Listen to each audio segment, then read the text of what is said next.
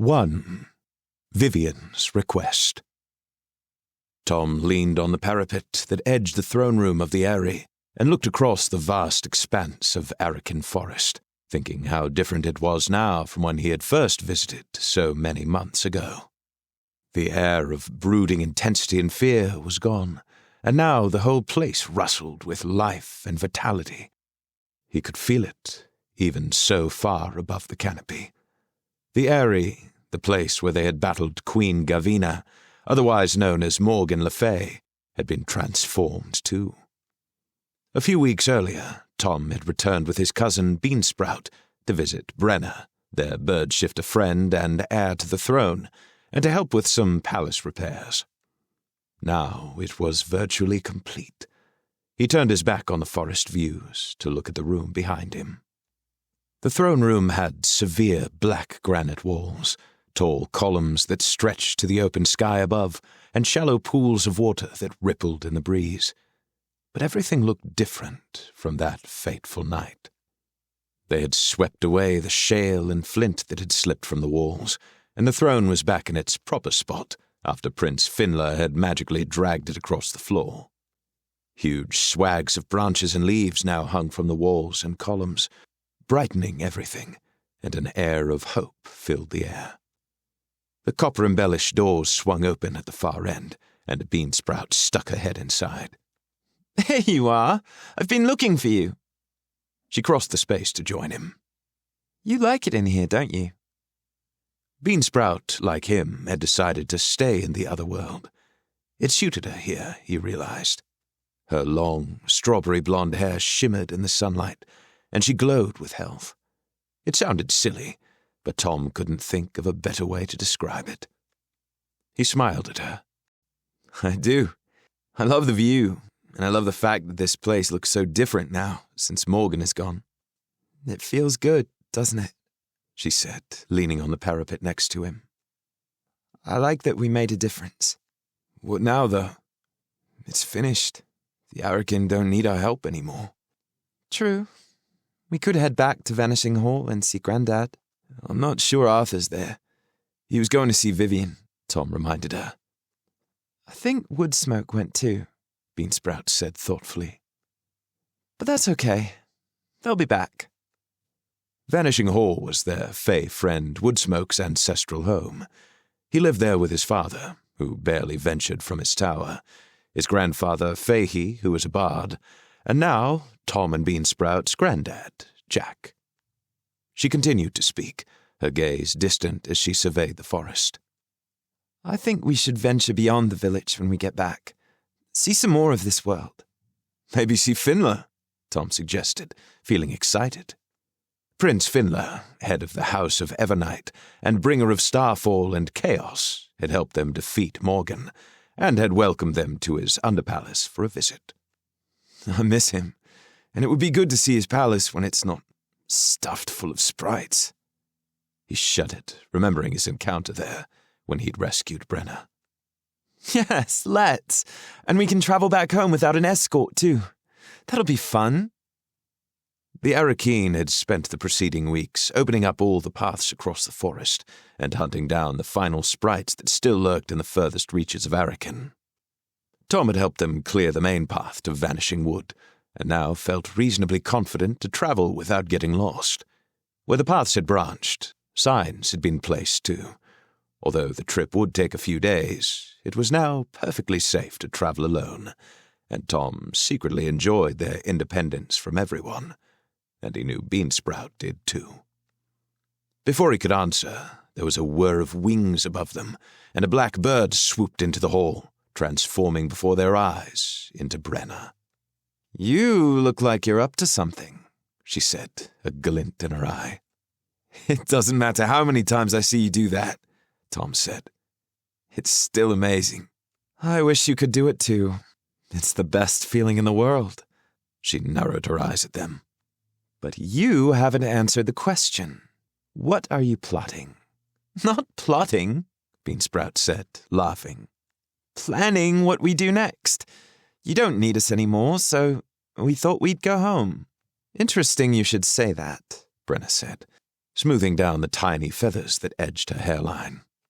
Now she didn't have to disguise herself. She looked like the other bird shifters. Feathers threaded thickly through her long hair and edged her forehead. Her eyes had become darker and her eyebrows more pronounced. She looked, Tom had to admit, seriously hot, and he'd tried to push those thoughts to the back of his mind. She continued. We've just received a message from Woodsmoke and Arthur. Have we? How? Beansprout asked. By bird, idiot, Tom answered. Beansprout glared at him. I'm not an idiot. Well, we haven't got telephones anymore, he pointed out. Or TV, or cars, or radio, or any electronic anything. And Tom didn't miss them one bit. Brena swiftly intervened. Private bird message. Woodsmoke used a carrier pigeon from Vanishing Village. They're traveling on to Holloways Meet, and they've asked us to join them. Shall I say yes? Yes, Tom said immediately. What's Holloways Meet? It's a place where all of the Holloways converge, making a small town. It's a hub for all sorts of news. You'll like it. And the Holloways are sunken lanes that cross this part of the Otherworld. You'll see. Beansprout, do you want to come? Of course! We'll need more supplies than we have here, so we'll stop by the village too. We'll be a few days behind them, but that's okay. Woodsmoke said he'll leave another message there just in case there's a change of meeting place. But that's the plan for now. We won't have time to stop and see Jack and Fahey, though. Tom sat on a huge throne and threw his legs over the side arm. But why are we going? It sounds like we have to rush. Our special friend Vivian has asked for Arthur's help. One of her priestesses called Nimue has disappeared, and she's worried about her. Arthur has agreed to find her. I don't know the details, but yes, we need to leave today. She was referring to Vivian, the lady of the lake, who had summoned Tom to the Otherworld all those months ago. But Nimway? Who? Oh wait, I think I know that name. Tom had always read lots about King Arthur, and he remembered that she was one of the famous women in the tales. She lives on Avalon too, apparently, Brena said. Tom nodded. Yes, she had some sort of love affair with Merlin, I think.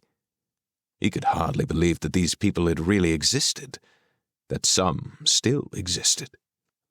But I didn't see anyone else on Avalon. She probably remained in the temple buildings while you were there. Anyway, she's gone and could be in trouble, so she's asked Arthur to find her. We'll find out more when we join them. As it's still early, I thought we could leave today. Beansprout looked at Brena, arms across her chest. Shouldn't you really be staying here? Brenna's guilty look swiftly disappeared. No, I have done what I promised to do. The area's clean, the paths are open, and the dead are buried. Tom groaned, knowing exactly what Beansprout was getting at. But you're their queen. Don't you start with that. I am not. I haven't agreed to be, and I'm not sure I'm going to. Brena held her hand up in a stop sign. No, I will not discuss this now. I need to get out. This is the perfect opportunity. She dropped her voice, and it became a plea. I need this. They keep asking me about when I'm going to have my coronation. It's driving me insane. Who will lead them when you're gone? Tom asked. I'll ask my cousin Oral. He's competent, smart, and everyone likes him. And most importantly, he's trustworthy. Tom nodded, knowing who she meant.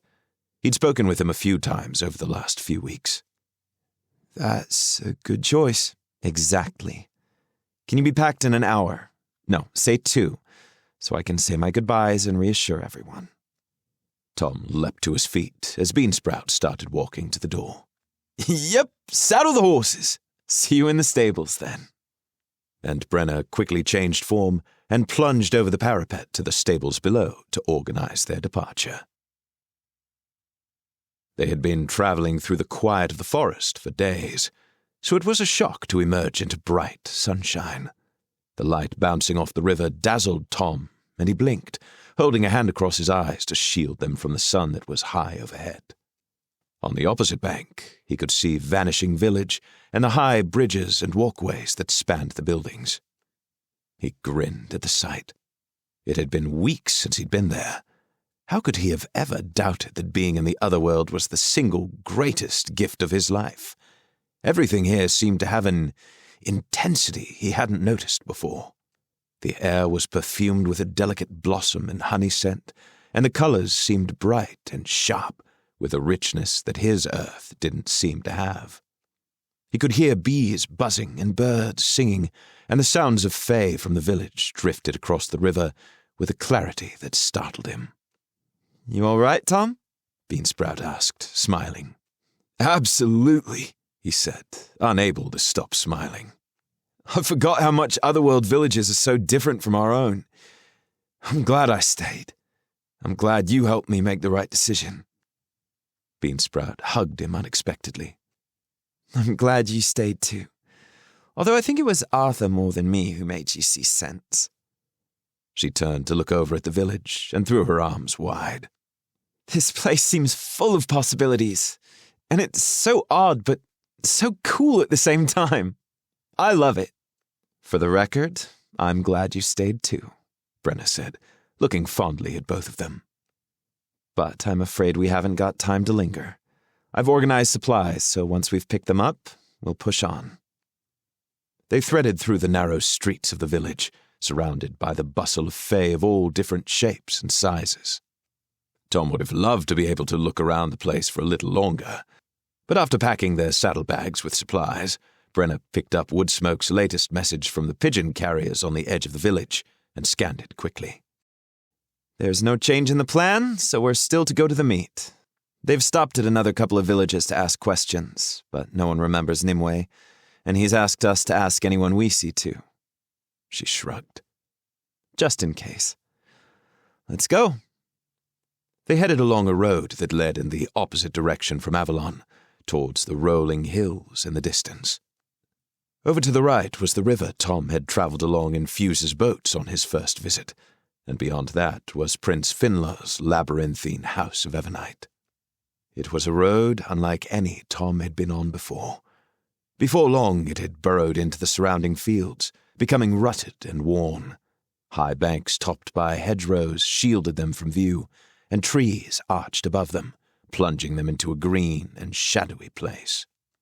It smelt of pollen-soaked earthiness, and it was quiet, the horses' hooves muffled by the dusty path. "What's so special about the meet?" Tom asked, shuffling on his horse midnight, trying to find his rhythm. He still wasn't comfortable riding, despite the fact that he'd had a lot more practice. Brena, effortlessly graceful astride her horse next to him, said, "Woodsmoke said it's the last place Vivian knew Nimway had been. What was she doing there? I think it was just a place to stop on the way to Dragon's Hollow, where she was going to meet the sorcerer, Ragnar. She would have probably restocked for her journey there." "How long will it take us to get there?" "A few days. We just keep following this road, and we'll get there eventually. We're on one of the old Holloways now. Some people call them the hidden ways. They run all across the Otherworld, like warrens between places. It's like traveling in secret," Beansprout said, lit up by the pale rays of sunshine breaking through the leaf cover. "Except they're not a secret. Not really," Brena explained. "They're used by all sorts of creatures. I'm sure we'll meet a few as we travel. These paths were mostly formed by the royal houses as they moved back and forth between the various underpalaces."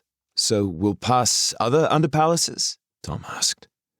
"We'll pass close by, but don't get too excited. We probably won't see anyone from them. And you would never know if we passed by an entrance, because they would be disguised as part of the landscape." She gestured at the bank, covered in grasses and flowers. "That could be one. How would we know? Anyway, we'd better pick up the pace," she said, urging her horse to a trot, and Tom and Beansprout hurried to keep up. They traveled for the rest of the day, breaking only for a brief rest mid-afternoon by a stream where the horses could drink. Every now and again, they passed steep paths that led up to the fields around them, and eventually, as the sun began to set and the Holloway filled with billowing clouds of midges, Brena led them up one of these paths and on to the meadows above them. They gathered some dry wood and made a fire, preparing to camp for the night, and Tom watched Brena preparing her bow to hunt. "You know," Tom said warily, looking at Brena, "that you do need to make a decision on your future at some point." She groaned. I'm trying to forget it for now. And anyway, why do you care? Because you're my friend, and I think you'd be good at being a queen. You helped me make the biggest decision of my life. I'm aiming to put my decision off for as long as possible. I feel very guilty for having left them in the first place to go into hiding, so I don't feel I deserve it now. You were in fear of losing your life, Beansprout reminded her. So were many others. Not like you. Morgan killed your parents. She killed a lot more than that in the end, she said, shaking her head with sorrow. And I like traveling around with my friends, and I don't want to think I'll be shut up in the area all day making boring decisions. But if you're queen, surely you can choose to rule however you want, Tom suggested. There are still responsibilities, things I will be expected to do. It didn't seem to stop Arthur when he ruled. He traveled, led battles, went everywhere he wanted. Well, if what I read is true. There are so many stories, it's hard to know what was real and what was made up. If anyone can give advice on leadership, it's Arthur. You should ask him.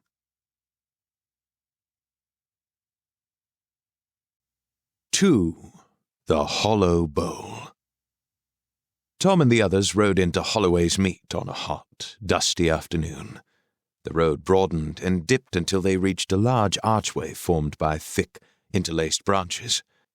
Beyond that, a few small buildings began to appear, built into the high banks of the road. Within a short distance, they could hear a steady hum of voices, shouts, laughter, and music, and the banks fell back to form a large, irregular town square dominated by a central group of trees with other holloways leading into it.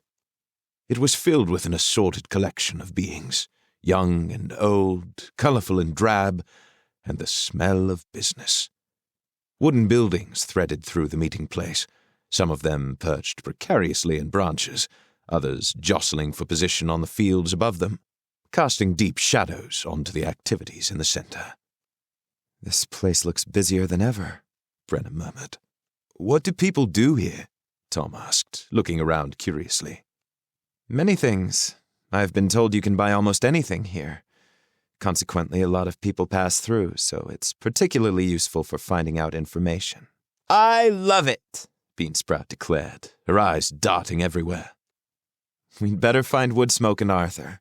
Woodsmoke said he would try to check into the Quarterway house," Brena told them, and pointed to a big building with balconies on the far side of the square, built against the bank and onto the field at the top. "It's more expensive than most inns, but it guarantees a clean bed and good food." They found Woodsmoke and Arthur sitting in a bar to the side of the main entrance. It was an oasis of calm after the bustle of the square, filled with an assortment of tables and chairs, and screened from the square by thick-limbed climbing plants, covered with flowers and a coating of wind-blown dust. "Well, don't you two look relaxed?" Brena said, hands on hips. "The rest of the deserving after a hard day's work," Woodsmoke smirked as he and Arthur stood to greet them. "Tom, you've grown." He walked around the table and grabbed him in a bear hug before hugging Beansprout and Brena. "I've missed you two, too. Look at you, Brena." He held her at arm's length, taking in her hair. "Woodsmoke, it's been only a few weeks since I last saw you," Brena said, protesting weakly. "I don't care. It's good to see you looking like a bird shifter again." Tom had forgotten it had been a while since Woodsmoke had seen Brena, but he was distracted by Arthur, who crushed him in a hug, too. "You look well, Tom. It's good to have my great something relatives join me on Vivian's mad quest." He hugged Beansprout, too, lifting her off her feet.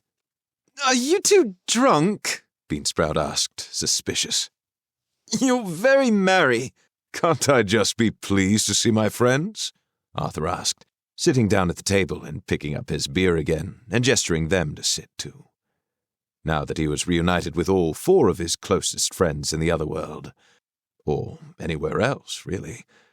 Tom felt truly at home. Although Tom had grown in the short time they'd been apart, Woodsmoke and Arthur were both still taller than him. Woodsmoke, lean and rangy, his longbow propped next to him at the table, and Arthur, muscular, Excalibur in its scabbard at his side. "Let's get more drinks to celebrate," Arthur suggested, and called to the barman. 5 pints of Red Earth Thunder Ale, please."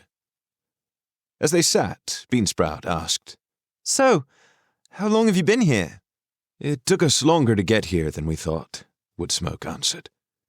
"We wanted to make sure none of the other villages had seen Nimway, so we only arrived here this morning and decided we needed to recover after our long days on the road." He paused as their ale arrived and took a long drink as if to emphasize his need to recuperate. Arthur nodded. "Yes, I wasn't entirely sure Vivian had given us accurate information, but it seems for once she has. And she suggested that Nimway stayed at the Hollow Bowl.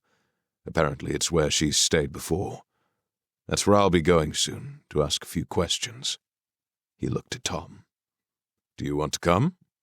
"Yes," Tom said, spluttering his drink in an effort to answer. "But first, tell me what happened with Vivian." "Ah," Arthur said, gazing into his pint. "Vivian. It was very strange to meet her again, after so many years. I felt quite sick seeing that big, bronze, dragon-headed prow gliding out of the mist." He sighed, trying to organize his story. "I met her by the lake, at her request. I'd wanted to contact her, but didn't know how. I thought that standing at the lakeside, yelling into the mist, probably wouldn't work. But then I had these images enter my dreams, about the standing stones and the lakeside." "Oh, yes," Tom interrupted. "I've experienced those." "So I headed to the lake, and within an hour the boat was there, and then, almost instantly, she was at my side. She looked so old and yet so young." He looked up at the others, as if trying to make them see what he had. "I couldn't believe her hair was white. It used to be a rich, dark brown that glinted with red when it caught the sunlight. She had freckles then, all over her nose and cheeks." He shook himself out of his reverie as his friends watched him, fascinated by what he must be remembering. "She asked me if I remembered her sisters, the other priestesses, particularly Nimue, which I did. Nimue helped me rule when Merlin disappeared. Vivian explained that she had vanished on her way to Dragon's Hollow to see Ragnar, the dragon enchanter, whoever he is. She was taking her time, visiting various people along the way. The last time Vivian heard from her was when she was here. It's another week's travel to Dragon's Hollow, but she never arrived there." "And how does Vivian know she hasn't arrived?" Beansprout asked. "Because Ragnar contacted Vivian by scrying to find out where Nimway was. Apparently Vivian has been trying to contact her ever since, also by scrying, which is apparently how they communicate long distance. Now Vivian thinks she's being blocked, either by Nimway or someone else." "What's Nimue like?" Tom asked. "Oh, she's very different to Vivian. She's small and dark-haired, like a pixie, very pretty. Merlin was infatuated with her," Arthur said thoughtfully. "Vivian is worried that something is wrong, so we've spent the last few days trying to track her route, but we've found nothing of interest. It all seems a wild goose chase," he said, finishing his pint. "So, Tom, shall we go? Woodsmoke looks too comfortable to move." He frowned at Woodsmoke, who had his feet up on a chair, looking very relaxed. "It's been a busy few weeks," Woodsmoke said, indignant. "And I'm much older than you are, so I deserve to relax. Besides, I also have news to catch up on," he added, gesturing to Brena and Beansprout. He waved them off. "Enjoy your afternoon." Tom and Arthur set off on a slow, circuitous route. "I know I've been here a few months now, Tom, but I still can't get used to the place. Tom nodded. I know what you mean. Everything is so odd. Strange creatures bustled across the square, some tall, others small, male and female, some part human, part animal. They passed a group of satyrs and felt small by comparison. The satyrs were over 7 feet tall, with muscular bodies, their upper half bare-chested, the lower half with the hairy legs of goats. Their hair was thick and coarse. Large, curling ram's horns protruded from their heads, and their eyes were a disconcerting yellow that made them look belligerent. Tom and Arthur skirted past them, making their way to a row of buildings at the side of the square. These were a mixture of shops, semi-permanent markets, eating places, and inns, ranging from the small and shabby to the large and less shabby. Smoke from braziers drifted through the still air. They looked at the wooden signs that hung from the entrances, trying to find the hollow bowl. The pair had been looking for nearly an hour, taking their time drifting through the warren of buildings, before they had any joy. Walking down the start of one of the Holloways, they saw a vast tree to their left, pressing against the bank at its back. There was a narrow cleft in its trunk, above which a small sign announced, "The Hollow Bowl." Peering upwards through the leaves, they saw small windows scattered along thick and misshapen branches. Ducking to avoid hitting their heads on the low entrance, they stepped into a small hall hollowed out of the trunk and followed the narrow, spiraling stairs upwards into the gloom. They emerged into a larger hall built into a broad branch overlooking the Holloway and the edge of the square. There were no straight lines anywhere. Instead, the chairs, tables, and balcony were an organic swirl of living wood. A dryad, green-skinned and willowy, stepped out of the shadows and asked, "Can I help you?" Thinking they were alone, Tom jumped. Arthur remained a little more composed and said, "I'm looking for an old friend who passed through here probably a few weeks ago now. Can you confirm if she stayed here?" "And what do you want with this friend?" the dryad snapped.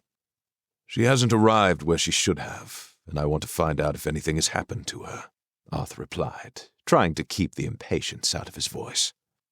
The dryad went still for a moment. "It depends who it is. Her name?" "Nimway. Our mutual friend Vivian asked me to find her. She's worried." The dryad startled. "Nimway? The witch?" She spat out "witch" viciously. Now Arthur was startled. "Yes, Nimway, one of the priestesses of Avalon, or witch, as you choose to call her." "They are all witches on Avalon," the dryad replied disdainfully. "Yes, she stayed here for a few days, and then she left. I don't know where she went," she added, to avoid further questions. Arthur groaned.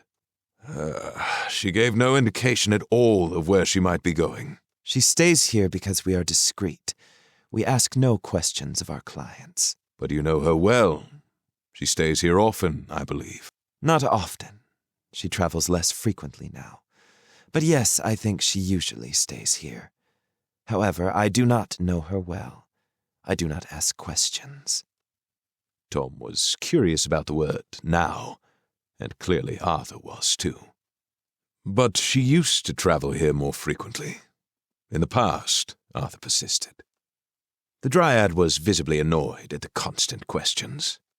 "Yes, many years ago, but I do not see what that has to do with now, and I was not here then."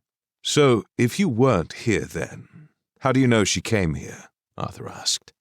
"Her name appears in our past registers. We are an old establishment, and her reputation precedes her." Now Arthur was clearly very curious, and he leaned in. "What reputation?" "As a witch from another world, a meddler in the affairs of others." "What affairs?" "Witches meddle with the natural order of nature," the dryad snapped, now furious. As a dryad, I am a natural being, born of the earth and all her darkest mysteries. Witches plunder that knowledge. They have no respect for natural laws. How do you know her?" Arthur looked uncomfortable and decided not to answer that. "I am just an old friend who cares for her safety. I'm sorry to have taken so much of your time. Are you sure you don't remember anything else?" "Nothing." "Just one more question. Did she ever stay here with anyone else?" "Yes, the greatest meddler of them all, Merlin." With that, she stepped back into the shadows and melted into the tree trunk, becoming invisible and unreachable. "With Merlin?" Arthur turned to Tom, dumbfounded, his face pale at this unexpected news. Tom felt a thrill run through him at the mention of Merlin. But why was Arthur so upset? Before he could ask, Arthur turned and raced down the stairs. Tom raced after him. Maybe it was because Merlin had travelled here to the meet, Tom reflected. It was probably quite unexpected. Arthur was halfway back to the Quarterway house before Tom caught up with him. "Arthur! What's the matter?" "Everything." "What do you mean, everything?" Tom asked, even more confused. Arthur didn't answer, and instead headed to their inn, ran up the stairs, and banged on what Tom presumed was their shared room door. "Yes, I'm here and I'm not deaf. Come in, the door's open." But Arthur was already in, throwing the door wide open and striding across the room. "What's the matter with you?" Woodsmoke asked, alarmed. He was sitting on a chair on the small balcony overlooking the square.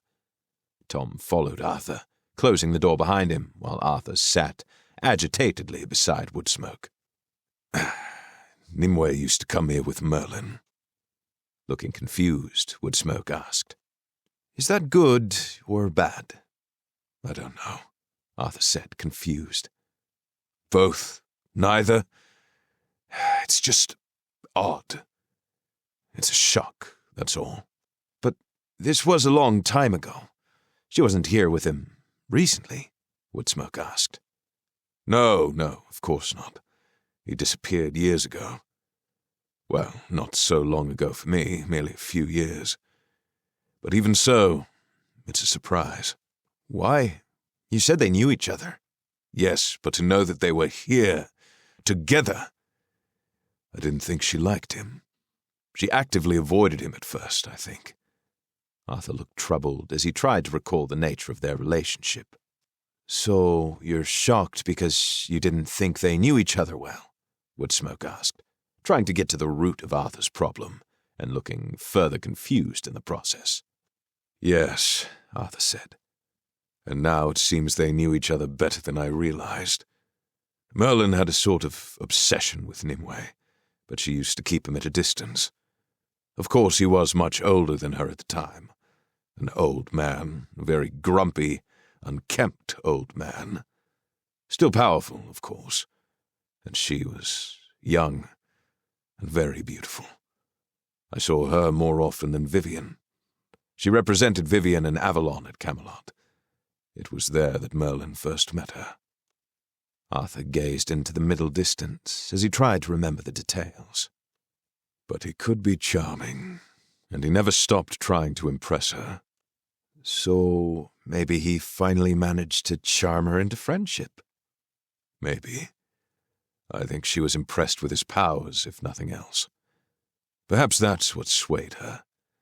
Maybe they did become good friends," he mused. "What powers did Merlin have?" Tom asked.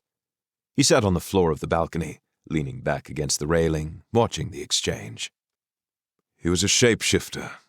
He favored fish and stags, but he could turn into anything he chose. And he had the power of prophecy. But he could perform other magic and spells. I gather he learnt much from travelling here. Obviously, the dryad at the Hollowworld did not approve of either Merlin or Nimway." Woodsmoke looked puzzled. "Why not?" "She said they meddled in the natural order. She seemed to prize her own natural magical abilities far more highly." "Maybe because their magic is acquired.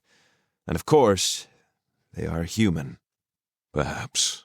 Although I believe Merlin was born with his powers of prophecy and shape-shifting. The rumors were that nobody knew who his father was. Arthur shrugged. I don't know. Merlin always guarded his secrets closely. He didn't like to share where he was going or what he was doing. Perhaps he bewitched Nimue? Woodsmoke asked. Arthur looked up sharply. No, I find that hard to believe. Although, he said thoughtfully, he was not averse to doing things that would benefit him. He shot off his chair and paced up and down. You cannot understand how odd this is for me. I have been dead, or asleep, whatever you choose to call it, for hundreds and hundreds of years. But for me that time was only months ago, and yet all of my friends are dead and buried. My kingdom has disappeared, my home is gone, and I am a myth. It's as if I never existed, as Beansprout and Tom told me. He gestured vaguely in Tom's direction. No evidence that I ever existed at all, as if I am a mere shadow. But then I find that Vivian is still alive, that Morgan was alive, albeit in some other form, and now Nimway. Such unnatural lifespans. And Merlin disappeared hundreds of years ago, but the dryad spoke as if he had just left the room. Deflated, he sat down again. I don't think I will ever get used to this. Woodsmoke seemed to take this outburst in his stride, as if he expected it. I'm sorry, Arthur. I can only imagine how confusing this must be for you. But I thought you liked your chance at another life. I did, and I suppose I still do. Most of the time. But today has made me reconsider. However, there isn't much I can do about it. This is my fate, and I must live with it. The Silver Tower, Rise of the King, Book 2. Written by T.J. Green. Performed by Adam Gold. 3. Nimway's Secret. In the end, Tom had left Arthur with Woodsmoke, heading to the bathroom where he had a long, cool bath, glad to wash off the dust from the road. Tom couldn't help but feel a little left out. Arthur and Woodsmoke had obviously become good friends in the time they had spent together, and Arthur trusted Woodsmoke's judgment. They met Brena and Beansprout back in the bar for their evening meal, Arthur still shaken by the news he had heard. Did you find out anything on your way here? He asked Brena. Nothing, she answered. Many of the people we asked had no idea who Nimue was, and no one had seen a woman traveling alone. Sorry. It's all right, Woodsmoke said, distributing the drinks the barman brought over. We always knew this would be tricky. So, what now? Beansprout asked. Arthur huffed. Well, seeing as that dryad wouldn't tell me anything, we still have plenty to find out. I can't believe how unhelpful she was. I think she was annoyed by your constant questions, Arthur, said Tom. How can I find out anything if I don't ask questions? Said Arthur. Anyway, we haven't spoken to everyone here yet. Lots of people pass through, so it's worth us staying for another day or two. I'll fly over the surrounding area, Brena said. See if I can spot anyone who looks like Nimue. Thanks. I was hoping you'd offer, Arthur said. In the meantime, we'll split up and cover the rest of the meet, and hopefully we'll find out something. Woodsmoke and Beansprout, if you two can cover from the Hollow Bowl to the Merry Satyr, Tom and I will do the rest. Sure, Woodsmoke said. Whatever you need. I'm looking forward to exploring this place, Beansprout said, studying the menu. And maybe we should try to get some more clothes while we're here, Tom. It would help us both blend in more. Good idea, Beansprout, Arthur said. It will be my treat, Tom. I am no longer a pauper. Vivien is paying me. I have a suggestion, Beansprout, Woodsmoke said quietly as Arthur was ordering some food. Arthur managed to upset a dryad in the Hollow Bowl, but I think we should try again. Perhaps a subtler approach by a pleading female friend would have more success. Sneaky, exclaimed Beansprout. Yes, let's. Nimue must have said something. The next morning after breakfast, they split up. Arthur decided they were going to visit every inn and drinking place. The darker and more secretive-looking, the better. Do you think Nimue was up to something? Tom asked, after they'd just left a particularly seedy bar. Not originally, but I think she found out something that has spooked her. She's either gone into hiding, or she's gone to deal with whatever it is. He headed inside another dubious place, and Tom realized he'd never get a better education than this. At least his mother would never know. They had no luck in any of the dark, dank inns. They were treated with suspicion, and received nothing but grunting shakes of the head. It was only when they stopped at a stall in the village square that they began to get somewhere. Drawn by the smell of meat roasting over a smoky fire, they gazed at the char-grilled chunks of beef and lamb. "Feeling hungry?" asked the stall owner, a small, dwarf-like creature with the ears and muzzle of a dog. He stood on a large box behind his counter, beneath a flapping, striped awning. "Yes, I am," Arthur declared. "Asking questions is hungry work. Lots of that, and that," he said, pointing. "For two." "So what have you been asking that's worn you out so much?" said the owner as he sorted out their food.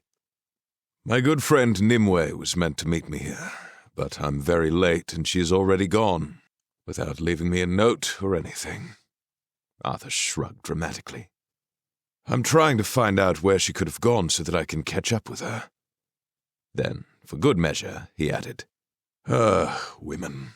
"I know Nimway," the stall owner answered, passing over plates of steaming meat and crusty bread. "She likes my food. She said it's the best in the meat." Does she now?" Arthur said, his mouth full of food. Tom stood next to him, also cramming in food as if they hadn't had a huge breakfast only a short time before. "Oh, yes, comes here most days when she's in the village. She likes to bowl for a bed, but always grabs snacks from here, especially for the road. I bag it all up for her, special-like, to keep. She'd got a long journey ahead of her last time." Arthur almost choked in his excitement, and Tom intervened, slapping him hard between his shoulder blades. "It's good to know you're looking out for her," said Arthur.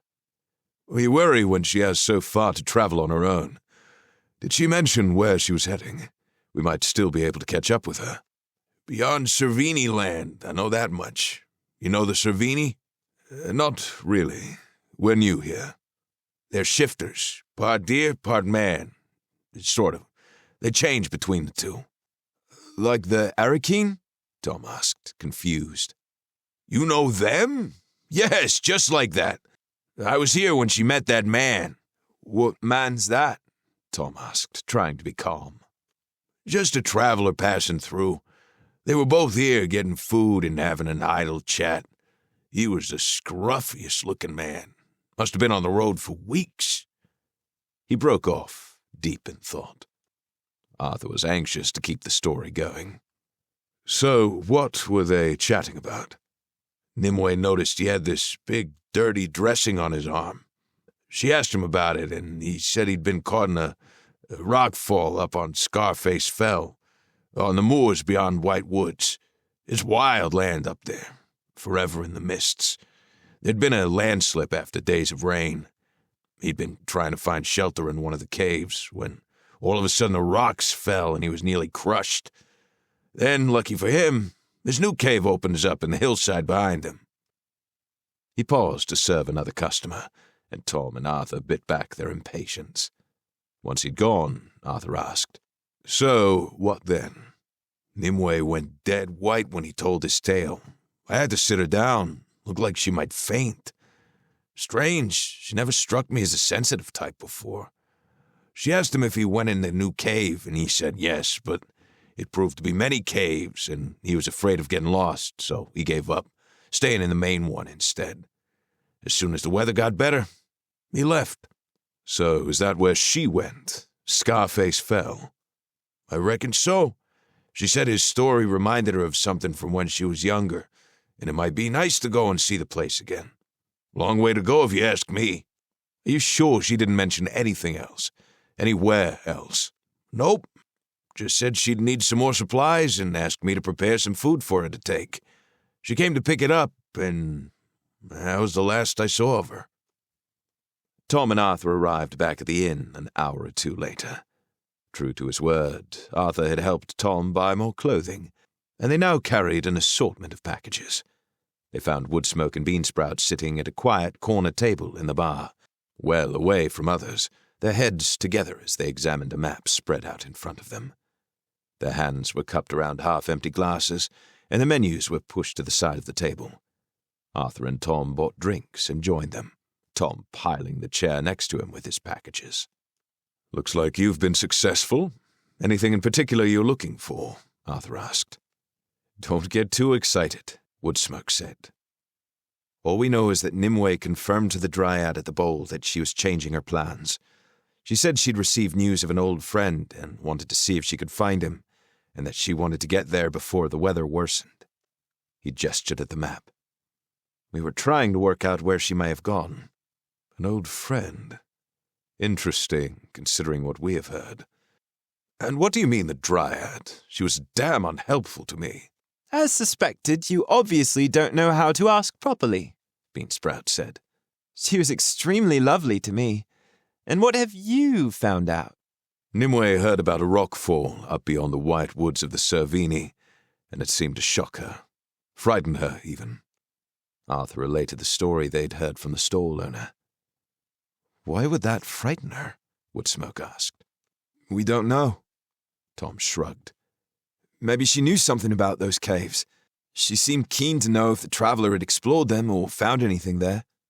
"Or anyone there. News of an old friend." Arthur looked thoughtful, and then worried. "I wonder if this is to do with Merlin." Woodsmoke looked at Arthur with a suspicious frown. "Merlin? I think you're becoming obsessed with him, Arthur." No, hear me out. Merlin disappeared years ago. According to Nimway, he walked into the Caledonian woods, in our world, not yours, and never came out. She said at the time that he'd needed some time to himself. But later, now that I think about it, her story changed. She said he became threatening, that they'd argued and she had fled, but he never reappeared. Now that in itself is odd. He knew those woods well. He couldn't have gotten lost. So what happened to him? "Didn't you look for him?" "I couldn't. For a while I didn't even think about it. Merlin was always disappearing for months at a time. Nimue stepped in as my advisor, and I was busy with court affairs as usual. Not long after, I found out that my best friend had betrayed me, and so I had other things to worry about." He paused and stared at the table, as if to summon his courage. "He'd been having an affair with my wife. When he knew I'd found out, he fled the court, and in a mad rage, I raced after him. When I came back, Mordred, my nephew, had seized control of the country, and we went to war. And then I died, and you know the rest." They fell into an awkward silence, Tom wondering what on earth to say after that. Then a thought banished everything else from his mind. Slapping the table, he shouted, "I've been so stupid!" The others jumped, and people sitting close by turned to stare. "Sorry," he said, lowering his voice again.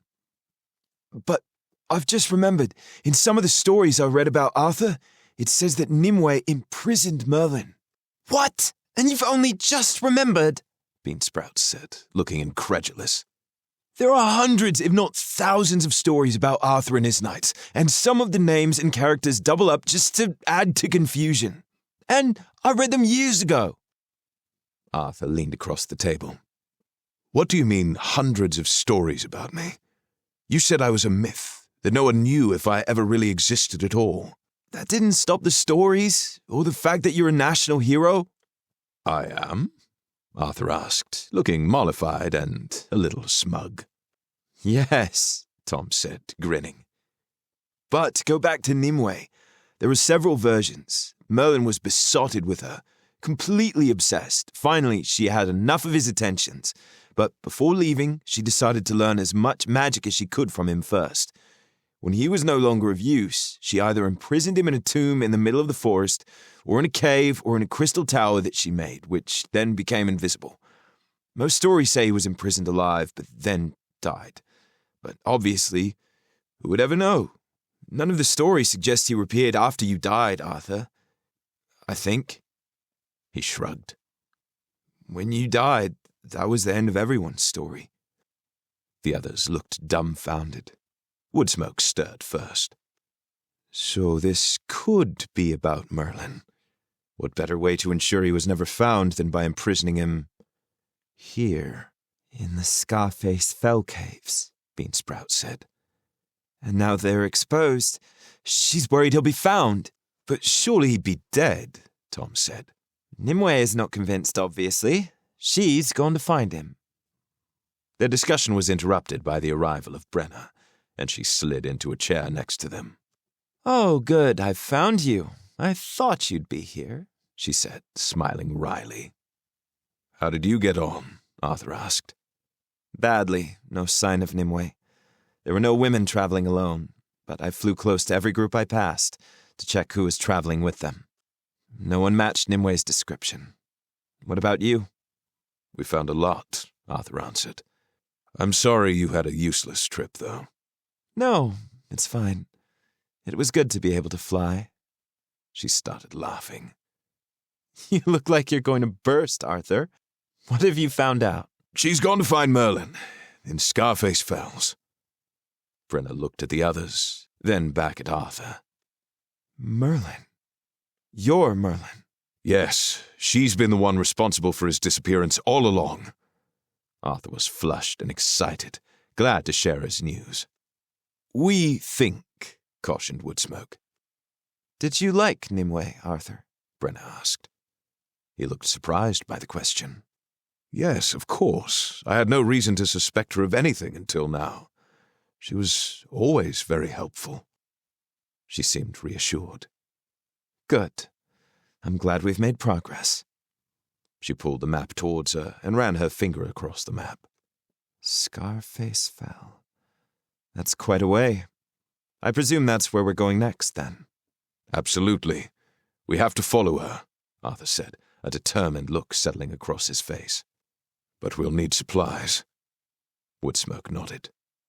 Let's make a list. We can get everything this afternoon and leave first thing tomorrow.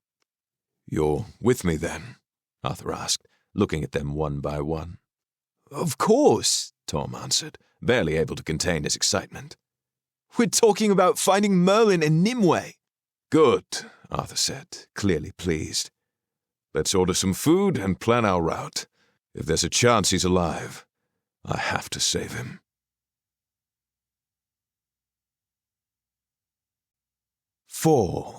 The chase. They left the meet on the northwest Holloway that led out of the meadowlands and into the hills. This path continued on to the white woods of the Cervini, and then the fells. Woodsmoke had warned them the land would get rougher, and the weather colder as they traveled higher. They had bought thick traveling cloaks and extra blankets, and for shelter a large circular sheet of sewn-together tanned hides and a thick wooden pole. Is that a tent? Tom had asked when they bought it. Of a fashion, Woodsmoke said. At least it will provide us with some protection when the weather worsens. I thought you always had good weather here. Isn't it called the summer country? It is by some, but places still vary, and the higher we go, the colder it gets. Woodsmoke had strapped the pole awkwardly behind him on his horse, along with the bulky mass of the tent. They were all similarly heavily laden, their saddlebags bulging with supplies of dried meats, cheese, fruits, and extra clothing. None of them were familiar with the places they were traveling to, but for Tom and Beansprout, this was an exciting chance to learn more of the other. They had pored over the map, reading the strange names as they traced their route. Who are the Cervini? Beansprout asked as they trekked along. They're shapeshifters like me, Brena said. But they turn into deer rather than birds. They live in the white woods. Merlin was fond of turning into a stag, Arthur said. It was his favorite animal form. That might explain why he would travel here with Nimue. They would have seemed like family. So some of them may know him? Tom asked. Woodsmoke grimaced. I suppose so. But it was a long time ago since anyone last saw Merlin. I wonder how they would feel if they knew he might still be alive, Tom said thoughtfully. And I wonder if some of them would know Nimue, he added as an afterthought. Tom woke up with a crick in his neck. Light was beginning to seep through the thick, tanned hide, illuminating the flap that served as the tent entrance. He sat up slowly and quietly, unwilling to wake the others. He glanced round at the various-sized humps covered in blankets that snuffled and snored gently, cramped in the confined space, and wrinkled his nose at the musty smell that filled the air. Easing his legs from beneath his blankets, he made his way out of the tent. The sky was low and heavy with thick grey clouds, and a brisk wind blew across the hills. Their surroundings were springing into shape as the light increased, revealing the flat, sheltered area in the curve of a hillside where they had set up camp. The grass was shaggy and tufted, broken by small stones, and had been uncomfortable to sleep on.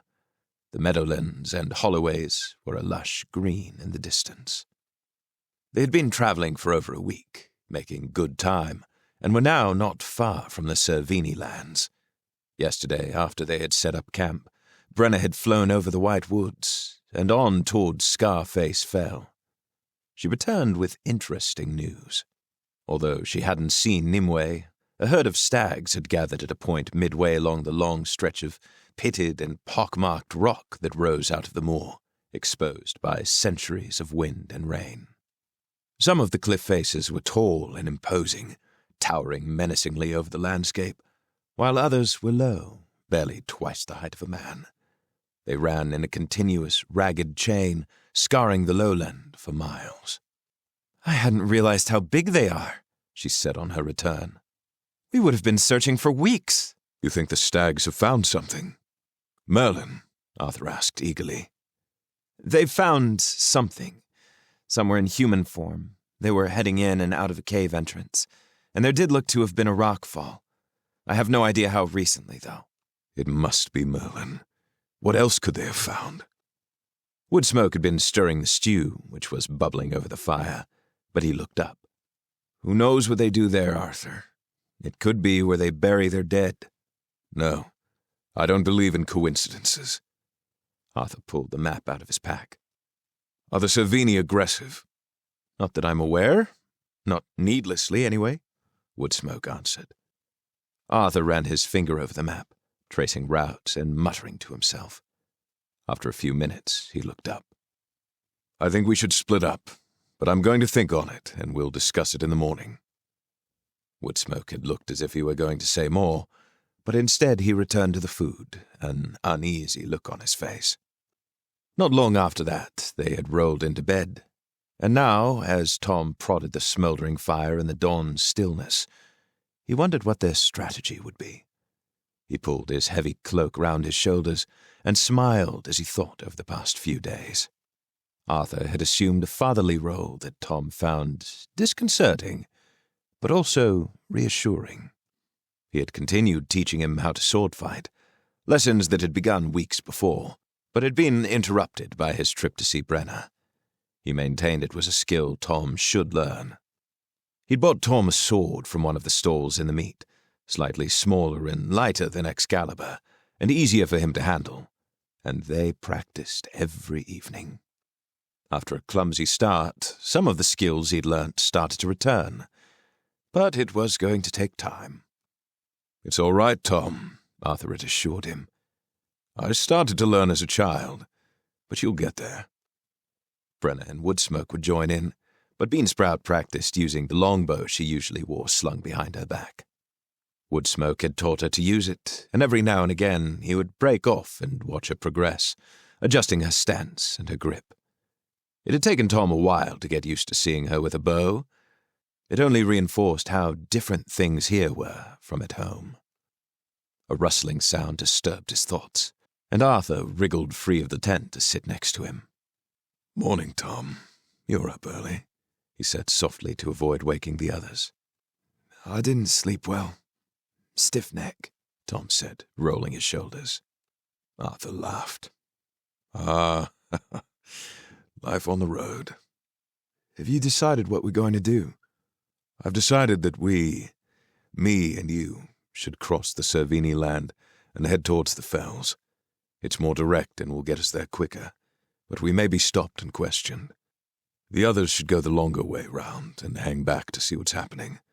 That way, if we get caught, we've got backup. Brena can keep an eye on things." "When you say caught, do you mean imprisoned?" Tom asked, alarmed. "I hope not, but you never know." "But why would they imprison us if we're only passing through? Woodsmoke said it would be fine." "It depends what they're up to. I'd actually like to run into them, so we can ask them about Nimway." He thought for a moment, then said, "Unless, of course, we travel to the White Woods and seek them out, to ask if they've seen her passing through." Tom watched as Arthur gazed into space, a furrow between his brows as he worked through his options. "No, it will take too long, and we know where she's going. Let's press on." He smiled at Tom. "We're getting close." When the others woke up and joined them around the fire, it was apparent they weren't impressed with the idea of splitting up, and there was a general chorus of disapproval, but Arthur shrugged their protests off. Woodsmoke, however, wasn't prepared to drop it. As they packed up, he said, "There's strength in numbers. We should stay together. Or at least we should cross Cervini lands, and you should go the long way round." "No, I'd rather take the risks than you," Arthur told him. Tom could tell he was excited at the thought of action and had no intention of being relegated to a safe role. "Besides, there's really no risk. You said they weren't dangerous." "But I don't know that for sure," Woodsmoke glared at Arthur. "Besides, it's not just you who's at risk." Arthur turned to Tom expectantly. "You'll be fine, won't you, Tom?" "Of course," Tom said, not willing to upset either Arthur or Woodsmoke. Brena interrupted. "I suppose the suggestion does make some sense, Woodsmoke. If for some reason one group is delayed, the other can continue the search." "That's settled then," Arthur said, not giving Woodsmoke time to respond. "I'm sure we'll meet up at the cave with no problems, and Brena can keep an eye on things. Right, Brena?" "Of course, but be careful, Arthur." Woodsmoke stood by his horse, adjusting his packs and brooding silently. When he couldn't contain himself any longer, he rounded on Arthur. "This is rash. We don't know where Nimway is. She could already be there. She could put a spell on you two, or all of us. And then what?" "And this is why we're splitting up. Besides, she won't put a spell on us," Arthur said, rolling his eyes. "She's hiding her actions from everyone, Arthur. She's obviously panicking. She's abandoned all her plans. She's even avoiding Vivian. We have no idea what she's capable of, or what she's done. Everything we think we know is pure guesswork." "It's good guesswork, and you know it." Arthur and Woodsmoke stopped packing and stared at each other across the smoking remains of the fire. "My point is, Arthur," Woodsmoke said, slowly and deliberately, "you seem to be in a rush to get to Merlin without considering anything else. If the Cervini have found Merlin, what are they doing there? What do they want with him? What if they are working with Nimway? We'll be outnumbered. We need to find out more before we go stumbling into this. Remember, we were only supposed to be finding Nimway." Arthur answered as slowly as Woodsmoke. "This is now about much more than just Nimway. For you, if Vivian knew—" "She doesn't," Woodsmoke interrupted. "And you don't know what she'd think." "I know better than you do. This is not a discussion. We'll split up and meet at the rock face by the entrance to the cave, or as close to it as we can get, depending on the Cervini. Brena can liaise between us." There was silence as Woodsmoke stared at Arthur. "I think the prospect of you possibly finding Merlin is skewing your judgment. When we get to the rock face, you'd better wait for us before doing anything." Woodsmoke strode to his horse and finished packing in silence.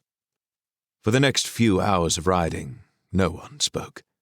Woodsmoke rode ahead, and when they eventually split up, his final words were, "Remember to wait, Arthur."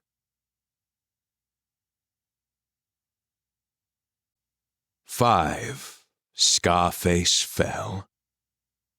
Tom and Arthur traveled for the rest of the day without seeing anyone. The land rose higher, and the heavy grey skies seemed to get lower and lower until they felt squashed between them. A stiff breeze flattened the grass, and the chill made Tom pull his cloak closer around him.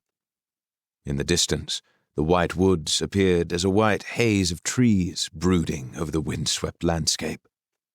Arthur stopped for a minute to watch the tree line, but nothing moved and no one emerged, so they pressed on, Tom trying to ignore the woods and whatever they might contain. At dusk, they saw the craggy edge of the fells, breaking up the horizon into a jagged, unwelcoming mass. Arthur pushed on despite the failing light, keen to find shelter from the unrelenting wind, as the others had the tent. The horses slowed to a weary trot, picking their way carefully over the broken ground, and eventually, as night fell, they stumbled into a rocky enclave, marking the start of the fells. The wind dropped immediately, replaced by an eerie silence. It was as if they had fallen into a dark pit. Tom could just make out Arthur's figure as he slid from his horse to the ground, calling, "Wait there, Tom." Tom heard him scrabbling in his panniers, and then torchlight flared, and the darkness scattered to reveal a small, irregularly shaped space enclosed by rock and open to the night sky. The floor was covered with dry, flattened grass. There were 3 other exits, opposite to where they had entered. Tom dismounted and lit his own torch, waiting as Arthur investigated the other exits. It was unnerving being on his own, and in the silence, Tom became jumpy. He rummaged for some dried meat to chew on and patted midnight, not sure who was more reassured by this comforting gesture. After an interval of several interminable minutes, Arthur reappeared. 2 of them are just small passageways snaking through the rocks. But through this one, he gestured behind him, there's a sheltered rocky hollow where we can light a fire. "What's wrong with staying here?" Tom asked, thinking it was a good place to settle for the night. "It's too close to the entrance. Follow me." They led their horses down the passage, the harsh clop of hooves echoing off the stone, and after a few minutes came to a circular space protected on all sides by a rock wall. They secured the horses, then lit a fire beneath an overhanging rock. Arthur opened a bottle of dark ale from the inn, and after taking a drink, passed it to Tom. He took a deep draught, feeling it warming and relaxing him. Tom was shattered, aching from the long days of riding, the constant wind and uncomfortable sleeping. He rummaged in his pack and took out more dried meat, cheeses, and bread, then settled his pack behind him and tried to get comfortable. Arthur sat staring into the fire, deep in thought. Tom nudged him, holding out some food. "Here, Arthur, you should eat." He looked round, startled. "Sorry, Tom. Miles away. I don't know about you, but I think we just rest tonight. No training." "That's fine by me," Tom said, relieved. "What do you think will happen? Will we find Merlin?" Arthur shook his head. "I don't know. Now we're so close, it feels unreal, especially considering how long it's been. The reality of us actually finding him seems unlikely." "But the Cini have found something." "That could be anything. It's just wishful thinking on my behalf. Just like one of those old tales you've been reading." "But those tales turned out to be true, didn't they?" Tom smiled. "I'm sitting with a living legend. I'm actually related to you," he said smugly.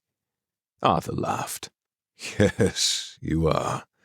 And it's Merlin's doing that you're here now." "Just think," Tom mused. "If I ever went back to my Earth, I could write the real story of Arthur, and your new tales. But you're not going back, Arthur said, frowning. No, I'm not. It's just a thought. Tom took another swig of beer and wriggled into his cloak. Do you miss your Earth?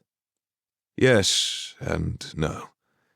I miss my friends, my home, but I don't miss war or bloodshed, or endless decisions of policy and state. It's curious, though, not to have everyone hanging on your every word, looking to you to make every decision. Tom wondered if he'd mentioned Woodsmoke and their argument earlier, but Arthur just sighed deeply.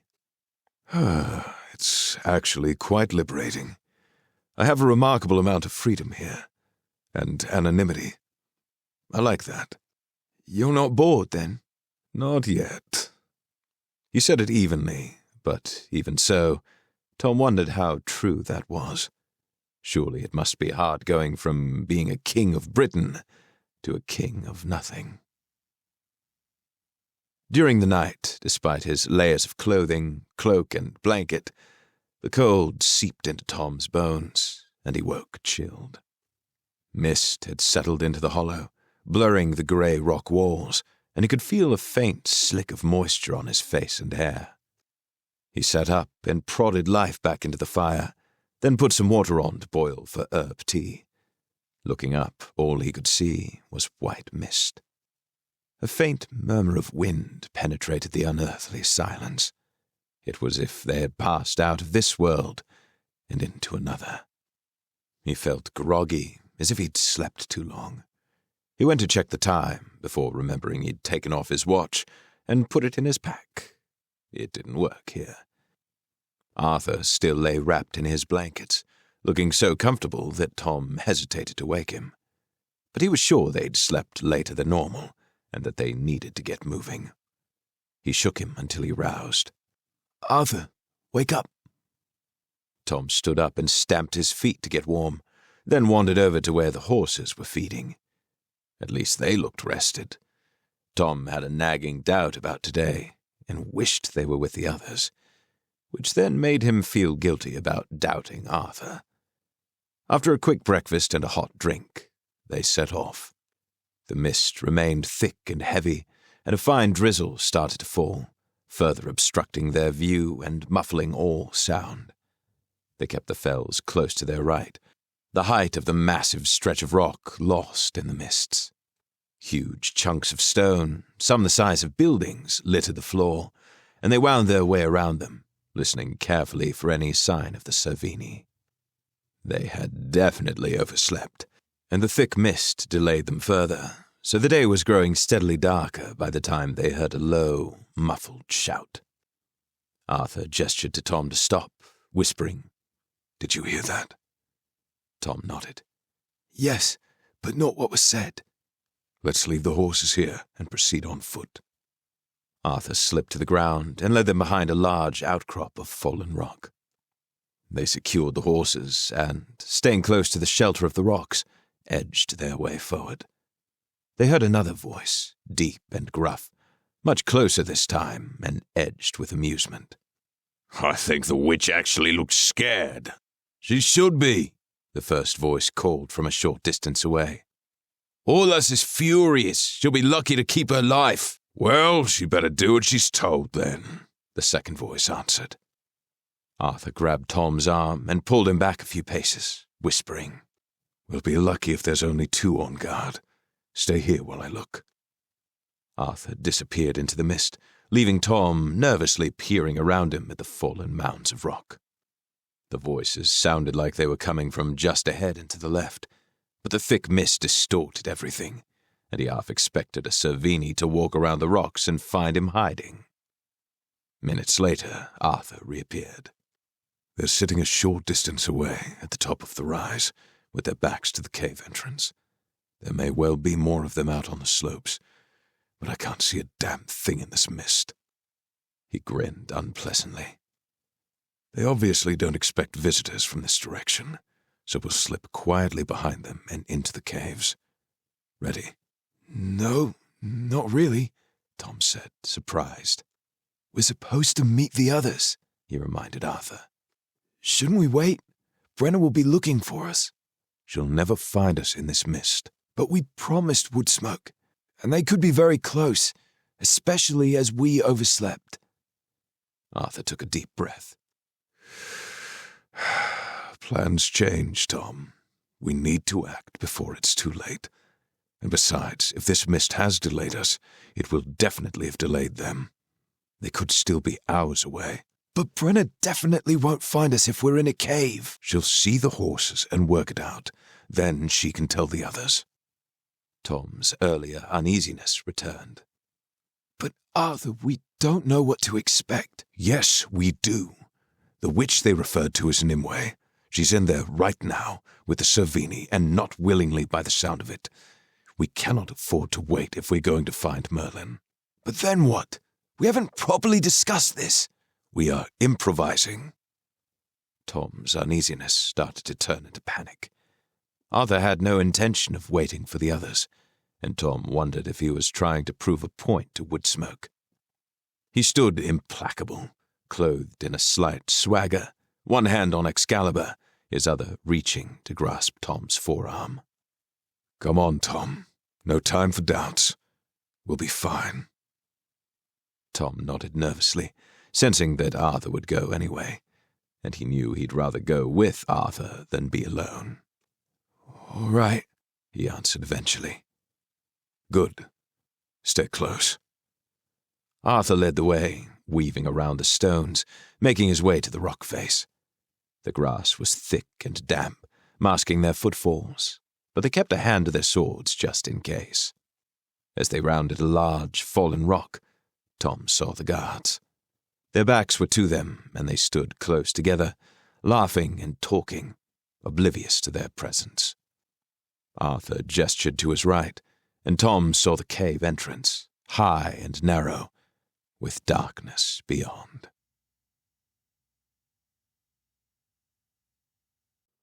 Six blind more.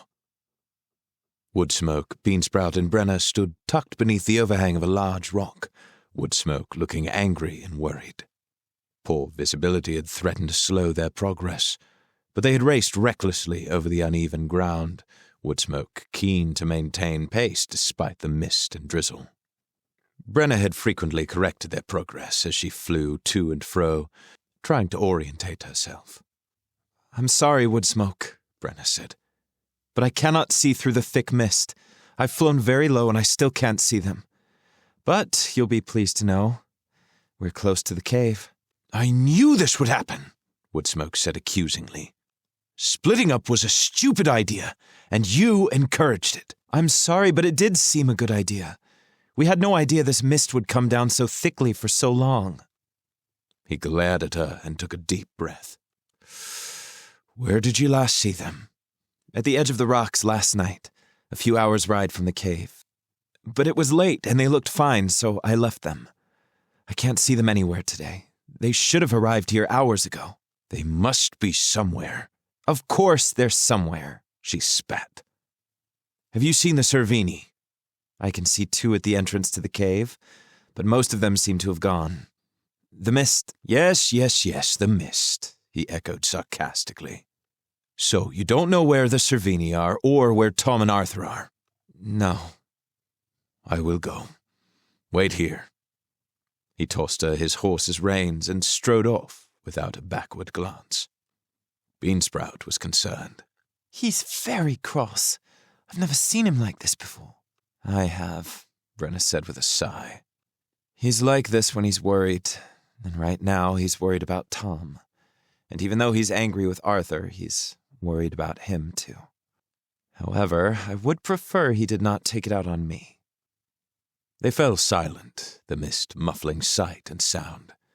Beansprout scanned what little she could see of the scrubby grass, heathers and curling ferns crowding together in a thick and luxuriant mass. The two of them waited an uncomfortably long time until Woodsmoke returned. They're already in the cave, he said, as he snatched his horse's reins back from Brena. He was even more furious than before. Beansprout had a jolt of worry race through her. What? How do you know? I found their horses tied up a short distance past the cave, and I could smell Tom and Arthur at the cave entrance. I can't believe they've gone in alone. Beansprout saw her own shock echoed on Brena's face. I can. Arthur's doing, of course, Woodsmoke said.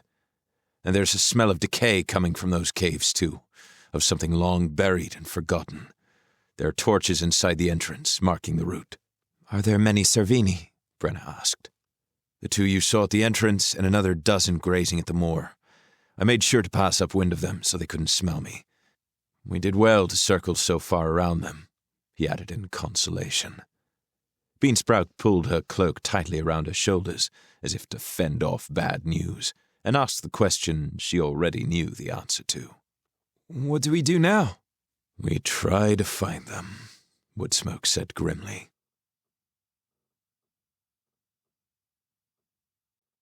Seven, Nimway. Tom and Arthur followed the passageway upwards and inwards. The floor was uneven, and only a small amount of light was provided by the intermittent torches. So they stumbled along in near darkness, seeing only a faint orange glow up ahead. Tom followed close on Arthur's heels, until eventually Arthur came to a sudden stop, and Tom thudded into him. Arthur gestured for silence, and Tom peered round him to see a large cave just ahead. A cluster of torches smoked and flickered in the center, illuminating a small group of people. They were all male, except for a small woman Tom presumed was Nimue.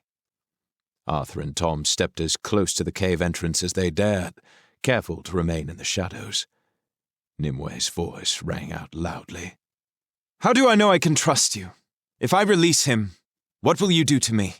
If you don't release him, we shall leave you powerless, trapped within the binding spell, and then we will seal you in here. Forever. The man who spoke leaned over her aggressively. You should mind your threats, Aulus. In order for me to release Merlin, you must release me from the binding spell. I will have my powers restored. Temporarily, until you prove yourself safe. You will have to do better than that. If I release him, you will allow me to leave. No repercussions and no binding spell. You will have Merlin, and that is what you want, isn't it? Will he be alive? She paused as she thought. I don't know. I sealed him in here out of place and time. He should be alive, but I can't say for sure. Where is he? Aulus turned slowly, looking at the walls and up into the impenetrable blackness of the roof. Nimue smiled. You'll see. You'd better release me, Narian, she said to a tall, lean man with a beard and long, matted hair. He turned to Aulus, who shook his head. Not yet. You will get everything ready first. Aulus then spoke to the other Servini. Set out the torches and move back to the entrance. Tom whispered to Arthur. Should we leave? Not a chance. But we'll be caught. Tom looked at the cave, wondering where in such a bare place they might be able to hide. As well as Aulus and Narian, there were another 3 Servini who were now placing 5 torches in a rough circle around Nimue, who was rummaging in a bag. Tom and Arthur were so transfixed by the activities in the cave that they failed to hear another Servini creep up behind them. They were alerted by the hiss of a sword as he pulled it free from his scabbard to hover under Arthur's chin, the point nudging his neck. Arthur's hand shot to Excalibur, but the Servini's sword pushed more firmly into his neck, and he dropped his hands. The gruff voice sounded unexpectedly loud. I think not. One more twitch and I shall remove your head from your shoulders. Aulus! He shouted. You should pay better attention to your surroundings. You have visitors. The others turned to watch as the Servini, an older man of medium height with short grey hair, pushed Tom and Arthur into the cave, keeping his sword firmly pushed into Arthur's back. Tom edged his hand towards his own sword, but the Servini just looked at him and tutted. Now is not the time for heroics, he said softly. At a nod from Orlas, 2 more Servini withdrew their swords and flanked Tom and Arthur. Orlas stood in front of them, a tall, imposing figure with broad shoulders and powerful arms. Dark hair fell to his shoulders, and in the torchlight they saw strange markings across his skin, and on the skin of the other Servini. Mottled browns, cream and tan, like camouflage. In fact, Tom thought, just like deer. Orlas looked at Arthur. "Do I know you?" "No," Arthur answered. "But I know Nimway." She stepped closer to look at him. Orlas put a restraining hand on her arm, and she took it off impatiently. Tom watched, fascinated, as he saw her properly for the first time. She was so small and slender, she barely came up to his shoulders. Her dark hair tumbled across her shoulders, and her skin was pale and creamy. But it was her eyes that held him. They were dark green and utterly captivating. But she wasn't looking at Tom. In fact, she barely glanced at him. "Arthur," she said, "after all these years, how did you find me?" "Vivian sent me, and as you should remember, Nimway, I am very persistent." His voice hardened as he added, "Especially when it comes to Merlin." "Yes, I remember. Who'd have thought the old man would be so missed?"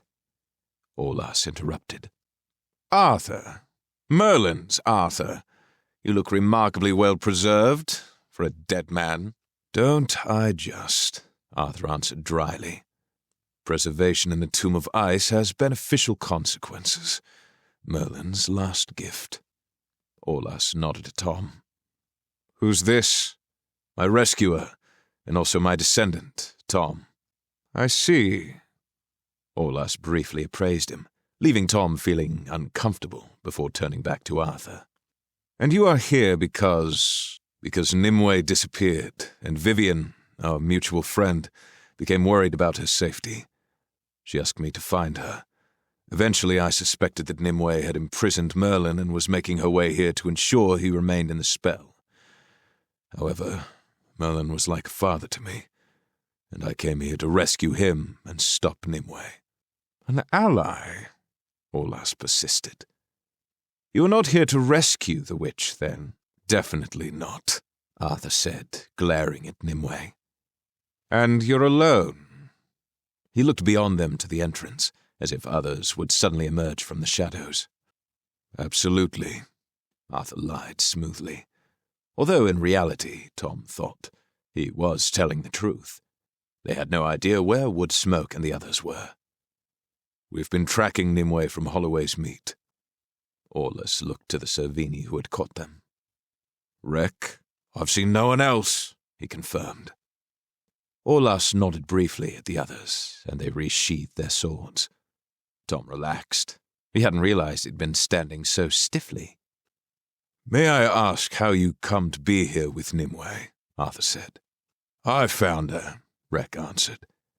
"She was cutting across our land, heading towards Scarface Fell. Ever since Merlin disappeared, we have wondered what happened to him. Nimue was the last person we saw him with, so our laws say that if we ever saw Nimue again, she was to be escorted to the Great Hall for questioning. Fortunately, I have a good memory, and I recognized her immediately." He must have seen Tom's startled expression. "I was a very young fawn in those days," he explained. "You confessed?" Arthur asked, looking at Nimue. She remained stubbornly silent, leaving Orlas to explain. "No, she did not. In fact, she tried to put a spell on those escorting her, but one of them spotted what she was up to and stopped her. Narian, our shaman, has restricted her powers by using a binding spell, and due to her lack of cooperation—" He smiled and gave a short bow to Nimue. "We have kept her locked in a cell as our guest for a week or so. Eventually, our investigations led us here." Arthur looked around the bare cave. "Are you sure this is the place? It could be a trick." "It's no trick," Narian said. "I used a spell tracer and it led us here. Merlin and Nimue entered, but only Nimway left. "Well, this is all very entertaining," Nimue said. "But are we going to get on with it?" A small smile played across her lips, and Tom couldn't help but feel she had something planned. "Yes, we are.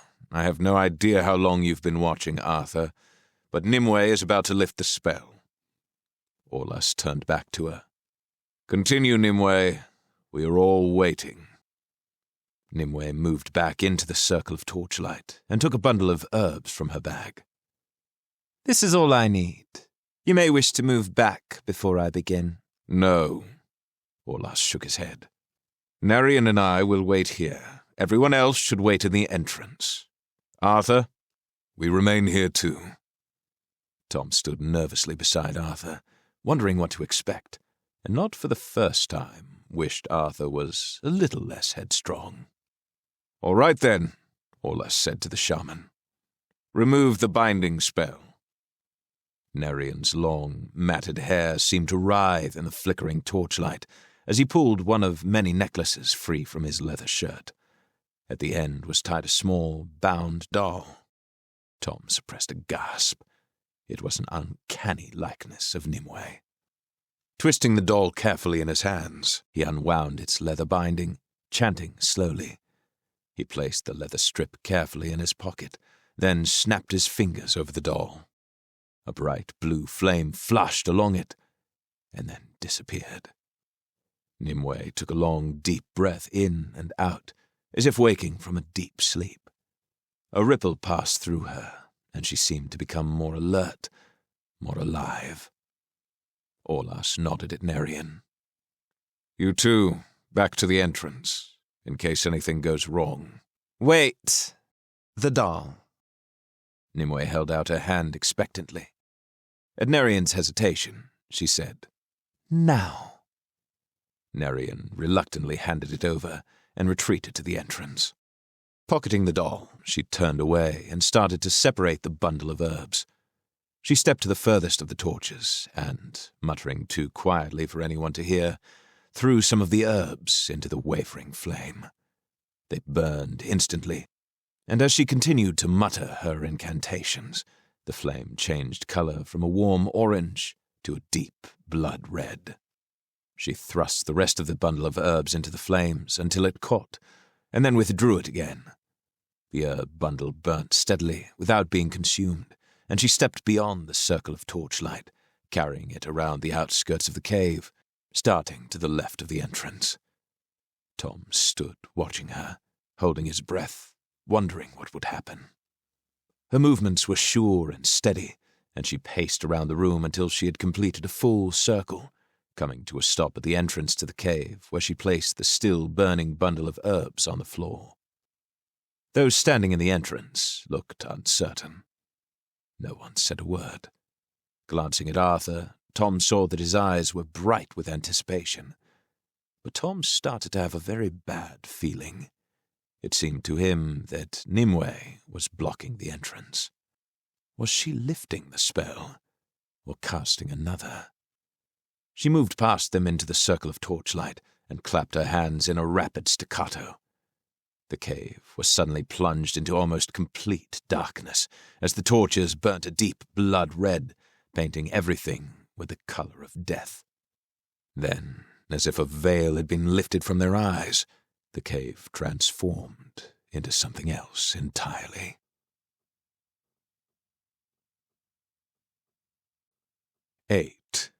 The Silver Tower. The cave had vanished. They were standing in an ancient woodland, the ground thick with moss. Ahead on a rocky mound stood a silver tower that glittered in the sunlight, its door and windows flung open. The whole place had an air of desolation and decay.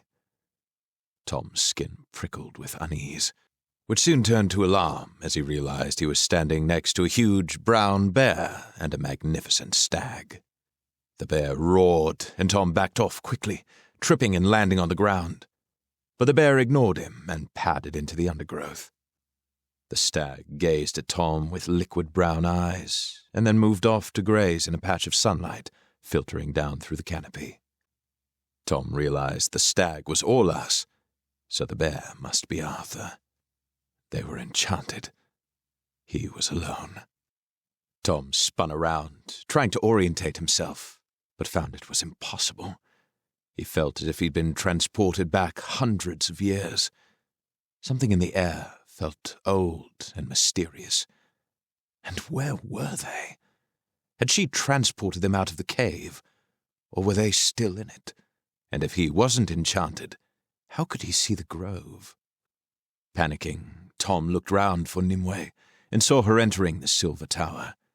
He raced to catch up with her, clambering over the rocks to the entrance. Nimue didn't turn round. Ever since the binding spell had been lifted, she'd completely ignored them, as if they were irrelevant. Tom paused on the threshold, looking up at the tower. He stroked the burnished wall. It really did look like silver. Close up, he could see curious engravings all around the doorway. The door itself was also silver, thick and solid, and beyond it was a sitting room in which a large chair sat next to a fireplace. Despite the sunshine outside, a small fire burned in the grate. Rugs were scattered across the floor, and the room was filled with sunlight reflecting off the silver walls. As the light danced around the room, he was reminded of being underwater in the Emperor's palace when he had visited the Eye. Opposite him was a staircase, and before he had a chance to change his mind, he crossed the room and started climbing the steps. On the next level was a bedroom, luxuriously furnished with tapestries and rugs, and a bed piled high with pillows. This room was also empty, so he continued up the stairs. At the top was a small landing with a door that was partly closed. He could hear movement behind it, so he eased it open a little further, peering into the room beyond. It was a workshop, filled with wooden benches, its walls crowded with shelves, and everything stacked high with books and papers, and hundreds of pots and jars of all sizes. Again, a fire burned in the fireplace, and a large cauldron was suspended over it. But this room wasn't empty. On the floor in front of the fire was the inert body of a man. He had long white hair and a thick white beard, and was wearing a long, grey, hooded robe. Crouched by his side was Nimue. Her back was to Tom, but he could see her hand stroking his face. Then her shoulders dropped, and she sat back on the floor, her hands cradled in her lap. Tom wondered what to do. He didn't want to disturb her, but equally he had to know what was happening. And Merlin, because that must be him lying on the floor, appeared to be dead. He pushed the door open and stepped into the room. Immediately, Nimue leapt to her feet and turned, her hands raised. "No!" Tom shouted, stepping back a pace. "I just wanted to talk to you." She laughed and looked relieved. "Oh, it's you." Then her expression turned confused as she asked, "Why aren't you enchanted like the others?" He shrugged. "I have no idea." "Curious," she said, suddenly interested in him. "You look normal enough." "Ah," she exclaimed, "you must possess a talisman." Tom wondered what she was talking about. "I don't care. Why have you enchanted the others? Why is Arthur a bear?" "A bear?" she said, laughing. "That's unexpected. That was his old name, Arturus, because of his bear-like qualities. In magic, we call it his animal spirit. This place, the spell, must have released it. Anyway, they are enchanted because I don't like being threatened." "Maybe you shouldn't have imprisoned Merlin," Tom answered swiftly. "You've killed him, haven't you?" She narrowed her eyes at him. "Watch your tongue, boy, or it will soon be mine, talisman or not." "Is he dead?" he persisted. "No, that is why the spell still exists. He is unconscious, unrousable." Despite the fact he'd never known Merlin, Tom was relieved to know he was still alive. "Where are we?" he asked, slightly mollified. "Still in the cave, of course," she said, smirking. "But how can that be? Where is all this coming from?" He gestured around him. My magic. Or should I say Merlin's magic. I asked him to teach me the spell for how to imprison a man, and this is it. She leaned back against the bench, watching him. But why is it so non-prison-like? He asked, for want of a better word. Foolish boy. People are willing to imprison themselves in all sorts of things, as long as it's comfortable enough. So how long has he been lying there? I have no idea. I used to visit him at first, but then I just got bored, and he never seemed to miss me, so... Her voice trailed off. Overcome with curiosity, Tom asked. Can I see him? She shrugged. If you wish. And she moved aside to let him pass. He crossed the room and knelt next to Merlin, turning him over to see him properly. He looked as if he was sleeping, an old man who dozed off in front of the fire, creases lining his face, his mouth carrying the remnants of a smile. He certainly didn't look like a powerful wizard. Not that he knew what one should look like. He felt inexplicably sad and found himself worried about Arthur, who would be so upset. Nimue interrupted his thoughts. There's nothing else I can do, so I'm leaving. He stood and faced her. You can't leave us here. We've done nothing to you. And then he realized that if he was to figure a way out of here, he needed to understand what had happened. Why are we in the spell if you were releasing it? You are so naive. Because I didn't release it. I thought releasing it would definitely kill him, which would have been bad news for me, with Arthur and all us breathing down my neck. So I just decided to re-enter it, as I have done before, and you all came too. If I had decided to recast the spell, you would all be in your own prisons. I don't understand. The spell imprisons a person in his own idea of pleasure. For Merlin, that is nature. He was a druid, so nature is everything to him. Here he has trees, herbs, his workshop, everything he needs to make himself happy. I even gave him his sacred grove. She crossed to the window. Aulas and Arthur see Merlin's prison. It is not of their own choosing, but nevertheless they are happy here. For now. I have no idea how long that will last, as, to be quite honest, I have never brought anyone with me before. I wasn't even sure it would work. Tom joined her at the window and watched them amble through the trees and around the tower. She gazed up at him. What sort of man are you? Her voice had dropped to a seductive murmur. I would like to know what prison you would be in. As he looked down into her green eyes, he could think of nothing except how pretty she was, and his gaze drifted across her face and down to her lips. Why do you look so young, if you're as old as Vivien? She laughed. Because Vivian's appearance is an affectation. She chooses to look that way. She says it is useful to remind herself of her great age. She stepped closer to Tom, almost whispering, causing him to lean in closer to her. I think she does it because age suggests great wisdom. Smiling conspiratorially, she added, I prefer to have people underestimate me. And they'd certainly done that, he thought. Annoyed with himself, he stepped back to clear his head. Release the spell now, and then go. I won't stop you. Arthur was your friend, and he's a fair man, you know that. She stood for some moments, thinking, and then shook her head. I can't. If I release him, then I release Aulas, that damn man who bound my powers and locked me up for days. But how long will the spell last? Tom asked, desperately trying to find a way out of this. Forever, probably. People will search for us, and you. We weren't the only ones looking for you and Merlin. They'll have a long search. You know Vivien sent us here.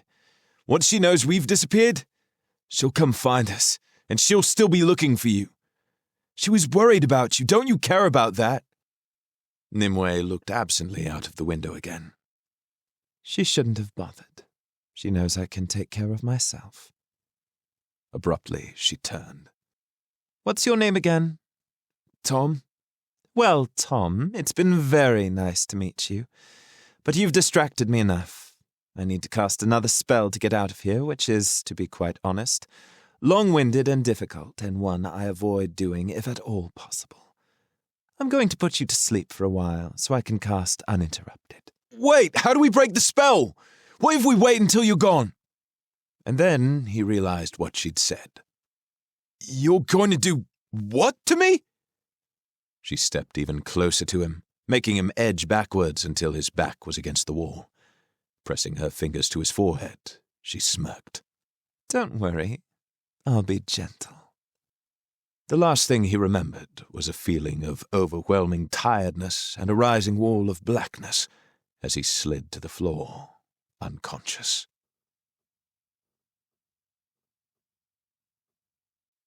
Nine, without a trace. Beansprout followed close behind Woodsmoke and Brena as Woodsmoke led the way to the cave entrance. The rain was a steady drizzle, the mist was getting thicker, and dusk was falling. She could see only a few feet in front of her. Woodsmoke's movements were uncanny. He slipped like a ghost through the landscape. She could hardly see him. Brena was easier to see, but silent, and Beansprout moved quickly to keep up, trying to keep her footing in the wet. For a few seconds they disappeared, and she was alone, with just the shush of rain to keep her company. And then she was aware of noise, disembodied voices, shouting. She stopped, uncertain of what to do, and then Brena and Woodsmoke reappeared, emerging wraith-like from the mist. Woodsmoke spoke first. "Something's happened. I think I heard someone say that they've disappeared. There's at least half a dozen Cervini by the cave entrance. Wait here." A cold feeling of dread crept through Beansprout. Who's disappeared? But he'd gone. Beansprout and Brena looked at each other anxiously. They stood for a few minutes, listening to the muffled voices. Despite her heavy cloak, rain trickled down Beansprout's neck and caught on her eyelashes. She brushed the water away impatiently. There was a break in the voices, and she heard Woodsmoke speaking. Had they caught him? She stepped forward involuntarily, but Brena caught her arm, gesturing at Beansprout to listen. The voices sounded calm, even reasonable. What was going on? And then Woodsmoke appeared again. "Come on, it's all right." He turned and led them a short distance around mounds of rock and ferns until they emerged in front of the cave entrance where a group of Cervini stood talking. They fell silent as the three approached, and Woodsmoke said, "These are the friends I was telling you about. It's just us and our friends you saw in the cave. We want to help." Despite the wet and the chill, the Cervini wore only sleeveless jackets and trousers made of animal skins, and their feet were bare. They were both men and women. Some had long hair, some short, and they all had curious markings on their skin. A tall, grizzled man with grey hair stepped forward. He nodded at Brena and Beansprout and said, "Woodsmoke tells me you are friends of Arthur, the man I found in the caves." He studied Brena for a few seconds longer, and then smiled in recognition. "You are Arakeen. Fellow shapeshifters are always welcome." Then his smile dropped. "I fear it's too late. They've disappeared, and the cave is empty. They've vanished before my eyes, and there was nothing I could do." Beansprout's feeling of dread grew stronger. Surely they couldn't have just vanished. Was Tom with him? "The young man? Yes, he's gone too." "Can we see the cave?" Woodsmoke asked. He shrugged. "If you want. Our shaman is in there now. I'm Rek, the one who first recognized Nimway. I wish now I had never laid eyes on her." He sighed as he turned. "Follow me, and I'll tell you what happened. If I hadn't seen it with my own eyes, I'd swear someone had made it up." Rek led them along the winding passage, and at the cave entrance, he stopped. "This is where I was, watching it all. And there," he said, pointing to the center of the room, where a dreadlocked man stood within a circle of burning torches. Was where they were standing with Nimue. She was supposed to be releasing the spell to bring Merlin back, but the torches burned blood red, and they disappeared. Gone. Then the torches went out. Rek headed to the shaman's side. Narian, these are Arthur's friends, come to help. Narian was examining something in his hands, but he looked up, his dark eyes bleak. Your help is welcome, but if I'm honest, I'm not sure what we can do. I've been trying to work out what Nimue has done. These are the herbs she used, the remains of those herbs she left at the entrance. May I? Asked Woodsmoke, holding out his hands. Narian handed them over. I recognize wormwood, sage, and vervain, but there is something else in there I'm not familiar with. Woodsmoke sniffed the bundle and wrinkled his nose. Oh, it's bitter. Yes, I'll work it out, Narian said. You didn't know the spell, I presume? No. If I'd realized what was happening, I'd have stopped her. He looked around the cave. There is nothing else here to help. Could you repeat the spell, if we had the herbs? Brena asked. He shook his head, uncertain. I don't think so. I couldn't hear what she was saying. She was very careful to remain quiet. Brena exchanged a worried glance with Woodsmoke. Do you mind if we look around? Go ahead. Brena changed form and flew up and around the cave, while Beansprout joined Woodsmoke as he paced around, grim-faced and irritable. What are we looking for? She asked him. The cave was uniformly bare, the floor a mixture of rock and earth, and moisture trickled down the rock walls. I honestly have no idea. Something that looks like it doesn't belong here, I suppose. He paused, struggling to contain his temper. I knew something like this would happen. Arthur should have waited. But even if we had been here, we couldn't have stopped this. We'd have either disappeared with them, or watched them like Rek did. At least we're able to help now. Woodsmoke just grunted. They continued their search, but the cave yielded nothing. Whatever was here had been hidden very well. They returned to Narian and Rek, who were deep in hushed conversation. This is hopeless, Woodsmoke said to them. We can't find anything. Brena? She shook her head. Nothing. Sorry. Panic had started its insidious spread through Beansprout. Narian, I know you can't do Nimway's spell, but can you break it? Usually only the witch who cast it can break it, he said. Unless death intervenes. But I've had an idea. I'm going to summon Hearn. Who's that? Asked Beansprout. The god of the wilds, the moors, the forests, the ancient rocks. His magic is earthy and powerful. It is rumored that Merlin was like a child to him. I feel sure he will release him. Woodsmoke frowned. Surely he would have released Merlin a lot sooner than now. But we never knew what had really happened to Merlin before. And besides, Narian said, sounding slightly offended, gods do not usually intervene in our affairs. And we summon him how? Asked Brena, ever practical.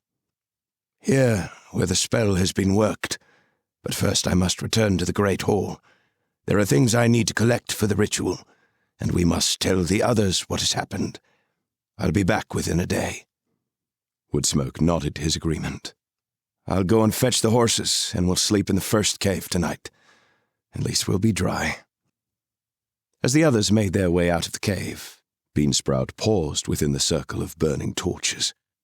Whatever magic Nimue had used was impressive, and Beansprout had a thrill of excitement as she realized what she wanted to do with her new life in the other. She was going to learn magic.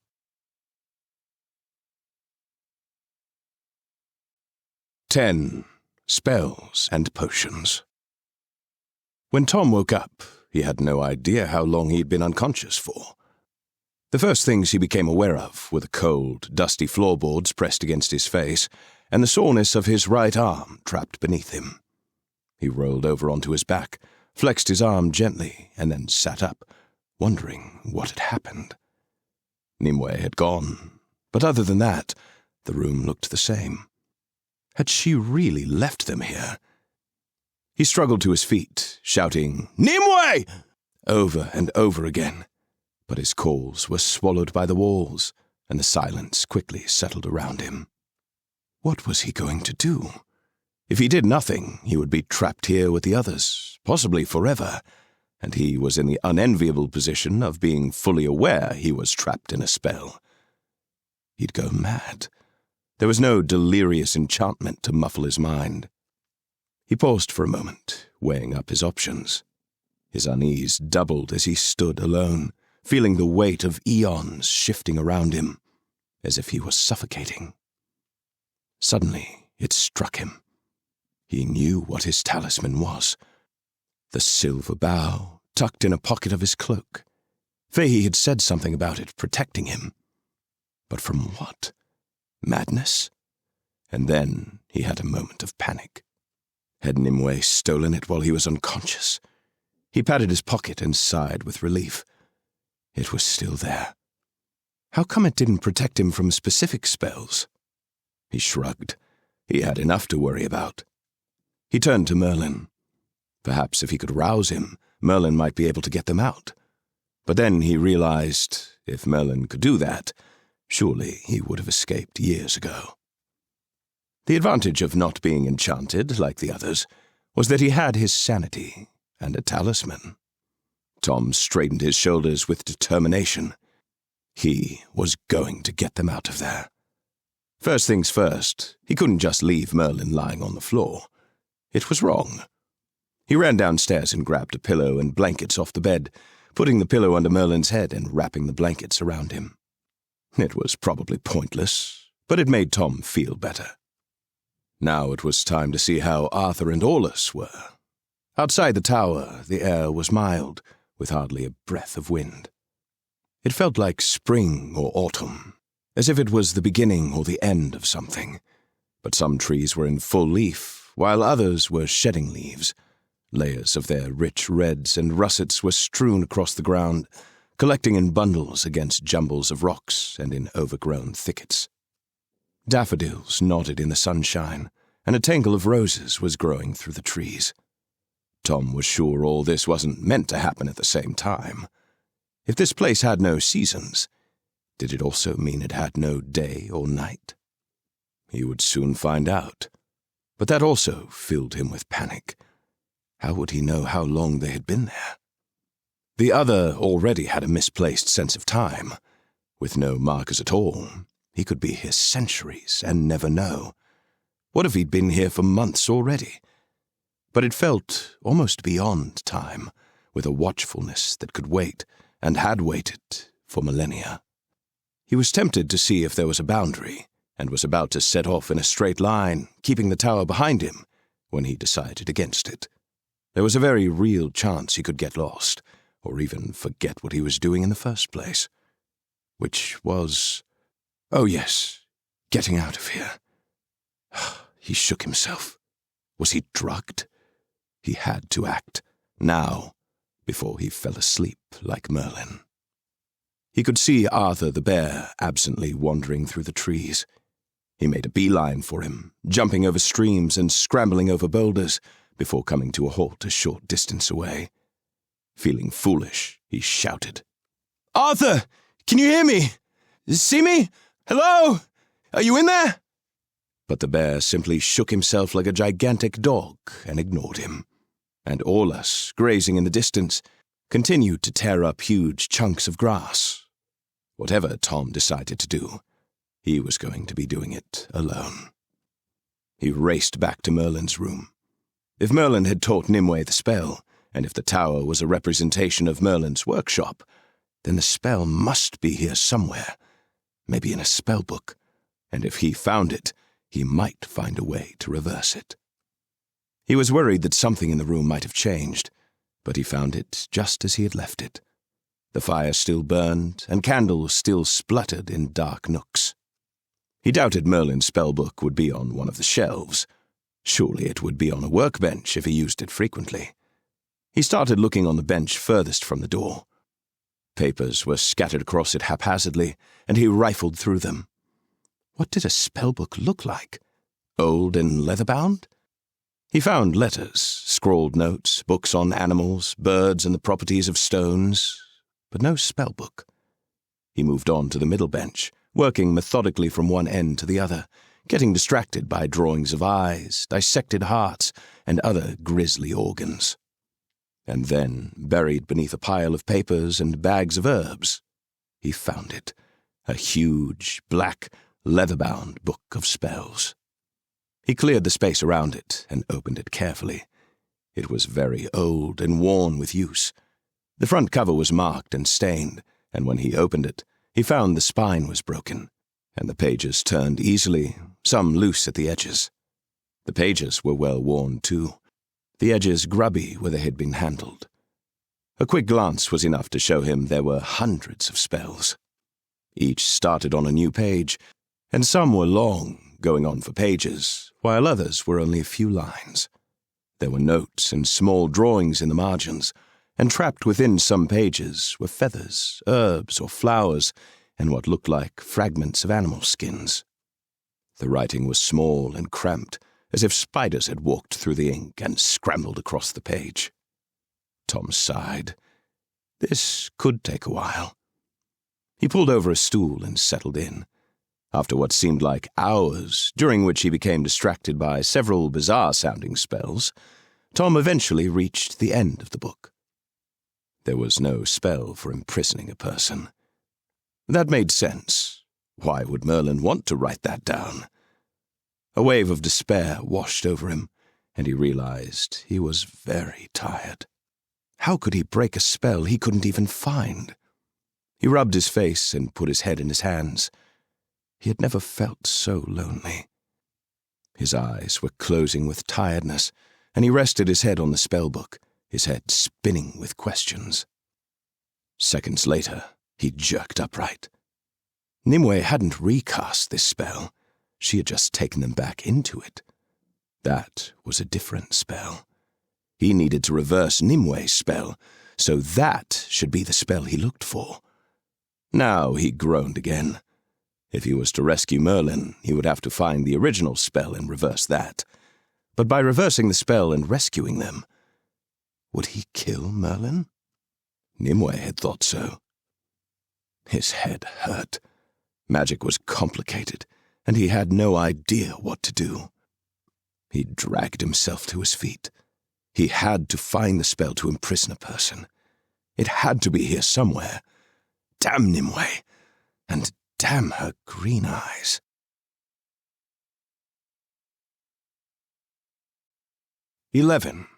Merlin's Cave. Beansprout sat in a circle with Brena, Woodsmoke, and about a dozen Servini in what they had now named Merlin's Cave. Nerian had returned earlier that afternoon with small drums, herbs, and what looked like ceremonial clothing. He had arrived in stag form, with everything attached by a harness to his back. When he turned back to human form, the harness hung from his shoulders, and he was almost bowed beneath the weight of his pack. He had immediately summoned all of the Servini, leaving only a few to guard the entrance as a precaution. Beansprout felt oddly claustrophobic. When she'd stepped onto the moor that morning, the rain had stopped, but with the granite walls rearing up behind her and the mist pressing in thickly from all sides, the world seemed to have become very small and ominous. And now that so many of them were crowded into the cave, it felt much smaller than it had when she'd first entered it yesterday. She admitted to herself that she felt a little scared. She was about to participate in a ceremony to summon Hearn, a god. Nerian had stressed that he needed as many people as possible, because it raised the energy levels. Part of her expected absolutely nothing to happen, that it would be a ceremony of words and gesticulations only. But the other part of her thought something would happen, because this was the other, a place of magic and strange creatures where the laws of reality were reversed, and she wanted to experience that more deeply than ever. And, of course, she wanted Tom and Arthur to return. The ground was cold, and she sat on a folded blanket, her cloak pulled around her. Woodsmoke was to her right, with Brena next to him. A young female Servini sat to her left. The Servini seemed impervious to the cold, sitting cross-legged on the bare earth, patiently waiting for the ceremony to begin. Beansprout turned to Woodsmoke and whispered, "Have you done this before?" "No, but I've heard about such ceremonies. They can be quite long. Are you all right? You don't have to join in." "Yes, I'm fine. Just curious. Do you think he'll come? That Nerian will actually summon a god?" "Let's hope so. Gods are stubborn beings." Nerian had lit a small fire in the center of the cave, the smoke drifting up into the unseen heights. He sat next to it, bare-chested, wearing an elaborate headdress of antlers and a necklace of feathers and bones, his appearance grotesque in the flickering light. Next to him he'd arranged various items, and something bright glinted in the pale light. It had a familiar shape, and Beansprout squirmed in her seat trying to get a better view. It looked like Tom's silver branch, but a little bigger. Satisfied the fire was burning as he needed it, Nerian gestured to the circle. When the steady beat of drums started, he dropped a bunch of herbs into the flames. Beating another rhythm on his own small skin drum, he began to chant. The effect was hypnotic.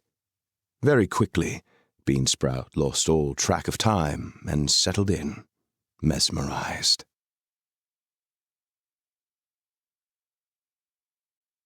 12 Insidious Spells. Tom had found a shelf filled with very old books, and that was saying something, considering everything here looked ancient. They were high, out of reach, and tucked to the back of the shelf, so it was quite by chance that he saw them. Were they hidden for a reason? He pulled a stool over and stepped onto it, clutching the shelves for support.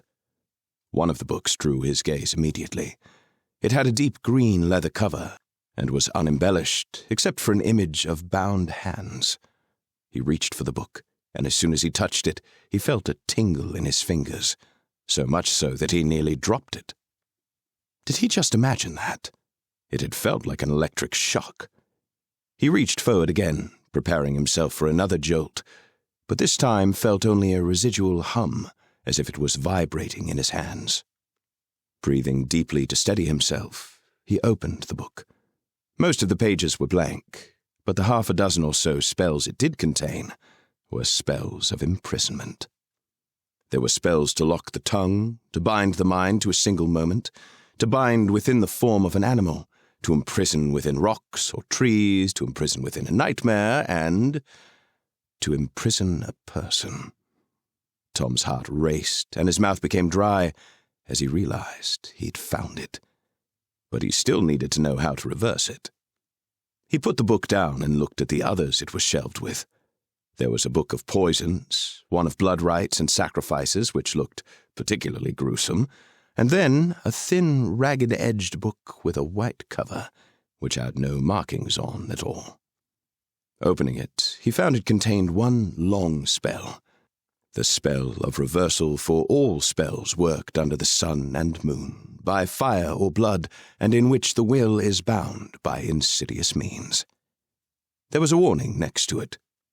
Only to be used in times of direst need, as reversal of a spell cast by another involves the release of potent energies which can be fatal. Great. The spell that might release him could kill him, and Merlin, and maybe the others. The spell of reversal stressed that specific ingredients from the original spell must be used. Scanning through both spells, he found a list of the things he needed, but both specified that it was important to cast the spell in a place of power, such as in a grove of sacred trees. Now that did sound familiar. Nimway had said there was one here. Looking out of the tower windows, he saw a small circlet of trees, in the center of which was a flat rock and blackened fire pit. That would do.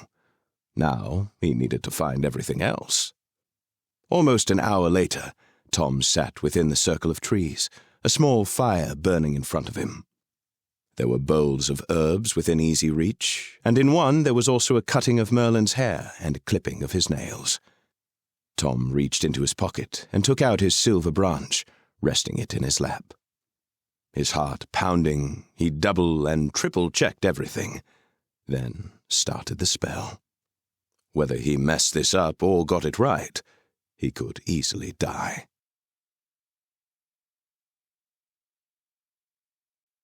"13. The Summoning. Beansprout felt disembodied as the smoke drifted through the cave and the circle became indistinct. Nerian sat immobile by the fire, his drum on the floor in front of him. Strange shadows cast by the flames made his face appear to change shape, morphing into someone or something else. Time had lost all meaning, and she was aware of only the drumming, her heartbeat, her breath, and the fire flickering in the center of the room. Then Nerian threw his head back and howled. The sound was so unearthly and unexpected that shivers rippled across her skin, the sound reaching into her very being until it seemed she was howling too. But she couldn't move and couldn't speak, and she couldn't take her eyes off Nerian. Nerian wasn't Nerian anymore.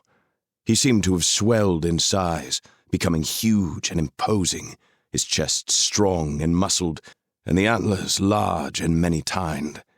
His eyes were black, and he looked slowly around the room, his gaze raking through her. A scene imposed itself over the cave, flickering in and out of focus. A grove of tall trees, mossy grass, and lichen-covered boulders, and beyond them, a glinting silver tower. Beansprout saw Tom sitting on the far side of the fire, looking small in such an ancient place.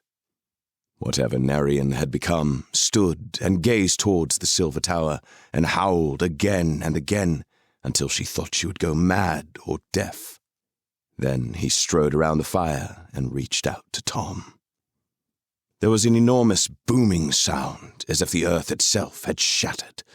The fire flared brilliantly into a column of flame, shooting high into the cave, and with another wild keening that seemed to come from all directions. A fierce wind carrying the dust of 1,000 years ran through the cave, whipping Beansprout's hair around her face and into her mouth, and she covered her eyes until it had passed. Then the fire shrank to the smallest pinprick of light. The cave now felt as if it encompassed a universe, and the fire was the sun that burnt a galaxy away. Beansprout felt tiny, lost in the void, and she tipped forward, dizzy and terrified, having lost all sense of who and where she was. And then it was over. The cave was just a cave again, and the fire had returned to normal. Sprawled unconscious in a heap by the fire was Nerian, and next to him were the inert bodies of Tom, Arthur, Aulus, and an old man with a long white beard. Beansprout wasn't quite certain of the order of what happened next, but after seconds in which everyone seemed to be in a state of immovable shock, Woodsmoke and 2 of the Servini recovered and ran to the bodies in the center of the room. Woodsmoke crouched beside Tom and then Arthur, and one of the Servini checked Aulus, and with relief they shouted that they were still alive. And then Rex spoke. "Merlin is dead." A sigh swept around the room as the news sank in. Beansprout stood on weak legs that protested beneath her. How long had she been sitting, and made her way to the center of the room? The Servini crouched around Merlin, touching his hands and hair. Beansprout was curious to see Merlin, but was more worried about Tom and Arthur. A chill seemed to have descended as the fire burned low. She threw some logs on and prodded it into life, then gathered some blankets, and with Brena and Woodsmoke's help, wrapped the unconscious bodies to keep them warm. Arthur, Aulus, and Tom were pale and clammy, their breathing shallow. The strange markings on Aulus's skin stood out against his pallor, making his otherness more apparent. It seemed they were only just clinging to life. Do you think they'll be okay? She asked Brena. I don't know, but they're strong.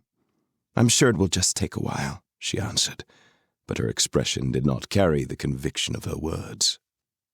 A groan disturbed Beansprout's thoughts, and next to her, Nerian stirred back to life. Rek moved quickly to his side. Nerian, it's Rek. Can you hear me? Nerian mumbled something and blinked rapidly, and in a few seconds his confusion cleared and he muttered hoarsely. Did it work? Rek smiled thinly. Well, you summoned Hearn and broke the spell. Nerian groaned again. I know I summoned Hearn. That's why my head pounds. He closed his eyes as if to shut out bad news. And I know Merlin's dead. And the others? Alive, but only just. Nerian opened his eyes again, looking more hopeful. Good. Help me sit up. Rek lifted him, putting an arm behind him to support his shoulders, and offered Nerian a warm, smoky drink that smelt of peat fires. After a few mouthfuls, Nerian said, That was a strong spell. It's a wonder they weren't all killed. I think Tom's attempt to break the spell helped. Tom did what? Beansprout asked, confused. He was trying to break the spell. I saw him through Hearn as we crossed between the real and the illusion. Woodsmoke smiled. Really? Very enterprising. Hearn has given me instructions. Nerian paused and looked at Rek. When we have recovered, we go to Caradwin's cauldron. We do what? Rek spluttered. Nerian looked bemused. Surprising, yes, but no one has been there for years. Beansprout interrupted. Will someone please tell me what that is? She turned to Woodsmoke and Brena. Have you heard of this cauldron place? They shook their heads, equally confused. Nerian's eyes glittered in the firelight. It is an ancient place, a place of rebirth, the place where we bring Merlin back to life. Beansprout thought she must have misunderstood. Bring Merlin back to life? Rek sounded nervous. It is forbidden ground, forbidden by Hearn, and now it is not. I told you he would do anything for Merlin. Woodsmoke and Beansprout looked out across the moors. Dawn was breaking, and a sliver of pale green light illuminated the horizon. The rain and heavy mist of the previous days had rolled away, revealing a sodden landscape pockmarked with pools and streams. And it was cold. Beansprout pulled her cloak close around her shoulders. Just when I think I'm getting used to this place, I find out something new and it leaves me feeling weird again. Woodsmoke smiled. The trick is to never presume too much here.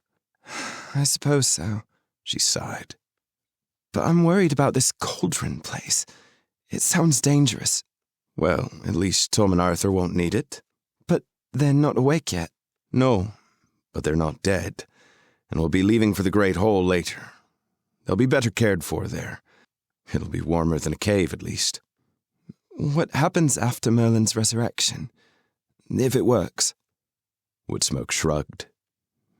Maybe we look for Nimway. Maybe we go home. Beansprout frowned. Part of her was desperate to meet the witch with the amazing magic, but the other part of her was worried. What's the point in looking for her? She'll be hiding somewhere, or even if she's not, what could we do? She might put a spell on us. I guess it depends on how vengeful Arthur is. I thought you were annoyed with Arthur. Woodsmoke stared absently over the moors. I am, but I'm not about to let him run off with Tom again. But Tom isn't a child. If he wants to go with Arthur, we can't stop him. He might be feeling pretty vengeful himself. It took a couple of days' travel to reach the White Woods. Some of the Servini were harnessed to a large cart carrying Merlin and the unconscious bodies of the others.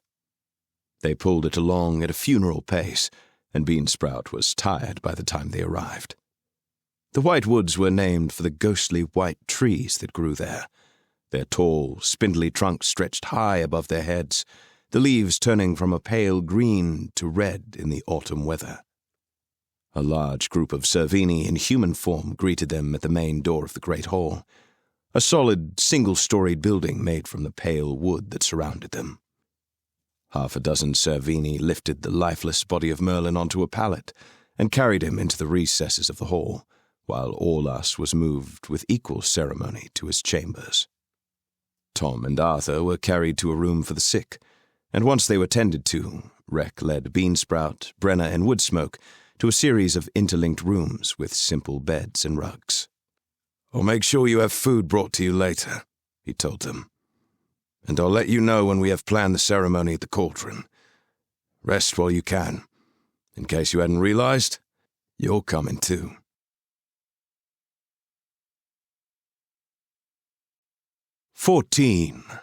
The White Woods.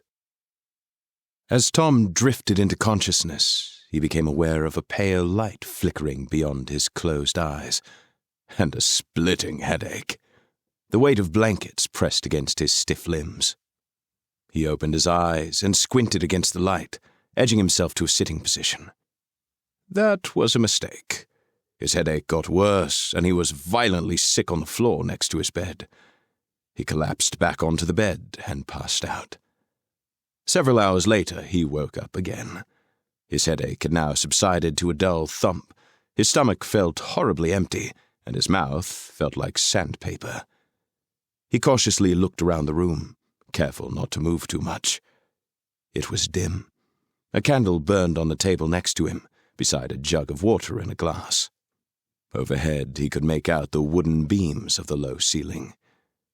He really needed some water. Slowly, he sat up and leaned back against plump pillows, taking a few steadying breaths. Where the hell was he? He remembered sitting next to a fire in a grove of trees and seeing a tall, powerful man with huge antlers striding across the clearing towards him. And then, nothing. Blackness. He poured himself a glass of water and sipped slowly, his throat painfully dry. A fire burned in a stone fireplace, the only source of light other than the flickering candle. It showed a small room with half a dozen wooden-framed beds in it, and one long, narrow window high in the wall opposite him. It was dark outside. Arthur lay in the bed next to him, still sleeping. None of this explained where he was or how he had got here, but as he was wondering what to do, the door opened and a young male Servini appeared. He smiled when he saw Tom sitting. "You're awake? Good, I'll fetch an Aryan. Did you need anything before I go?" Tom shook his head, bewildered, and croaked, "No." A few minutes later, the dreadlocked shaman appeared. "You survived, then," Nerian said as he walked over to Tom. "Remember me?" Tom nodded. "Vaguely. How are you feeling?" "Terrible. My head aches and my throat hurts. Where am I?" Nerian sat on a chair next to the bed. "In the great hall of the Servini. Your friends are here too. You're lucky you only have a bad head. Do you remember what happened?" "I remember sitting by a fire in a grove of trees, but I don't know why I was there." "What's the last thing you remember?" Tom realized he couldn't remember much of anything. "I remember the cave, and Nimway started the spell, and then... nothing. Nothing at all until the antlered man." "You remember Hearn?" Nerian looked surprised. "Don't worry. Hopefully your memories will return in time. The spell Nimway cast was powerful, and when it broke, it nearly killed you all. It did kill Merlin." "Oh, Merlin. I'd forgotten about him." Tom clutched his head again as the headache started to return. "That's okay, Tom. Enough now. I'll bring you a drink that will help, and then I want you to rest again." When Tom next woke, it was morning, and Arthur was awake in the bed next to him. "About time. Get up, lazy bones." Tom groaned as he sat up. Funny, aren't you, Arthur? Arthur's face was ashen, and his long dark hair looked wild and unkempt. He leaned back on a mound of pillows and gazed wearily at Tom. I'm trying to find humor in our situation. Keep trying. I feel half dead. I know that feeling. This is better than that. But from what Nerian said, we almost died. Merlin did, you know. Arthur gazed into space, his mind clearly elsewhere. I know. I'm sorry. Tom plumped up his pillows and leaned back. Can you remember anything? I can remember flashes of things. Nimway, the Silver Tower, lots of trees. More than me. It seems like a dream. All I can see is trees, trees, and more trees. I feel like I'm drunk just thinking about it. I didn't even see Merlin. To be so close. His voice was full of an aching regret. There was nothing you could have done, Arthur, Tom said, trying to console his friend. To distract him, he asked, How long were we unconscious? And then another thought struck him, and he sat up straighter. How long were we in the spell? Not long, fortunately. These Servini work quickly. About a day in the spell and 3 days unconscious. Wow, 4 days lost. Better than 4 years, I suppose. Or more. He paused, contemplating their possible fate and lucky escape. Memories now started to trickle back, of their time in the spell and their deliberate abandonment by Nimue. He looked at Arthur, horror spreading across his face. What were we thinking, Arthur? We should have known better. He felt sick at the thought of how long they could have been trapped. Arthur looked at him sharply, and if anything, turned paler. Tom, I should... The door opened, interrupting their conversation, and Beansprout entered. She smiled, relief evident on her face. You're both awake! Nerian said you were okay. Just about, Arthur grumbled. She plonked herself on the end of Tom's bed. Tell me everything. Only if you tell us what we're doing here, Tom said. You're recovering. We're preparing to go to Caradwyn's cauldron to resurrect Merlin. Arthur sat bolt upright. Where? To that old hag?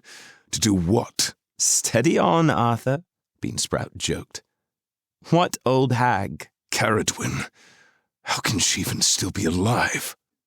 I don't know what you're talking about, Beansprout said, looking at Arthur curiously. I think you're still delirious. Caradwyn's cauldron is a place, not a person. It's a hidden and forbidden place where someone can be resurrected from the dead. Well, she was a hag when I was alive, Arthur railed. But you said we're resurrecting Merlin. Tom, also confused, stared at Beansprout. Beansprout looked surprised. You didn't know? Nerian didn't tell you? I can't believe it. Arthur looked awestruck. I'll see Merlin again, and you'll get to meet him.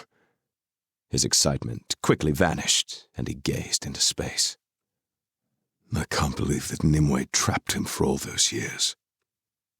Arthur fell into a brooding silence, and Beansprout looked worriedly at him before turning to Tom. She curled up at the end of the bed, making herself comfortable. Spill then, Tom. What happened to you? Later that day, when Nerian was satisfied that Tom and Arthur were recovered, Beansprout showed them to their rooms. Tom still felt tired and his limbs were weak, but after a long talk with everyone, he was finally able to piece together the events of the past few days. His memories of their time inside the spell had now returned, but he found it difficult to believe how real it had all felt. The one memory he couldn't shake was that of Nimway's green eyes. No matter how hard he tried to banish them from his mind, they kept returning, taunting him. You all right, Tom? Woodsmoke asked. You look miles away. With a jerk, Tom turned. Yes, fine. They were seated on thick cushions around a small, low table, while Brena updated them on the latest plans. Caradwen's cauldron is higher on the moors than Scarface fell. It's a lonely place, apparently, deserted now, and a few days' travel from here in a place called Enisled. Caradwen was a real person, and her cauldron had the power of rebirth, inspiration, and knowledge. When she died, the place was sealed. Access to the cauldron has been blocked for centuries. Arthur interrupted. There you go. I knew I recognized the name. Why was it sealed? Beansprout asked. Woodsmoke answered. It wouldn't do, would it, to keep resurrecting anyone who died? No, I suppose not, she said. It sort of makes a mockery of death. Arthur squirmed uncomfortably in his seat. Like me, you mean? No, of course not, Beansprout said aghast. Your rebirth was a deal arranged by Merlin for Vivien. Neither he nor you had any choice. And yet you seem to treat it so lightly, Arthur, Woodsmoke said with a grim look. And the lives of those around you. A silence fell around the table as Arthur looked stonily back at him. I do not treat it lightly, or the lives of others, but I am sorry about what happened at the Fell. I said I'd wait, and I didn't. I got carried away. Woodsmoke glared at him. Yes, you did. You nearly killed both of you. Sometimes decisions have to be made in very little time, Arthur spat. I was worried that if we didn't act quickly, we'd never know what had happened to Merlin. However, the consequences were greater than I thought. He turned to Tom. I'm sorry, Tom. I put you in a difficult position. Tom looked uncomfortable and stuttered. It's okay, Arthur. Woodsmoke persisted. No, it's not okay. Does Vivian know about any of this? She said she'd be in touch after the meet. No, I haven't heard from her since before then. So Vivian doesn't know about Merlin and the spell, or Nimway's part in it? Not from me. Arthur looked thoughtfully at Woodsmoke. Unless she saw it all by scrying. It seems strange she hasn't been in touch when she was so anxious to keep track of our progress. They fell into an uneasy silence as they realized Woodsmoke was right. They had been so caught up in the chase, they had almost forgotten about Vivian. Have we heard how Orlus is? Woodsmoke asked Brena. He's fine. He woke at the same time as Arthur and Tom. He'll be traveling with us. We're going to wait another day or two for him to fully recover, and then we leave. So we're all going? Tom asked. Yes, Hearn's instructions. It's thanks to our involvement, particularly your efforts, Tom, that the spell was broken. So we are to join the resurrection. It was mainly self-preservation. I didn't want to be stuck in that spell forever. And frankly, Arthur, Tom joked, trying to lighten the atmosphere, you weren't much help. You were a bear. A bear? And you've only just thought to tell me. No wonder all I can remember is trees, he exclaimed. Sorry, I've had a lot on my mind. Nimue said it was your animal spirit. Brena laughed. You'll be shape-shifting with me soon. You still have the silver branch, Tom? Beansprout asked. He patted his pocket. It never leaves me.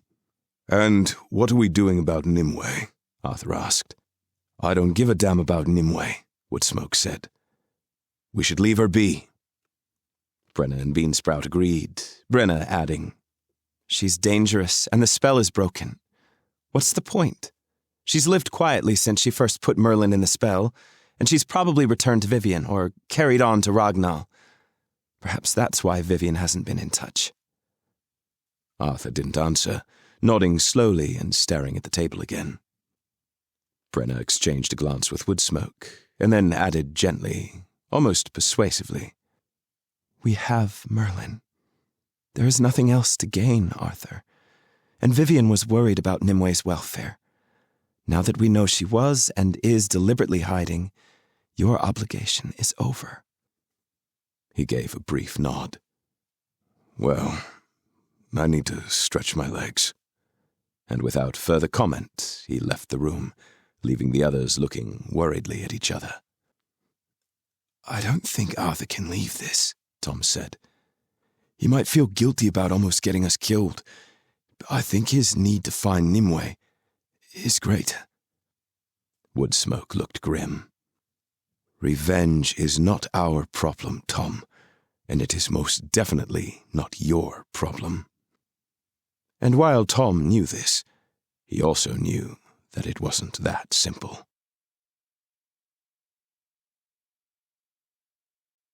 15. Risky Business.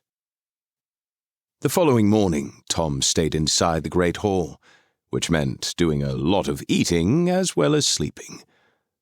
The others decided to explore the White Woods, apart from Arthur, who sat alone in the cellars with Merlin's body.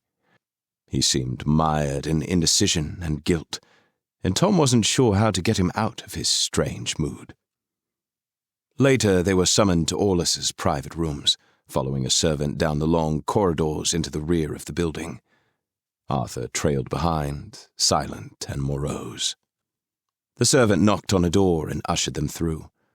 Orlus stood in the middle of the room, leaning on a large wooden table. In front of him was a map, which he was studying with great concentration. Tom had almost forgotten what Orlus looked like. Their first meeting had been so brief. His dark hair hung loose around his shoulders, and his arms were bare, his stag markings looking like tattoos against his skin. Thick gold torques were wrapped around the tops of both arms and his neck. A young woman stood next to him. She had long red hair, and her skin glowed with pale red Savini markings. She too had a gold torque wrapped around each arm.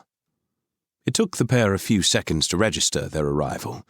Then they strode across the room to greet them. Orlus shook their hands, his grip firm and reassuring. "Arthur, Tom, it's good to see you again, and a pleasure to meet the rest of you. Let me introduce you to Ashlyn, my wife." She stepped forward. "Welcome to the Great Hall. I'm sorry I haven't met you sooner." She glanced at Orlus. "I've been preoccupied." "Understandably," Brena said, reassuring her. Ashlyn smiled at her warmly. "It's been a worrying few days, hasn't it? Come, have a seat and we can talk properly." She led them to chairs grouped around the fire, and when they were settled, Orlus turned to Tom and Arthur. "I trust you have recovered." Arthur nodded. "More or less. How are you?" "The same, although I gather we're lucky to be alive." "You helped break the spell," Ashlyn said to Tom. "So everyone keeps saying," Tom said, still bewildered by the whole event. "But I'm not sure I really helped. I wasn't sure anything in there was real enough to work." "Narian disagrees. Anyway, you're here, despite Nimway's best intentions." A flush of anger colored Ashlyn's pale face. It seemed Beansprout was also confused by Tom's time in the spell. "So even though the spell was a powerful illusion, the things in it were real? I mean, they could be used?" "You're asking things that are beyond my knowledge," Orlus answered. "I reverted to my stag form and was so completely in the spell I saw only endless woods. But Tom..." Orlus leaned forward, staring at Tom with his dark brown eyes. "You spent time with Nimue. Where did she go?" "I have no idea. She said she was going to cast another spell to escape and made me unconscious so that I wouldn't interfere." "She gave no clue? Think carefully." Tom shook his head. He'd been racking his brains about it since waking. "Nothing." "Do you think she has returned to Vivien or Ragnar?" "I doubt either of them. When I said Vivien would still be worried about her, she didn't care. She said she could look after herself." Orlus looked frustrated, and Arthur asked, "Do you want to find her?" "Not really, but I want to know what she's up to. You know her well, Arthur. What do you think she'll do?" "No idea. but I know she's determined and confident. She stepped into Merlin's place in court as if she'd been there for years. Woodsmoke intervened. I really don't think finding her would achieve anything, Orlus, he said, repeating his earlier argument. Tom saw Arthur bristle, but he remained silent, looking only at Orlus. Orlus sighed. I agree. In fact, I hope she's a long way from here. We should concentrate on the things we can fix, like Merlin. Arthur's shoulders drooped in disappointment, and he stared into the fire. Ashlyn spoke, her gaze falling on them one by one, weighing their response. I disagree with Orlus about resurrecting Merlin. He was a friend to us, a great friend. But nevertheless, I think we are interfering with things that should be left well alone. Orlus went to interrupt, but she stilled him with her hand. I know it is Hearn's will. It doesn't mean I like it. You have risked your life once for Merlin. I don't think you should risk it again. She looked towards the door at the rear of the room, from where they could hear children laughing. Orlus rested his hand gently on hers. We will be fine. To the others. Are you well enough to travel? They nodded. Good. We'll leave tomorrow for Ennisled. That night, the Servini held a banquet for those traveling with Merlin.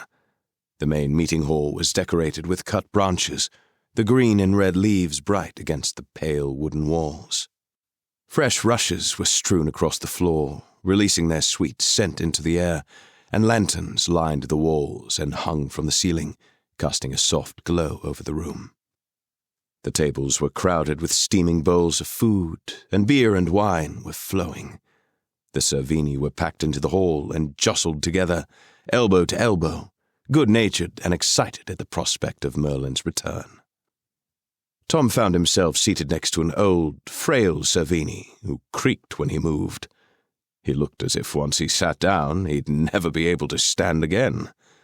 He proved, however, to have the most enormous appetite, and took the opportunity to fill his bowl and his cup many times. He introduced himself as Wulfsig, and he cocked a sly eye at Tom over his beer. So you got trapped by the beautiful Nimue, did you? Tom was about to protest, then laughed. Yes, unfortunately I did. Devious, isn't she? He smirked, ripping bread with his fingers and mopping up his stew. Tom turned, suddenly attentive. You know her? Knew her. I haven't seen her for a very long time. I thought the witch was going to kill me. Tom looked at him and wondered if he was joking. Why would she do that? Wulfsig smiled, his face dissolving into 1,000 wrinkles. I was a young man then, a hunter, one of the best. I tracked wolves, and I was tracking wolves that day. He looked across the room as if he could still see them. I caught her in the woods with Merlin. She was hypnotizing him, or something like that, beneath a withered tree. He became serious. She turned on me with such fury, I thought that was the end of me. Those eyes, they were glowing. Immediately, Nimway's green eyes were back again, filling Tom's vision. Wulfsig watched him. They grab you, don't they, Tom? Fill your brain until you can see. Only them.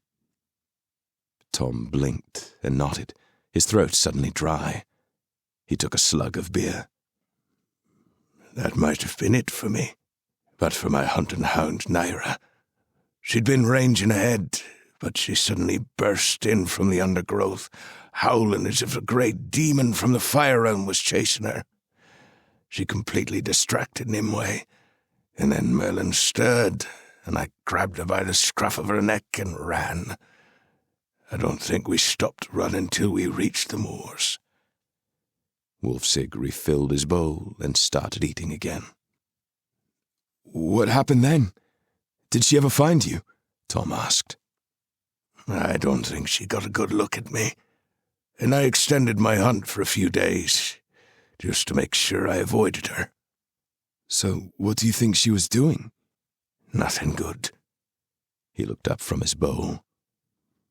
You take care. She's had a quiet few years, but don't let that fool you. Surely it's only Merlin she had a problem with. She helped Arthur for ages after Merlin disappeared. It didn't stop her the other day, though, did it? He said wryly. Tom took another long drink and wondered why Nimue hadn't taken his talisman when she had the chance. Was it because she couldn't? Because Vivian had given it to him? Or was it something else? Did she want them to have a chance? He shook his head. Woodsmoke was right. They should keep well away from Nimue.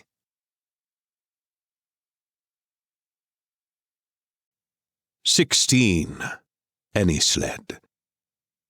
Anysled appeared ahead of them, swathed in mist, a collection of eroded rock faces rising out of the wind-blown heather. Rek led their group along an old, disused track that led across a land of wind-swept grass, small pools and tumbled rocks. He was followed by Aulus and Nerian, 2 Servini pulling Merlin's body along in a covered cart, and another 4 Servini who had come for support, huge beasts with broad shoulders and many-tined antlers. All the Servini travelled in stag form. Tom and the others were behind, travelling on horseback.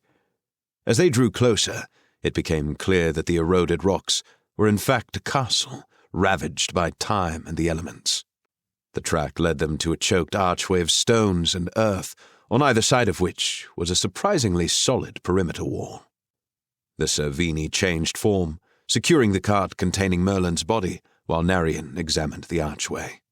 "What are you looking for?" Tom asked, puzzled.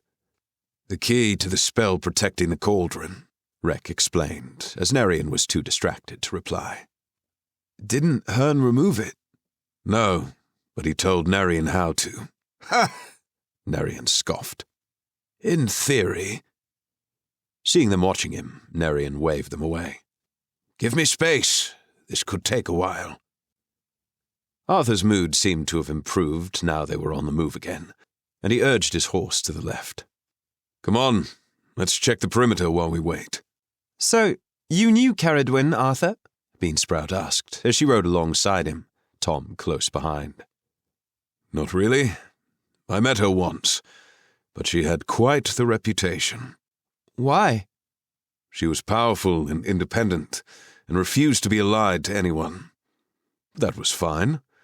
As long as you didn't mess with her, she didn't mess with you." "But she lived in England, not here?" Tom asked, confused.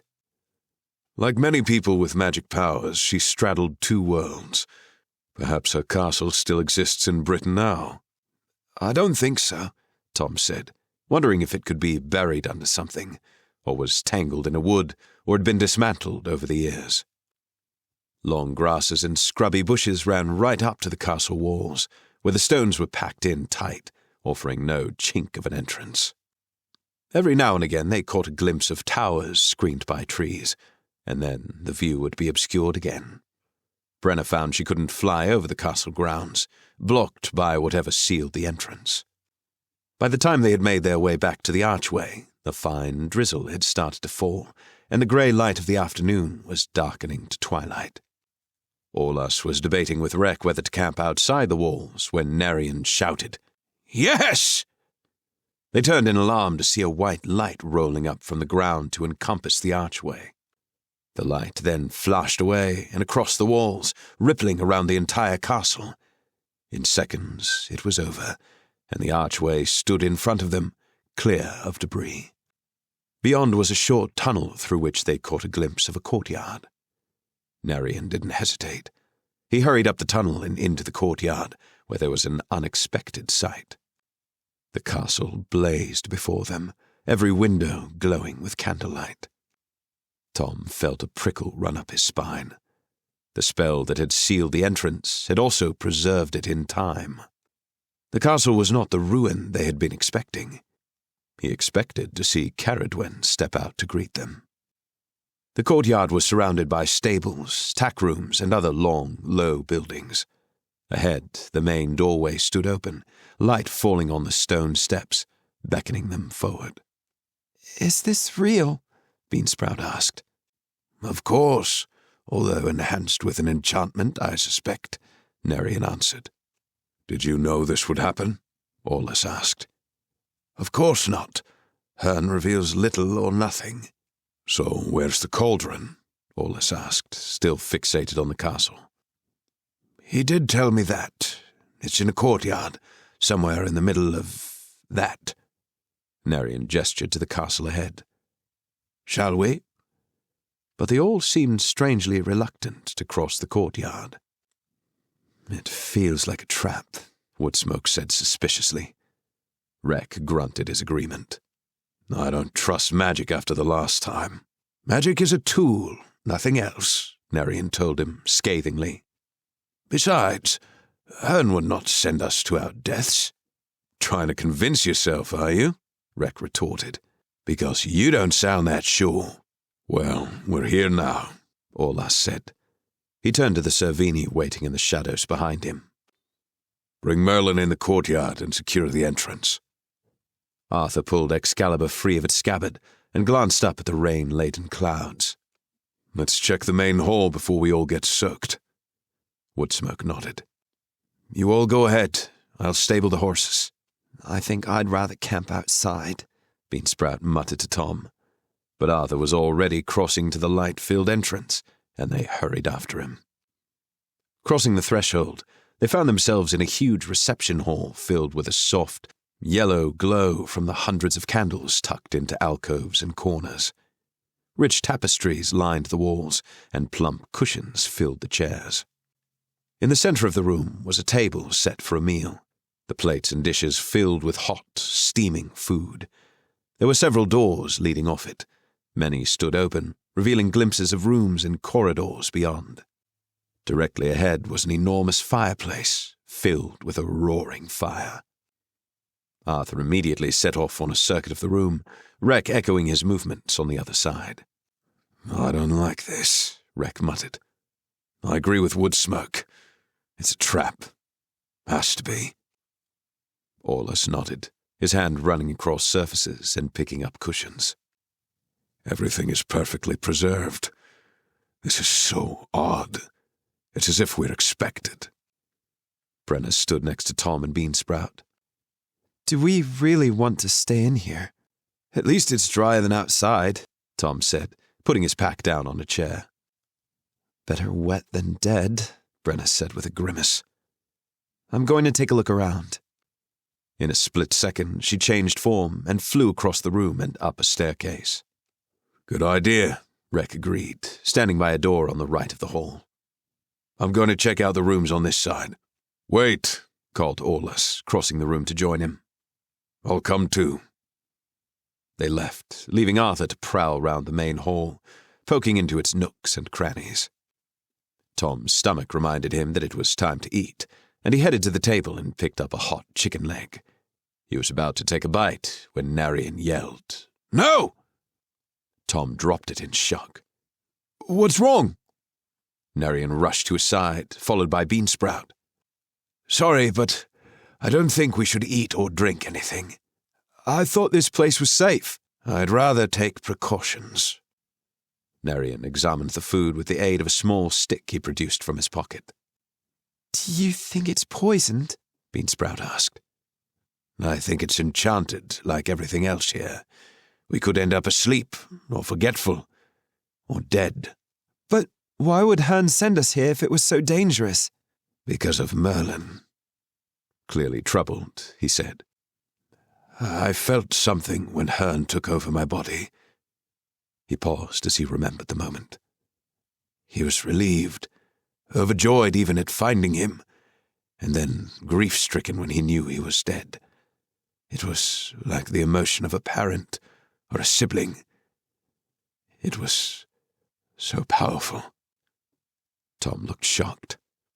"Are you saying that Hearn is related to Merlin?" "It felt that way.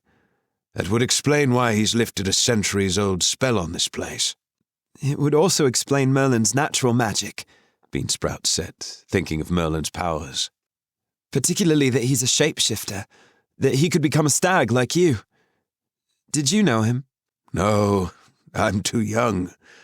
He was gone by the time I was born, but everyone remembers him. He's like a father of the tribe. Arthur describes him as being like a father. She dropped her voice so Arthur wouldn't hear. And he's behaved very rashly to find him, too. Tom laughed dryly. And yet Nimway was desperate to keep him hidden. Strange, isn't it, what some people are prepared to do for others? Their conversation was interrupted by Woodsmoke coming in from the stables. He looked around and whistled. It looks like we were expected. The stables are stocked with fresh hay and water, too. Is that why you look so worried? I think we're in over our heads, Woodsmoke, Beansprout said. I know that. Every single star out there has disappeared. The sky is black and the night is still. You could hear a pin drop. It's like everything is waiting for something to happen. Are the others all right? Nerian asked, referring to the Servini. They're fine, for now. By Hearn's breath, Nerian said. I don't know whether it's safer for them to stay out or come in. Woodsmoke looked around, thinking. Bring them in, with Merlin, of course. Better we should stick together, especially if a storm's coming. Shall I call them? Nerian nodded, and Woodsmoke headed back out. Beansprout looked pale. I have a horrible feeling in the pit of my stomach, just like when you disappeared, Tom. Is the cauldron the only reason this place was sealed? She asked Nerian. Caradwen was an enchantress whose cauldron had the power of rebirth, inspiration, and knowledge. Isn't that enough? Many would kill for just one of those things. Arthur had completed his examination of the main hall and stood by an open doorway to the left of the room. Do you want to join me, Tom? If Rex's checking that side, we should check this one. Yes, I'm coming. Tom hurried across the room, his sword drawn too, leaving Nerian and Beansprout deep in conversation. Beyond the door was a shadowy corridor. Immediately, the sound of voices from the hall disappeared, and they stood in the silence, waiting to see if anything moved in the shadows. This is too weird, Tom whispered. Arthur turned, the pale light glinting in his eyes.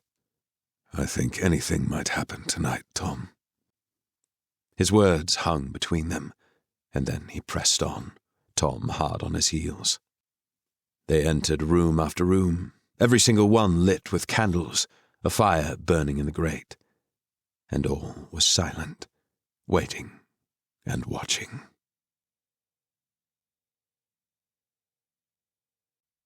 17. Caradwen's Cauldron. Tom and Arthur returned to the main hall and found everyone there. Merlin's body was laid in the corner of the room on a stretcher, still wrapped in fine-scented linens designed to preserve him until the ritual. I suppose you found nothing either? Rek asked, lounging in a chair in front of the fire. No. Arthur turned to Brena. You? Nothing and no one. She smiled, but it didn't quite reach her eyes. It's all too easy. Nevertheless, it's what we're here for. Now you're back, Olas said. We may as well get on with it. Any objections? They all shook their heads. I'd rather do this thing and get out of here, Rex said, rising. Olas turned to the other Servini. You two stay here and secure the door. And you, he said, indicating the other four. Bring Merlin. He turned to Nerian. Lead on. Nerian led them along the ground floor corridors toward the center of the castle. Are you sure you know where you're going, Nerian? Rek asked. We've been this way and found nothing. They were walking down a long corridor, whole areas of which were in virtual darkness. Nerian paused next to a section of wood-paneled wall. Patience, Rek. He quickly explored the panel with his fingers, then said, Found it. With a sigh, the panel slid back, revealing a dark tunnel sloping downwards. Groping inside, Nerian found a lantern hooked on the wall. Lighting it, he set off. For Tom, the light from Nerian's lantern seemed a long way ahead, a small, bobbing glow showing glimpses of stone walls and a low roof. The tunnel led downwards for a short way and then levelled off, running mostly straight. They stumbled along behind until Nerian came to a sudden stop when the tunnel split into two. He hesitated briefly and then turned right. After only a short distance, they came to a flight of steps leading steeply upwards. They followed them up and around several sharp bends, the Servini behind struggling with Merlin's body, until Nerian stopped again. For a few seconds, nothing happened, and Tom had a horrible feeling they would be stuck in the tunnels forever. Beansprout jostled against him in the dark, and he could hear her shallow breaths. Then he heard a grating sound, and fresh air flooded the passage. They tumbled out one after another into an open-air courtyard. The walls were high, and in the centre of the octagonal space was a large, round pool filled with water. Pale blue lights eddied lazily beneath its surface, colouring the surroundings with an unearthly pallor. They provided the only light. The courtyard was otherwise in darkness. For a second, their shuffling stilled as they gazed at the pool. "So, that's the cauldron?" Aulus asked.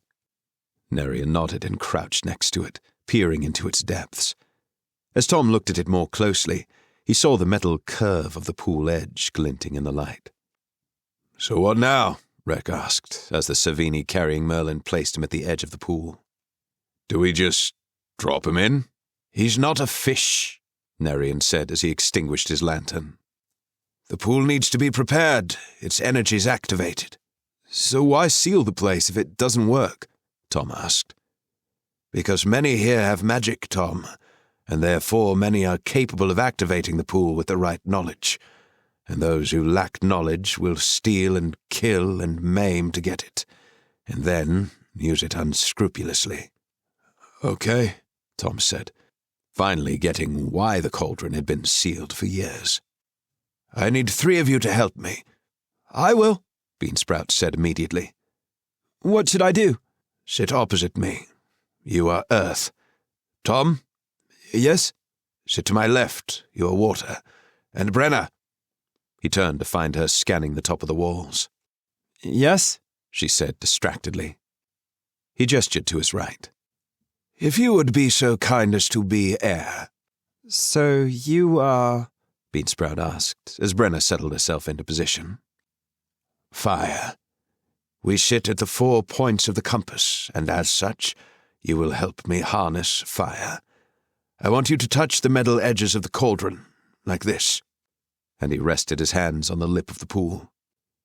"We need to warm the pool and ignite its energies, and then," he looked at the others, "2 of you need to carry Merlin's body into the water." "I'll do it." Arthur's response was immediate. "And I will," Aulus said. "No, I will," Rex said. "You should watch. You've risked your life once already. I presume it's safe for us to enter the pool?"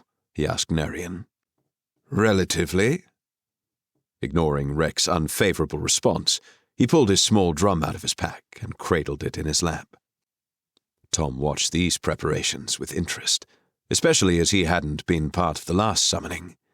The 4 Servini who had carried Merlin's body had positioned themselves around the courtyard and appeared relaxed, their hands resting on their sword hilts. Aulus stood next to one of them, and Woodsmoke stood leaning against the wall next to the only entrance and the stairs beyond, his keen eyes and ears missing nothing. Rek and Arthur stood behind Merlin. Tom looked uneasily at Merlin's covered body. He found it unnerving to travel with a dead man, no matter that he was wrapped in sweet-smelling linens. The night remained still. Tom looked up at the inky blackness, where not a spark of starlight was visible. The sky seemed very low, as if it was only just above the castle ramparts. He shuddered and wondered if it was from the cold night air or a premonition of something to come. His gaze followed the top of the high wall around the courtyard, but nothing moved. His train of thought was broken by a noise to his right. Nerian's head had sagged downward, his chin against his chest, but his lips moved furiously. Strange, unintelligible mumblings that sounded guttural and threatening. A flash of light pulsed across his chest, and then down to his fingers, where it turned into a flame. For a few seconds it flickered erratically and looked as if it was going out, and then it grew stronger and steadier.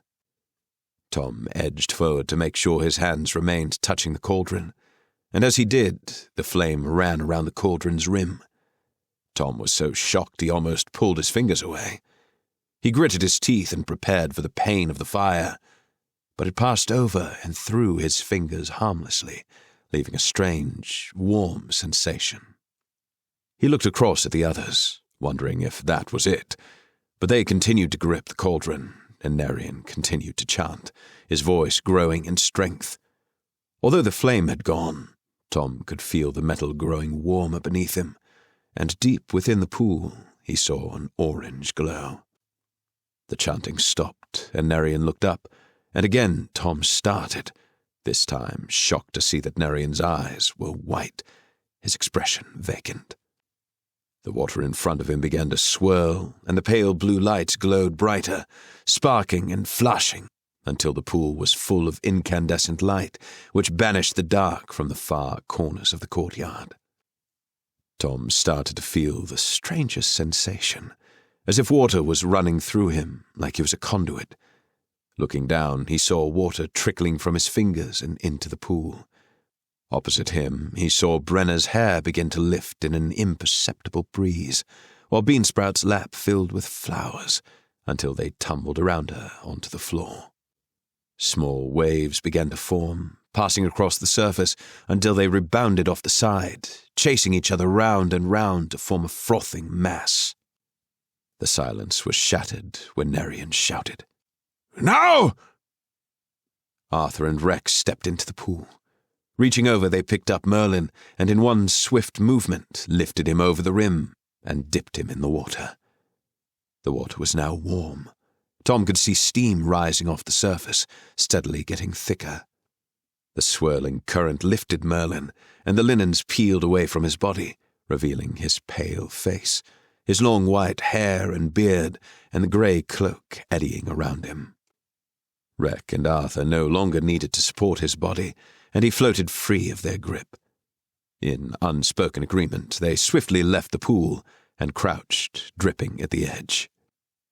For a few seconds, Merlin drifted with the current, and then he was swiftly pulled under.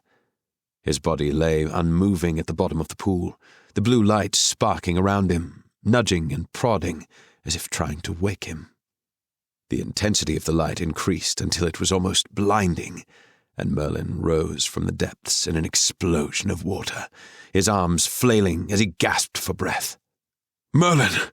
Arthur cried as Tom jerked backwards in shock. Merlin's eyes opened for the first time, his eyes as blue as the light that surrounded him. But they were wild and frightened, and he looked around at the gathered faces and uttered a string of unintelligible words. He stared beyond Arthur, looking up towards the top of the wall, and Tom heard someone laugh. They all whirled around, but Tom knew who it was before he saw her. Nimway. She stood on the high stone wall, almost invisible against the night sky, laughing at the scene below her. How had she found them? Before anyone could do anything, Merlin struggled upright and shouted again, his voice hoarse and rasping. It sounded as if he was calling someone, or something. They all retreated now from the edges of the pool, scuttling back like crabs. Only Arthur remained close. Ignoring Nimue, he called, "Merlin, it's me, Arthur!" Desperation was etched across his face. Then several things happened at once. Nimue raised her arm, pointing down to them as if she was about to cast a spell. Woodsmoke swiftly raised his bow and released an arrow, which thudded into her outstretched arm, and Nimue screamed and turned, outraged, towards him.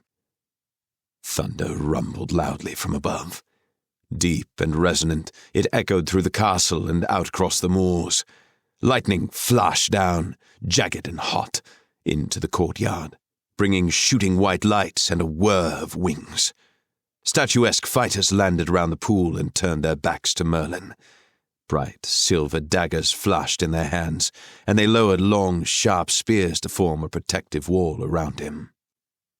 Immediately, Tom and the others were on their feet, weapons drawn. But before a word was spoken, the winged creatures hauled Merlin into the air and through a rent in the cloud. Brena streaked after them. Thunder reverberated over the castle, and lightning sizzled down again and again, forcing them to retreat against the walls for cover. One last searing lightning blast shattered the pool in an explosion of splintering metal. The water evaporated instantly, leaving a shining blue mist for a few seconds before it vanished completely, leaving them in near total darkness. One of the Servini lit a torch, and the flare from the orange flames lit up the shocked group. Aulus shouted to Nerian, Nimway! In the shock of the attack, Tom had almost forgotten her, and his head whipped around, seeking her out in the darkness. She was unconscious and lay awkwardly, her breathing shallow, blood pouring from her arm where the shattered haft of the arrow still protruded. Nerian pulled a small female doll from his pocket, an exact replica of the one he had before, and started to utter the binding spell, while Arthur slid Excalibur against her pale, white throat. He didn't move until Nerian called, It is done!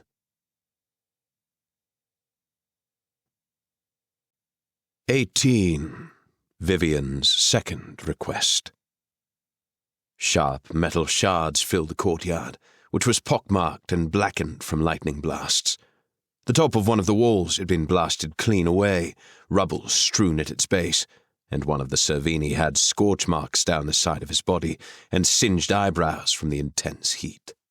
I don't think they were trying to kill us, Aulus said, after checking no one was seriously hurt. I think they were just trying to frighten us and protect Merlin. Rex struggled to his feet, dusting off bits of rubble and debris. Well, they achieved that. Who were they? Asked Beansprout, rubbing a trickle of blood off her arm. Woodsmoke was looking into the night sky, his bow ready to shoot. Sylphs, spirits of air. But why were they here? Tom asked. How did they know to come? Nerian turned from where he was examining Nimue. Merlin summoned them, didn't you hear? He did? Tom asked, baffled. Why? He was terrified, Arthur said, his tone full of regret. He didn't know where he was or who we were. Not even me. Although I think he recognized Nimue. He sat on the floor at Nimwe's side, reluctant to leave her even though her powers were bound. Tom looked at the ruined pool. And look what they've done. Did they control the storm? They manipulated it, especially the lightning, Nerian explained. Did you understand what Merlin was saying, Arthur? Beansprout asked. Some of it. He was calling them to take him home. Home as in England? Home as in his house of smoke and glass. His what? Tom asked, confused. What sort of a name is that? I have never been there, Arthur told them. But he talked of it every now and again. I never knew where it was either, other than his other home, as he called it. It must be in the realm of air, then, Tom suggested. Rek, like Woodsmoke, was scanning the sky above them, his sword poised. I guess it must, or why would he call the spirits of air? Well, Aulus said wearily, I'm disappointed he's gone so soon. But at least he's alive, Nerian said. And we have Nimway. But no Brena, Beansprout reminded them. She'll be fine, Woodsmoke said, but it sounded like he was trying to convince himself more than anybody else. Before anyone could respond, Another rumble of thunder rattled the castle, and heavy rain started to fall, and they fled the courtyard. They made their way back to the main hall, the Savini this time carrying Nimue on the stretcher.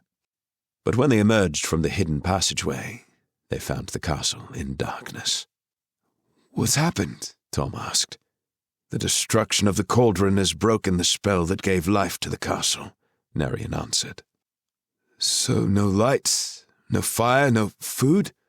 "Exactly." On entering the hall, Narian headed for the fireplace, while Tom lit all the candles he could find. Now the glamour of the spell had gone, they could see dust lying thick along the floor and the surfaces, and the detritus of rotten food lying mouldy on the table.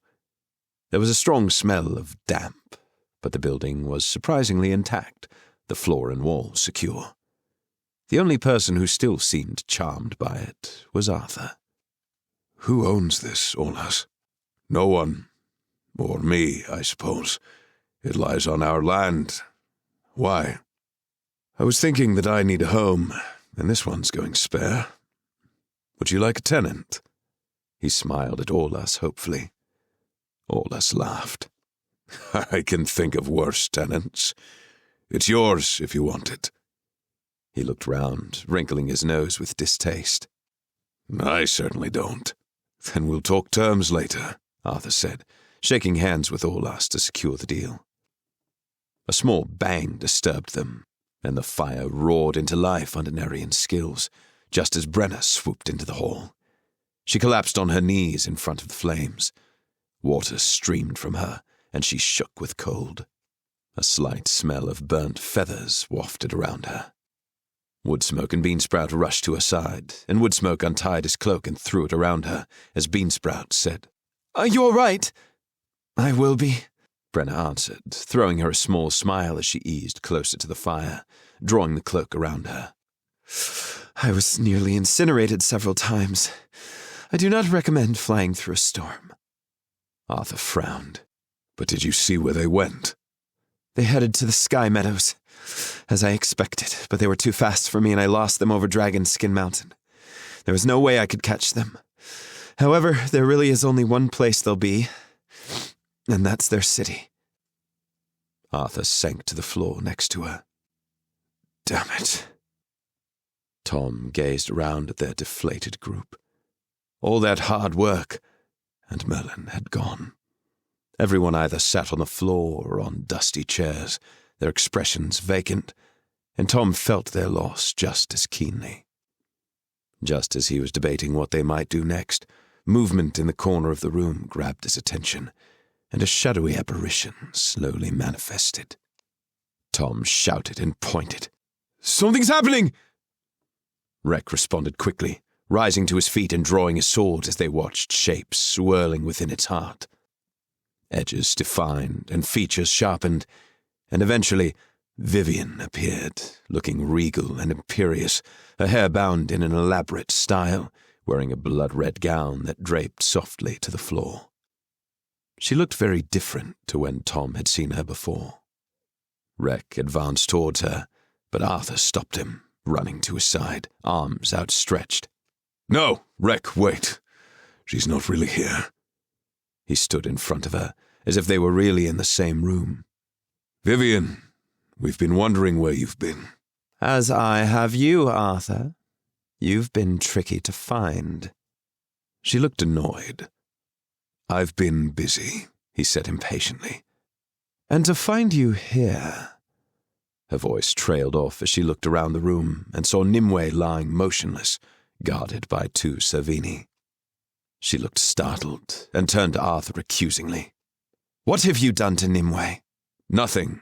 She was attacked by sylphs. You should be asking what she has done to us." Vivien ignored him and appeared to glide rather than walk across the room. She knelt at Nimway's side.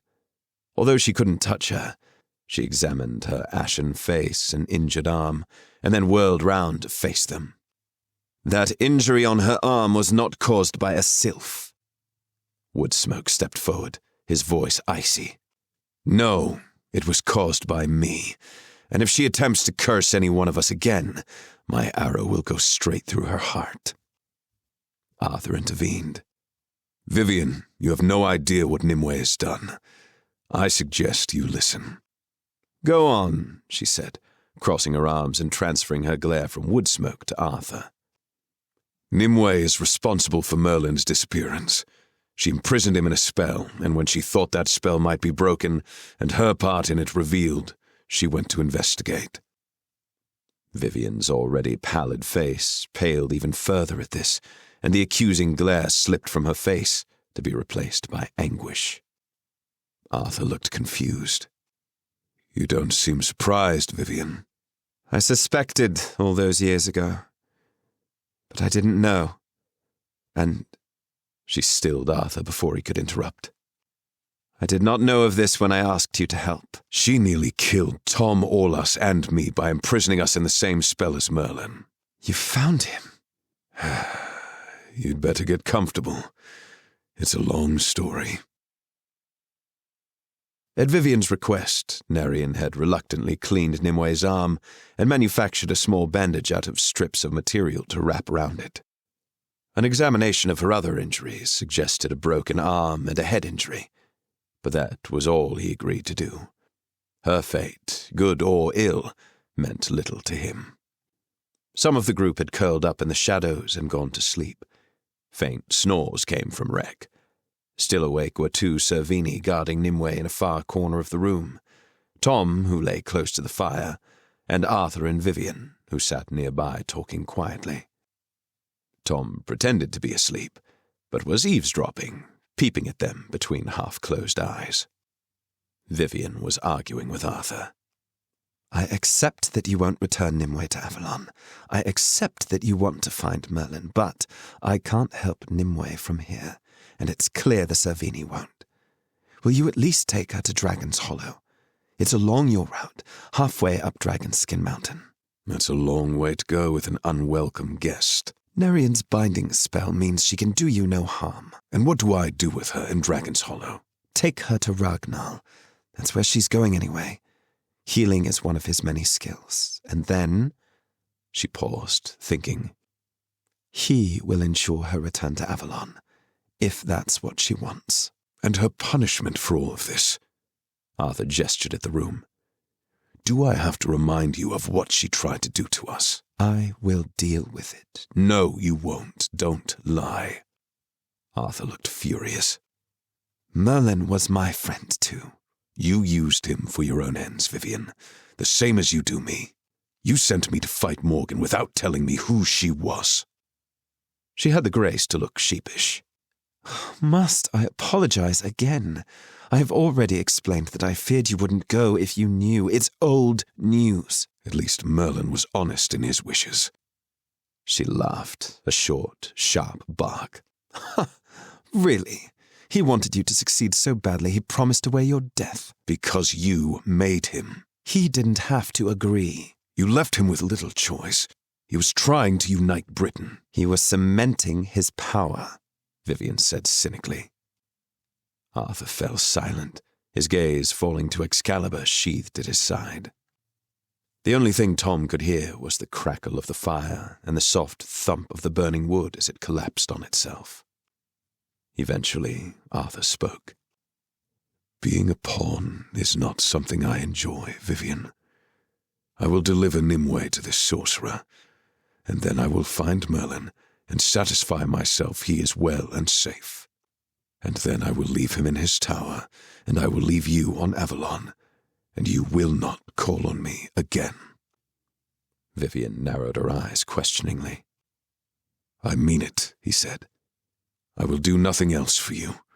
This is my life, and I will live it as I choose. Find someone else to fight your battles." "It's thanks to me you sit here arguing." "To deal with something you couldn't. I owe you nothing. So while I am still feeling generous, you'd better tell me where I'm taking Nimue." After this, Tom's tiredness overwhelmed him, and he fell asleep. They woke at dawn to find Vivian gone. Arthur had a purpose about him that Tom hadn't noticed the night before. He announced his plans over breakfast. I don't expect anyone to come with me. I'm going because I want to satisfy myself that Merlin's safe. He shrugged. And then, as long as he is, well, I'll leave him and return here, if I may, Olas. Of course, I will send a group from the Great Hall to make it habitable. But Olas looked worried. We can't come with you. I have duties I must attend to. Don't worry, Olas, Woodsmoke said. Arthur will have backup. Arthur glanced at Woodsmoke. I said I'm happy to go alone. The Dragon Mountain is dangerous. I'll come with you. So will I, added Brena. Tom and Beansprout looked at each other in horror at the prospect of being left behind, and Beansprout said, Obviously we're coming too. Narian looked as serious as Olas. Good. In that case you should take the puppet with you, he said, referring to the doll he'd used the binding spell on.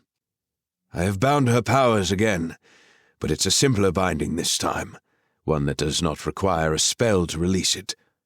Keep it safe and well out of reach of Nimway. Do not underestimate the witch. Her powers may be bound, but she is not to be trusted.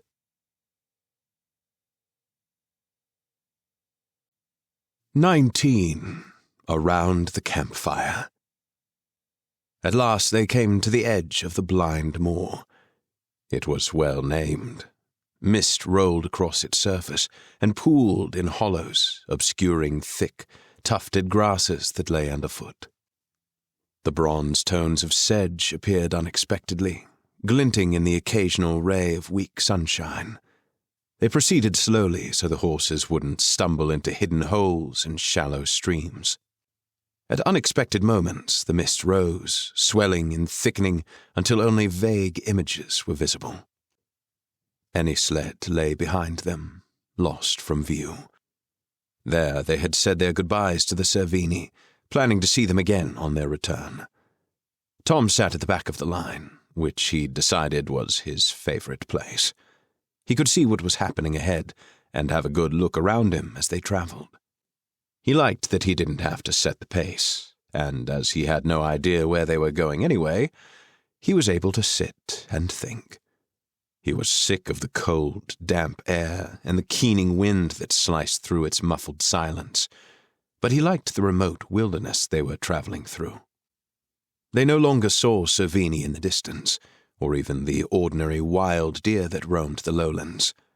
Every now and again, hares, their ears raised and attentive, appeared on the horizon before melting back into the land like ghosts. And once they saw a large, round mound covered with smooth green grass rearing up to their left. Tom had an overwhelming urge to race over and demand entry to the underpalace of the old royal tribes.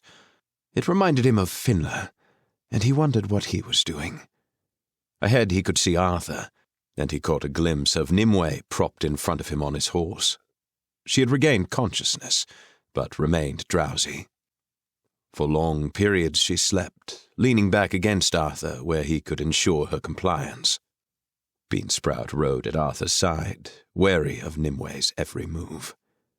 Brena and Woodsmoke led them, picking their way down paths that snaked alongside ice-cold streams. Nymphs lived in these shallow inland waters, and Tom and Beansprout craned round on their horses to see them better. They were teasing and alluring, their slender forms shining in the light, and their hair cascading in green ribbons down their backs. They mostly kept to themselves, giggling to each other in little groups, watching them pass with half-hearted interest. But one, overcome with curiosity, popped up suddenly from a stream at Tom's side. She was draped in silky clothes that barely covered her, and she gazed up at him with big, round eyes, casting her gaze over him appreciatively, beckoning him with a smile. Tom was so shocked he nearly fell off his horse. It was only with the greatest concentration that he kept going in the right direction. Nightfall brought them to the base of Dragonskin Mountain. It was low as mountains go, and long as if it had been stretched out. In the middle were twin peaks looking like hunched shoulders, and between these was the pass through to the sky meadows. They set up camp for the night with the ease of a well-oiled machine. They had fallen into a routine in which Tom and Beansprout raised the tent and collected wood for the fire, while Woodsmoke and Brena hunted for food, if they hadn't already caught it during the day. Arthur watched Nimue and tended the horses. Nimue watched them silently, or pretended to sleep. After finishing a bowl of hot rabbit stew, Tom asked, "So who is it we're going to visit in Dragon's Hollow?" "I wouldn't really call it a visit," Arthur said. "It's not a social call." "You know what I mean," Tom said, helping himself to more food. "Ragnar, the dragon sorcerer." A disdainful voice added, "My jailer." They looked to where Nimue sat, barely visible on the edges of the firelight. "He is not your jailer, he is your healer," Arthur told her. "I am healed," she retorted. "No, you are not," Arthur bit back. "Your arm is broken, your shoulder is hunched, and you are still woozy from your head injury, and you were going to visit him anyway." "I could have made my own way." Arthur's eyes were hard and pitiless. "Don't be ridiculous. You've been unconscious for most of the past few days. If you hadn't appeared at Caradwin's, you wouldn't be injured, and we wouldn't be stuck with you." Nimue remained silent, her face in shadow. "Seeing as you're awake for the first time in days, tell me, how did you know where we were?" Arthur asked. Nimue hesitated, as if wondering how much to say, then shrugged. "Oh, what does it matter? When I left the spell, I traveled only as far as the top of the Scarface fell, right above the cave. I wanted to see what happened. I felt the spell break, and I heard the Savini's plans, so I decided to go there too." "And would you like to explain why you imprisoned Merlin all those years ago?" "Not really," she said, looking up and holding Arthur's gaze. "You wouldn't understand anyway." "We were friends once. Why don't you try?" "Because being endlessly pursued by an obsessed man is something you have never experienced, and therefore you have no idea how awful it was. Everywhere I went, he was there, like a malevolent shadow. I felt suffocated." Her small frame shuddered with the memory. Arthur looked down, momentarily awkward, while the others watched, intrigued.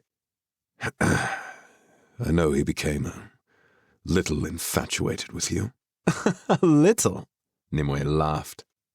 "All right, a lot. I did at one point suggest he should leave you alone." "You did?" Her voice softened a little. "Yes, but he denied it and said I was imagining things." They again fell silent, looking at each other across the fire, and it seemed to those watching that the years had disappeared, and so had they, and that Nimue and Arthur were sitting alone around the fire. "I'd had enough, so I used his own spell against him. And I was glad I did," she added, her eyes flashing again with malice. "I got my life back." "So, why go back to the cave?" "Because when I heard the rock fall had revealed the caves, I feared that the spell had been broken and he would come after me, for revenge, or that his obsession would start over again. The thought filled me with dread." Arthur sighed. "I can understand that. But why trap us in the spell too?" "You saw what was happening. The spell had held, but Aulus insisted on me releasing it, and then he would have dragged me back to that cell. I saw a way out, and I took it. Trapping you in that spell was the only way I could get out. It wasn't personal." "So, you would have come and released us, eventually?" The question was laced with disbelief. She squirmed. "I don't know. But I'm glad you're out. My fight is not with you, Arthur. It never has been. If it helps, I promise that I won't harm you or your friends." "I hope you mean that, Nimue, because getting out of that spell took the intervention of Hearn, and it nearly killed us." "I'm sorry. And sorry to you too, Tom." For the first time since waking, she looked at him and smiled. He had no idea what to say, so he just stared at her stupidly. She didn't seem to notice, instead saying, "I used to help you, Arthur. We made a good team. All those people coming and going from Camelot. I miss it. She hesitated before adding crossly, I told you not to go chasing after that fool Lancelot. That's when it all went wrong. She wasn't worth it. Tom knew why she'd hesitated, and he looked at Arthur, wondering how he'd react. But he was calm. Please don't talk about Guinevere that way. I had to go, and the rest is history. Nimue was now animated, her hostility gone, and she seemed keen to re-establish her old friendship with Arthur. You won't know this, obviously, but I was one of the 9 priestesses who carried you to Avalon. That was a sad day, Arthur. Very sad. I cried for a week. I only crossed back to Britain a few times after that. Why? What happened? He leaned forward, eager to hear her response. It was as if the whole world had gone mad. It was chaotic, frightening, full of warmongering men and invading tribes. I hated it, and there was nothing I could do. Nothing. She sounded bitter and angry. So I came here to live, as did some of the other priestesses. The old ways were failing there, but not here. That sounds similar to something Morgan said. So why didn't you stop her when she started killing the Arakeen, Brena's kin? He indicated to where Brena sat. Nimue glanced at Brena, and her face changed as if suddenly realizing who she was. Sorry, that was slow of me. Of course you were Arakeen. Morgan was half Fae and far stronger than me. Than any of us, except the Fae. So Vivien thought of you, Arthur. You scared Morgan. Ha! She'd outgrown her fear of me. If it hadn't been for Finla, we'd all be dead. Well, she is gone, and you are here. And it is so good to see you. She flashed her brilliant smile again. I'd like to believe you, Nimue. But I'm not sure I can, Arthur said softly. Silence fell, and Nimue's smile faltered, and Tom realized they were all wondering how far they could trust Nimue. Eventually Brena spoke, changing the subject. I hear Ragnar is a great man.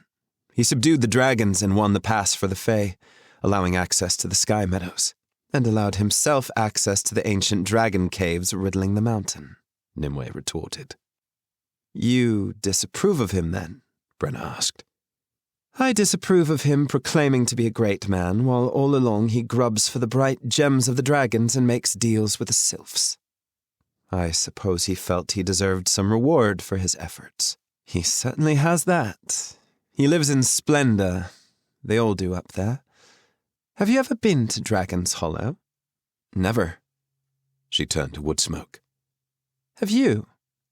He shook his head. No. Well, you'll soon see, Nimway said. The place is dripping in gold and gems. Why are you going to see him? Woodsmoke asked. Dragon's Hollow is the best source of gems and metals. There are some we need for spells which we cannot get from anywhere else, and we have known him a long time. Nimue didn't elaborate. Tom had been following this conversation with interest, and he finally burst out. Do you mean there are dragons on the mountain? Yes, Brena answered. But they have been driven to the outer reaches, the far passes, and the deepest caves. I have heard that the main path up the mountain is generally clear. Tom's mouth fell open. Recovering quickly, he turned to Arthur. Did you know? Vivian warned me, he said, nodding. As if to validate their discussion, a long, low, rumbling roar rolled down the mountain. Tom felt his skin prickle, and a shiver ran down his spine. Don't worry, Arthur said. I killed a few back in my other life. In England? Beansprout asked excitedly. In Britain, Arthur corrected. Tom frowned. But I thought that was a myth. And you used to think magic didn't exist either, Arthur said, a trace of a smile on his lips. So will the dragons fly down here? Off the mountain? Woodsmoke answered. They're bound to the mountain, part of the great spell. Before that, the land was burnt and the mountain was impassable. The path to the north led far around the mountain, and the sky meadows were inaccessible for all except those who could fly and the air spirits themselves. And the sky meadows are the way to the realm of air, where we find Merlin.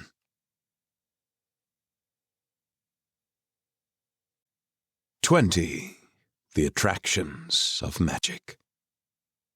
The trail they followed the next day was well used and followed a gentle gradient, winding up through the folds of the mountain as it slowly climbed higher and higher.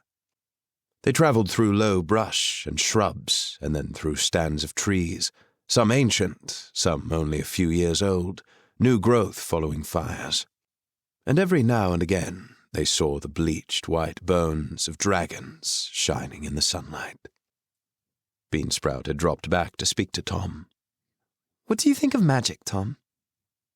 He looked at her, puzzled. "I don't know. It's just there, I suppose." She rolled her eyes in frustration. "But aren't you fascinated by it? It exists. It's real. You tried to do some." "I thought I was going to die trapped in a spell forever. It was a motivating moment." "But how did it feel?" At his blank look, she elaborated. "You know, when you read the spell and assembled all the things you needed and then started to read it, how did it feel? Did your fingers tingle? Did the air change? What happened?" "I don't know. I had no idea what I was doing. I didn't even think it would work. In fact, I don't think it did. Hearn appeared and everything went boom." He threw his hands wide to demonstrate. "So, you didn't feel anything?" "No." Beansprout took a deep breath. "Okay. Well, what did it feel like in the spell?" This time he had no hesitation. "That was weird." "Weird how?" "Everything felt so ancient, as if I was trapped in time. You know, like one of those mosquitoes trapped in amber in Jurassic Park." "I'm not completely stupid, Tom. So, it felt different?" "Hugely different. Like time had no meaning. No..." He paused, considering. "More like I was outside time, completely removed from it." He looked ahead to where Nimway sat with Arthur. "It was immense and terrifying." "Immense. That's the word," she said enthusiastically. "That's what I felt around the cauldron. Did you feel the energy then?" He nodded, remembering. "Yes, it was like an electrical current. You had flowers in your lap." "It was the most amazing feeling. I felt connected to everything. I could feel this power surging up through me like a spring, and I felt I was a small part of something really huge. I want to be able to do that." Now she had Tom's full attention. "Do you?" he asked, alarmed. "Yes. Don't you?" "No. It's dangerous. It's too big." "Well, I'd have to learn. Properly. Nimway did. She's human, and look what she can do." "And she's dangerous," he said, as if that proved his point. "Not really. It seems to me that Merlin was too persistent and she'd had enough.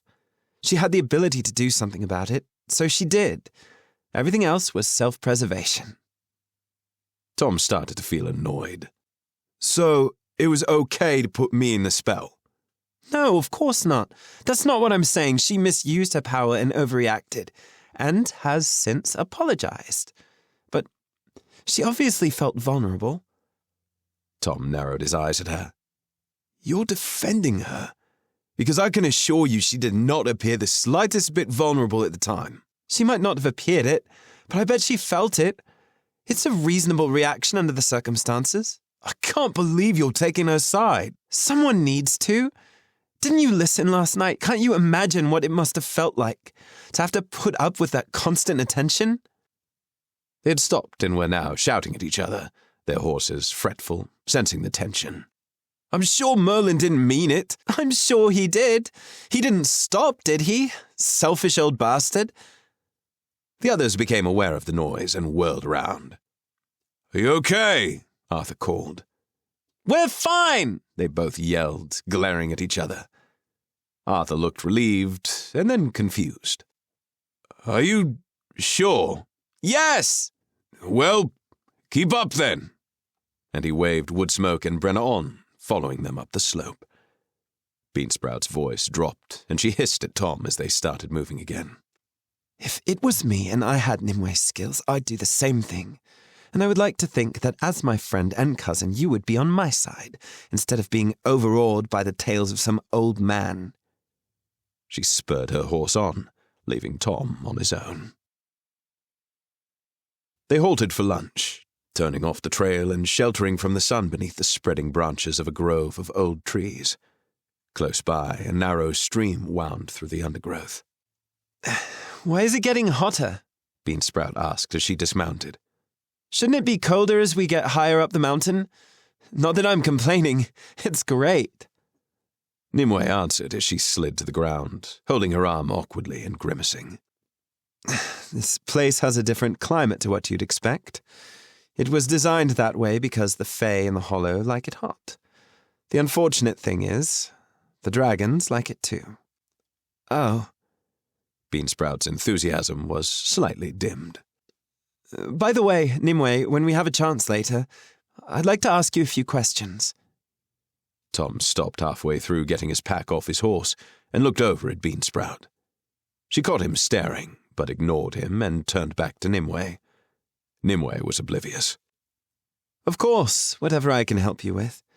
You're Beansprout, is that right? I think that's what Arthur told me. Yes, Tom's cousin. I'm so glad he's here, she said, smiling in a sickly way at Tom. He's so much fun to have around. A distant roar rocked the ground beneath their feet, ending their conversation. Apart from Nimue, everyone withdrew their weapons. That sounded closer than I'd like, Woodsmoke said, scanning the sky. They heard another roar, even closer. Is it coming for us? Tom asked, alarmed. The dragons shouldn't be this close to the main path, Nimue answered. But maybe something's attracting this one's attention. She turned to Arthur. Excalibur gleamed in a ray of sun. Your sword, Arthur! It hears it, that's what draws it close. What do you mean it hears it? Arthur asked. It is made from the precious metals of the Fae by the Forger of Light. It's imbued with spells for protection and strength. It sings of where it was and where it is, as do all Fae weapons of this quality. But what about Woodsmoke's weapons and Brena's? They're obviously fairy-made too. But they were not made with spells by the Forger of Light. Excalibur is a weapon of peculiar powers, Arthur, and dragons like such weapons. The singing comforts them. You might have mentioned this before, Nimue, Arthur said angrily, as the others warily eyed Excalibur. I honestly didn't think, she snapped. So it comforts them, Tom said, as another roar sounded. Why does it sound so annoyed? I presume because it wants Excalibur, but doesn't have it yet, Woodsmoke answered, as a large shadow fell across them. They looked up to see the scaly underside, powerful legs and broad wings of a dragon passing overhead. You should go. Leave me here. I can fight it alone, Arthur told them. They watched as the dragon turned and flew back in their direction. It shimmered bright blue and green in the sunlight. As it grew closer, they could see its long neck and head, its narrow red eyes. Tom couldn't believe he was actually seeing a dragon, and from the pale look on Beansprout's face, neither could she. It's too late for that, Arthur, Woodsmoke said, stepping out from under the tree's cover and releasing an arrow at the dragon's vulnerable abdomen. He called back over his shoulder. Someone protect the horses! Nimue and Beansprout quickly retreated into the trees beyond the stream with the horses, which were now starting to panic. Tom heard Nimue shout, Further back, Beansprout, much further! Arthur, this would be a good time to restore my powers! Arthur shouted back. Good try, Nimue, but no thanks. Woodsmoke continued to fire arrows with unerring accuracy, a handful sinking into the dragon's flesh, the others bouncing off its thick skin. It roared again, possibly in pain, but to Tom it sounded more like anger. It dropped onto the path in front of them, crushing the surrounding bushes, and they ran back to the trees, desperately seeking cover. The dragon was easily as big as a house. Its long neck ended with a sharp, angular head, its jaw filled with razor-sharp teeth, and its red eyes blazed. Thick scales like armor plating covered its body and neck, wrapping around its chest like a breastplate. Its broad wings flexed across its back, and smoke steamed out of its long nose as it probed forward, its tail thumping and slithering along. Tom could feel the ground shaking. For a brief second, they froze as it raised its head, sniffing deeply. Arthur seized his moment and bounded out from the shadows, running with Excalibur extended before him. But the dragon immediately dropped its head and shot a long tongue of fire at Arthur, causing him to roll to his right. The dragon lunged after him. Brena, Woodsmoke, and Tom rushed forward to distract it. With swords drawn, they rushed beneath its outspread wings and jabbed at any soft, fleshy parts they could see. The dragon roared and flames shot out, burning the dry grasses and shrubs in a wide semicircle. Its huge, muscular tail thrashed, and Tom rolled and scrambled out of the way, hacking awkwardly with his sword. One of the dragon's wings clipped Woodsmoke, sending him reeling backwards. Tom weaved beneath the bulk of the dragon, avoiding its stamping feet as it trampled the baked earth. Uselessly, he stabbed upwards at the dragon's soft underbelly, but he could barely reach it, and his sword only pricked its skin. He watched as the others ran to and fro, dodging around its flapping wings and streams of fire. The dragon brushed them aside like flies. Tom was so close to being squashed he couldn't keep track of what was happening. Then, just as he was planning to dive out from under the dragon, Arthur skidded to a halt next to him. Again, Tom stabbed wildly upwards, but Arthur was far more accurate, and he wielded Excalibur expertly. He drove the blade into the soft flesh and pulled the sword along its belly, the blade moving easily, as if through butter. "Tom, move! Now!" yelled Arthur, as hot blood and guts fell to the ground, and the dragon's legs started to crumple. They both dived outwards as its body hit the ground.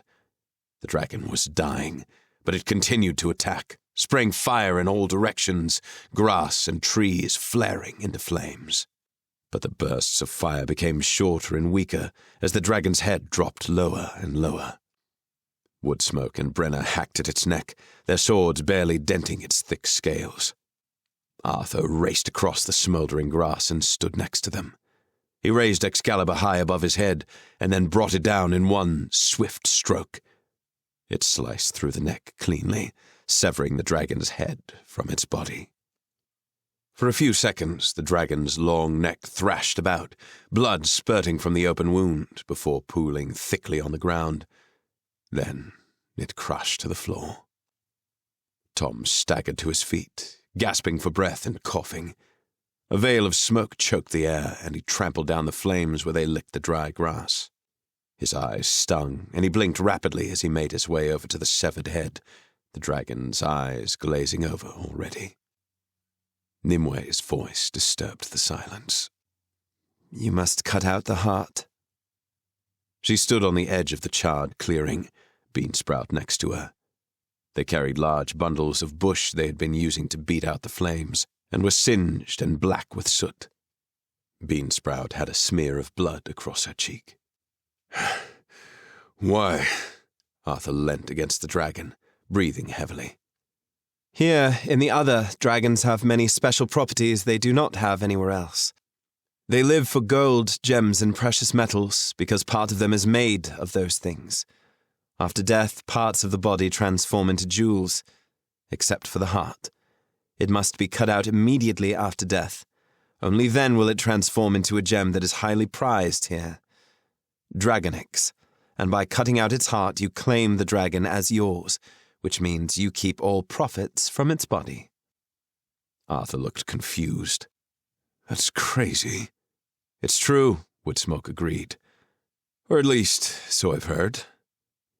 Woodsmoke and Brena were trying to stop the fire spreading. kicking dirt over patches of flames and hacking off burning branches before whole trees could catch. "I have no wish to butcher the creature any further," Arthur answered. "And besides, it's huge. It will take too long." He was right. The dragon had brought down several trees, and now completely blocked the path with its bulk. It had fallen forward onto its chest and stomach, and its enormous wings had wrapped around its front and sides as it had tried to protect itself from further attack. Arthur, Nimue sighed. You have no money here, no prestige.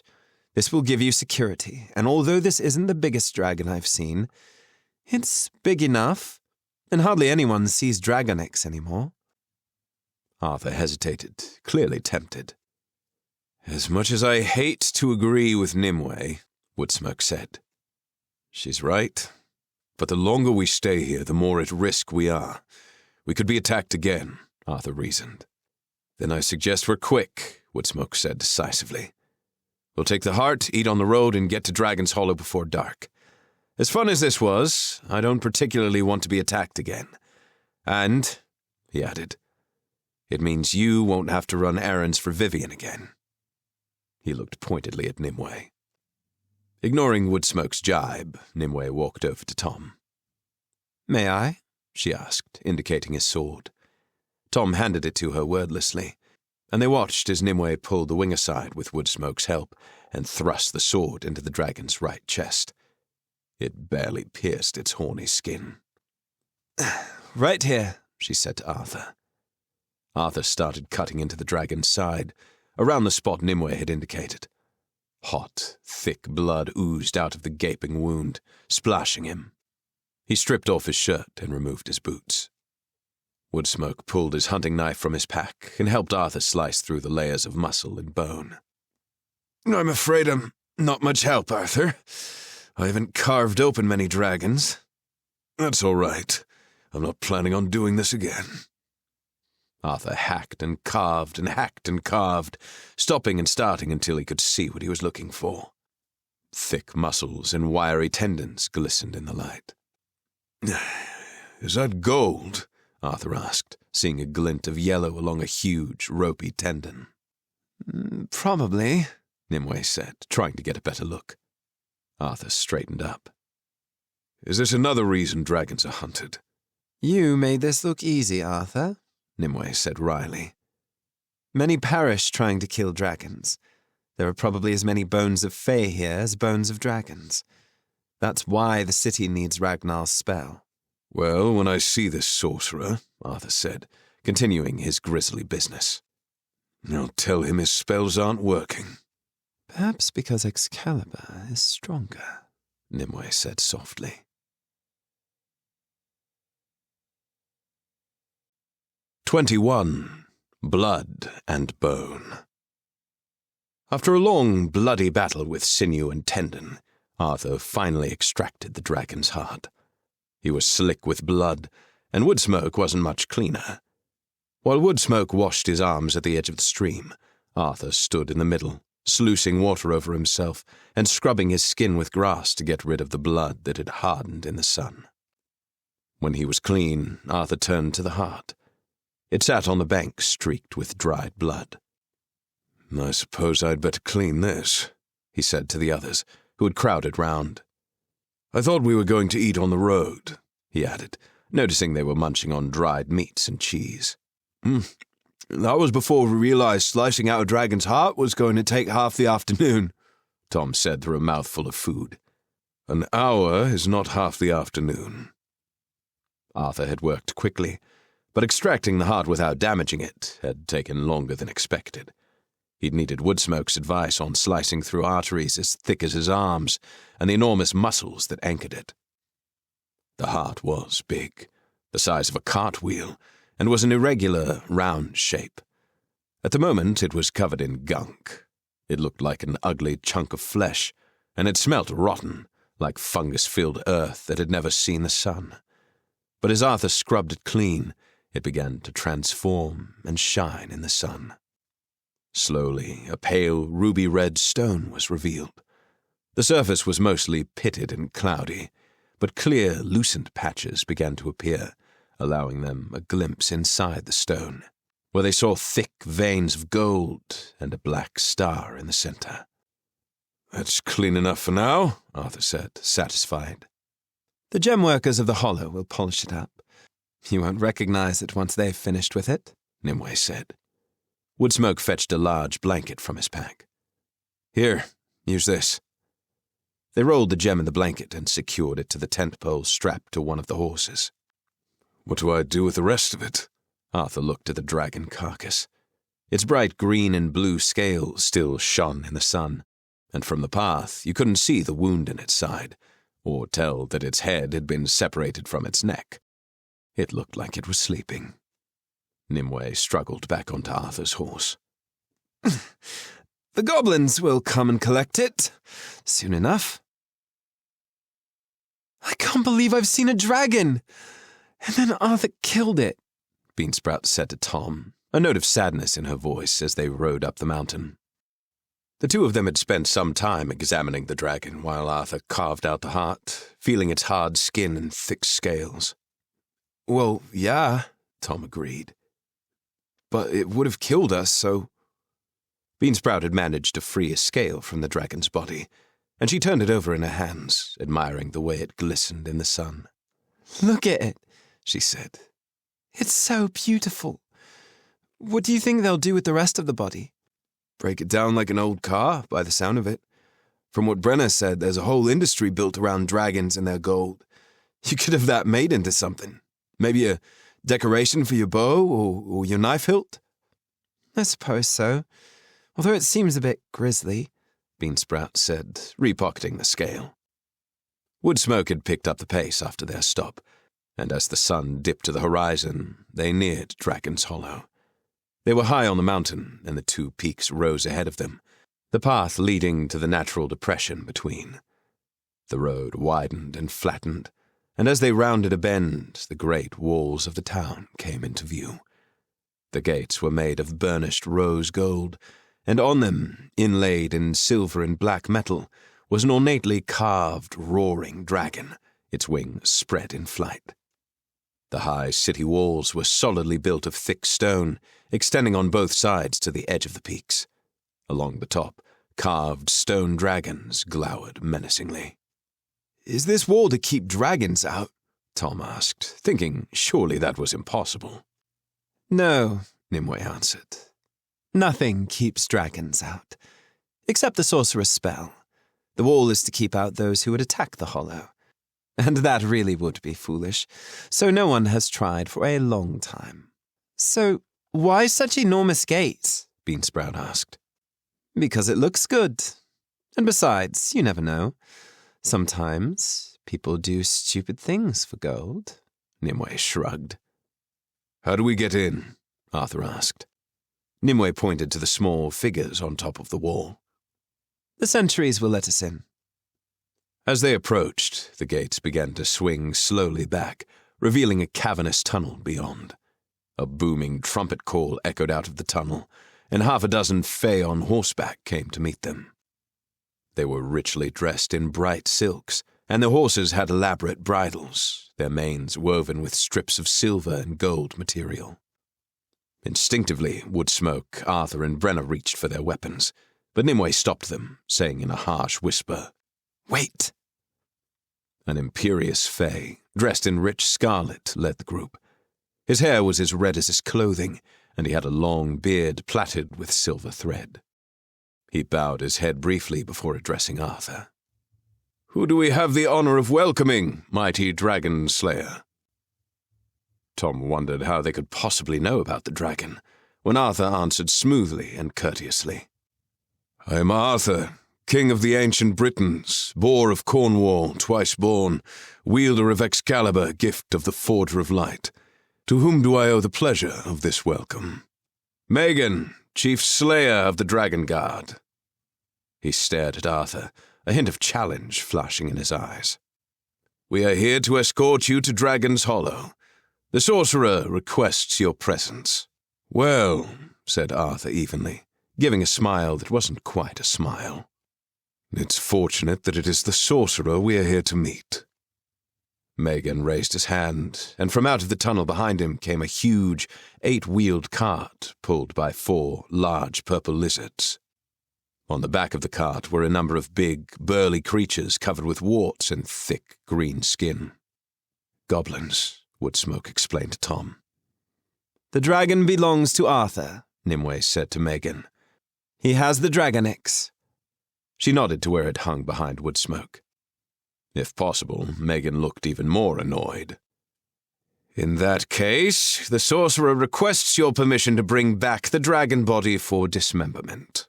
My permission? Arthur asked, clearly confused. As the dragon belongs to you and not the city, you must agree to its dismemberment. You will receive all monies as are due to you, minus the fee for transformation, Megan explained impatiently. In that case, Arthur said, yes, I do. As the cart trundled past them, Megan turned. Follow me.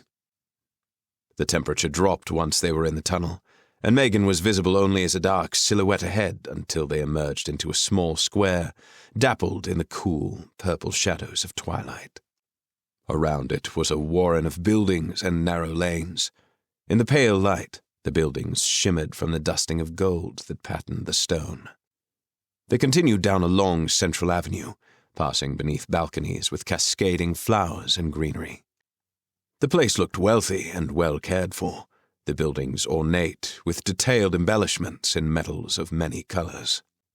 This was a very different place from the meet. Occasionally they passed locals wandering back from the town center, dressed in fine linens with trimmings of embroidery and lace. Dragon's Hollow was well named, as it sat encircled by the shoulders of the 2 peaks on either side.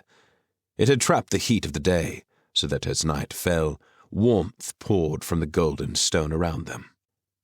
Tom grew sticky and tired, and wondered impatiently how long it would take to get to the sorcerer.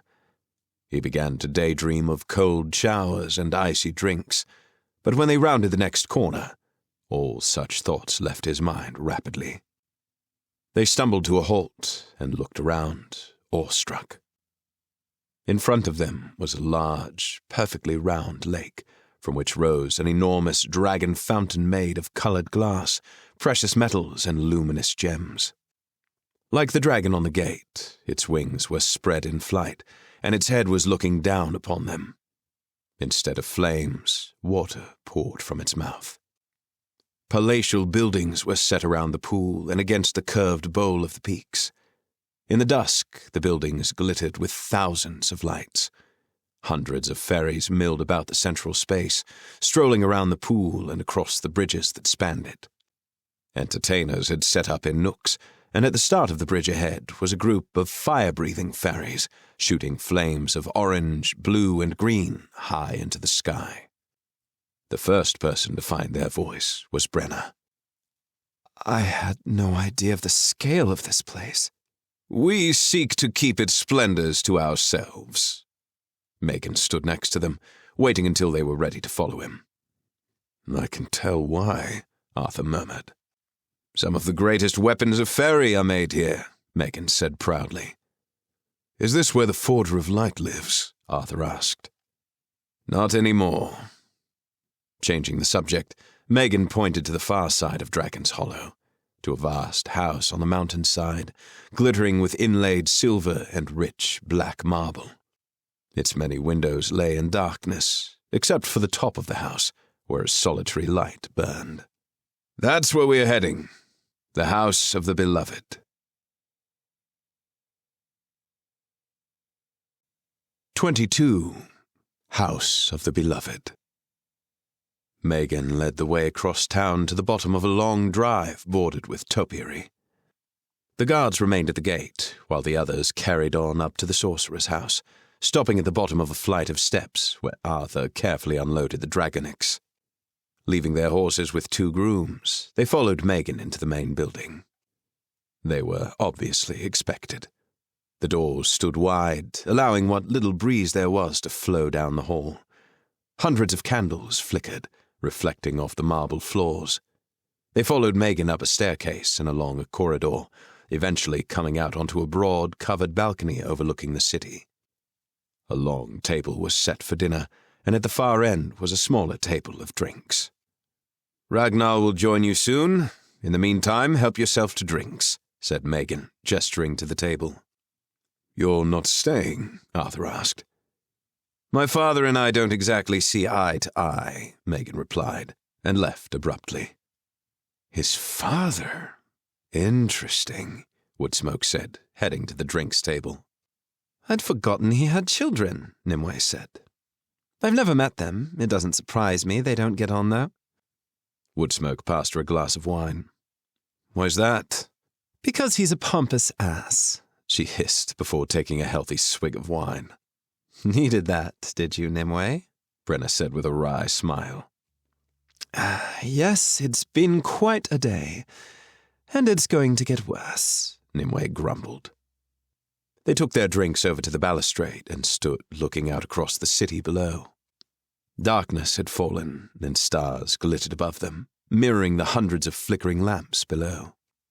The night air was silky smooth across their skin. "This place looks too good to be true," Brena observed. Woodsmoke nodded. "I had no idea how much dragon's gold there was here." "I have heard tales about it, but I never envisioned it could be this." Brena struggled for words. Arthur finished her sentence. "Magnificent." "I knew you'd like this place," Nimue said, from where she had taken a seat in the shadows. "It reminds me of Camelot." Beansprout's mouth fell open with shock. "Camelot looked like this?" "I don't think it was quite as big as the Hollow," Nimue said, amused. "Maybe not," Arthur said testily. "But it was beautiful, especially after Merlin embellished it a little." "I loved Camelot, but I don't love the Hollow," Nimue said. "Why not?" asked Tom. "There's just too much of it. It exhausts me." "Sometimes," Woodsmoke said. "The Fae like to put on a display of wealth to dazzle and impress. You saw that, Tom, in Finla's underpalace." Tom nodded, thinking of the ballroom and the ornate library he had seen. "It's true. Everything about the House of Evernite was extravagant. Finla was extravagant. The Duchess of Cloy was extravagant." "As King of the Britons," Arthur said, "I can assure you I was extravagant too. Camelot was a vision of silver towers, thick walls, flags, might, and wealth. It was necessary. It was meant to terrify and awe everyone who saw it." A deep voice interrupted their conversation. "I hope the richness of your surroundings isn't upsetting you." They turned abruptly and saw a tall man standing in the doorway to the balcony. It was difficult to see him clearly in the low lighting, and Tom wondered how long he'd been standing there listening to their conversation. He also wondered how rude they had sounded. "Only me," Nimue called out. "But you already know that, Ragnar." Ignoring Nimue, Arthur answered. "Not at all. It is very pleasant after being on the road for so many weeks, and we appreciate your hospitality. I am Arthur." He held out his hand. Ragnar stepped forward to shake his hand, and the lights on the balcony flared brightly, allowing them to see him clearly for the first time. He had thick black hair, streaked with grey, lightly oiled and swept back into a long plait. Keeping it neatly in place was a thinly beaten silver band that rested on his forehead like a crown. He had a small, neat, triangular beard, and intense, dark eyes that swept across them all imperiously before resting on Nimue. His regal appearance was enhanced by his clothing. He wore a 3/4-length coat of shimmering, dark blue velvet over a shirt of fine, embroidered linen and knee-length, soft leather boots. Rings adorned his fingers, and as Ragnar shook their hands, Tom watched them twinkle in the lamplight. "I am pleased you like it here. Every effort is made to provide comfort and pleasure. Not many are as immune as Nimue," he said, looking at her pointedly. "I'm not immune, just overwhelmed," she said, rising to kiss his cheek. Anyone would think you starved yourself of beauty on Avalon, and I know that's not true, Ragnar said. Nimway looked impatient. Now, Ragnar, let's not do that again. Of course not. Tom wondered what they were referring to. There is food prepared for you all. I presume you are hungry. After all, dragon slaying is tiring work, Ragnar said, his eyes glittering. And how is it you know we slayed a dragon, Ragnar? Arthur leaned back against the balustrade as if he owned the place. The lookouts along the wall. Ragnar walked over to the table and poured himself a small drink of something black and viscous. Vivien had informed me of your impending arrival, so we were keeping an especially close watch. He turned to Nimue, smiling indulgently. And naturally, I am more than happy to help you recover, Nimue. You will of course stay here. I have prepared a room for you. For all of you, actually, he said, his gaze sweeping across the room. We couldn't impose, Woodsmoke said. Just direct us to the nearest inn. No, it's far too late. I insist. His hand flew up, palm outwards, as if to stop further discussion. And besides, I have a large house, as you can see. For some reason, despite their opulent surroundings, Tom wasn't entirely sure he wanted to stay at the house of the beloved, and he sensed the others felt the same. Woodsmoke's protestations weren't just from politeness.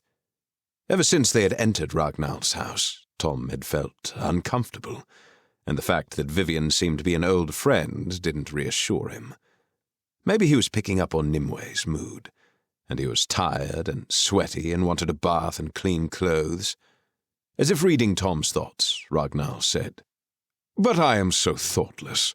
You must want to wash and change. As he finished speaking, a bell rang throughout the house, and in seconds, a small, dark-haired fairy materialized in the doorway. He bowed deeply. My lord, please escort our guests to their rooms. Ragnar nodded to them. Dinner will be in an hour. Nimue, I will come and see to your injuries. He then strolled to the edge of the balcony and gazed across the vista below, and with that, they were dismissed. Tom had never stayed in a 5-star hotel, but imagined this would be a very similar experience. His room was enormous, and it contained the biggest bed he had ever seen, covered in sheets of silk and linen, and the most enormous puffy pillows. The furnishings were as bright as the marble was dark. Thick rugs covered the floor, and paintings hung from the walls. A door led to an ensuite bathroom, where the bath was filled with hot, steaming water smelling of cedar. Thick towels hung on a stand to the side. His bags were in his room, unpacked, and his clothes were clean and fresh. Tom doubted even a 5-star hotel could do that so quickly.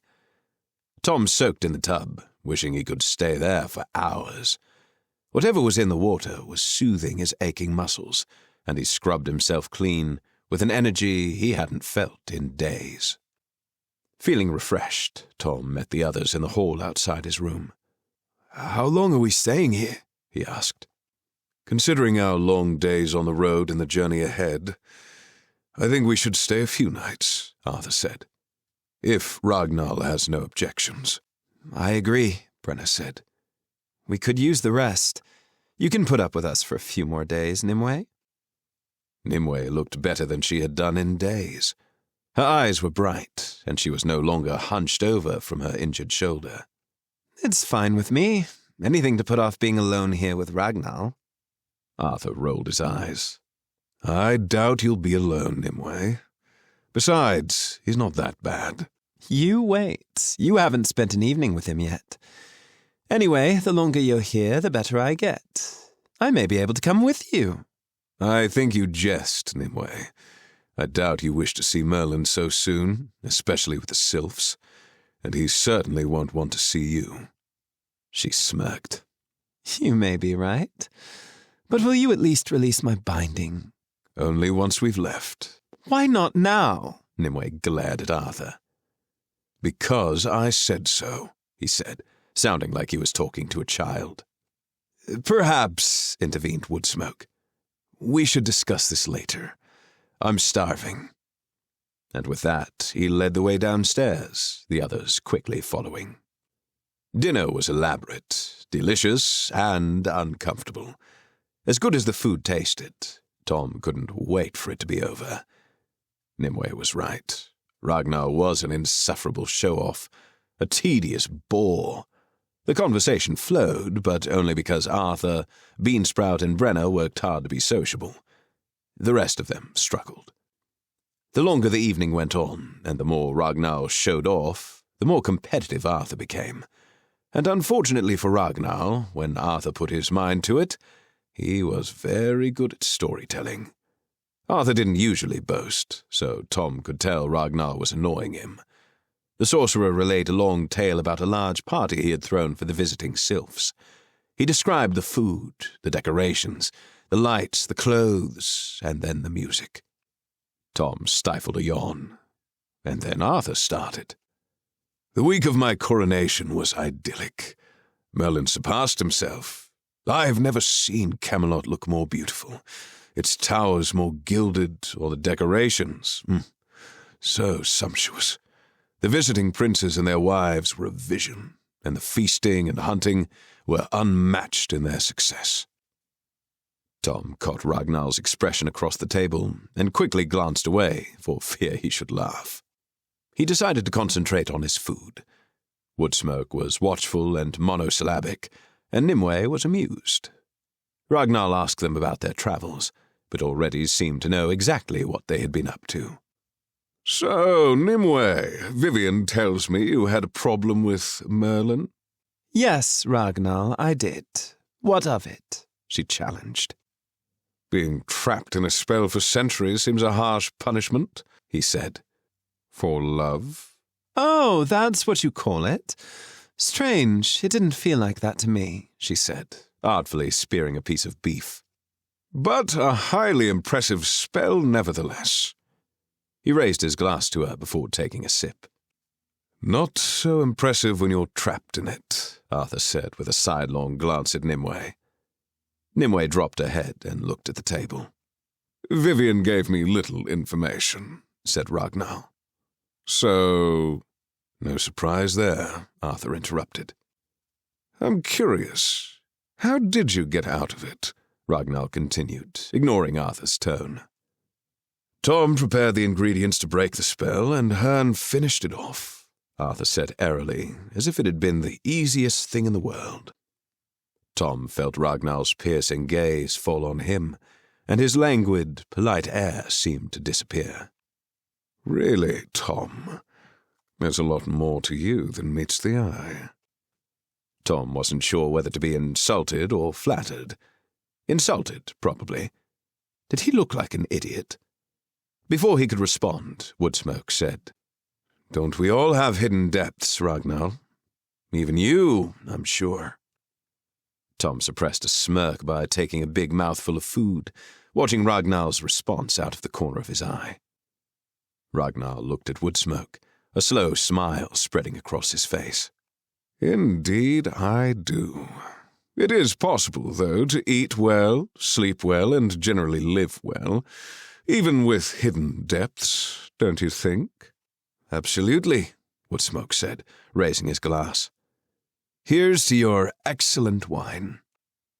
An unpleasant undercurrent seemed to have risen to the surface, and in an effort to submerge it again, Beansprout spoke. Excuse me, Ragnar, but could you recommend a weapon maker tomorrow? I have a piece of dragon scale I would like to make into something.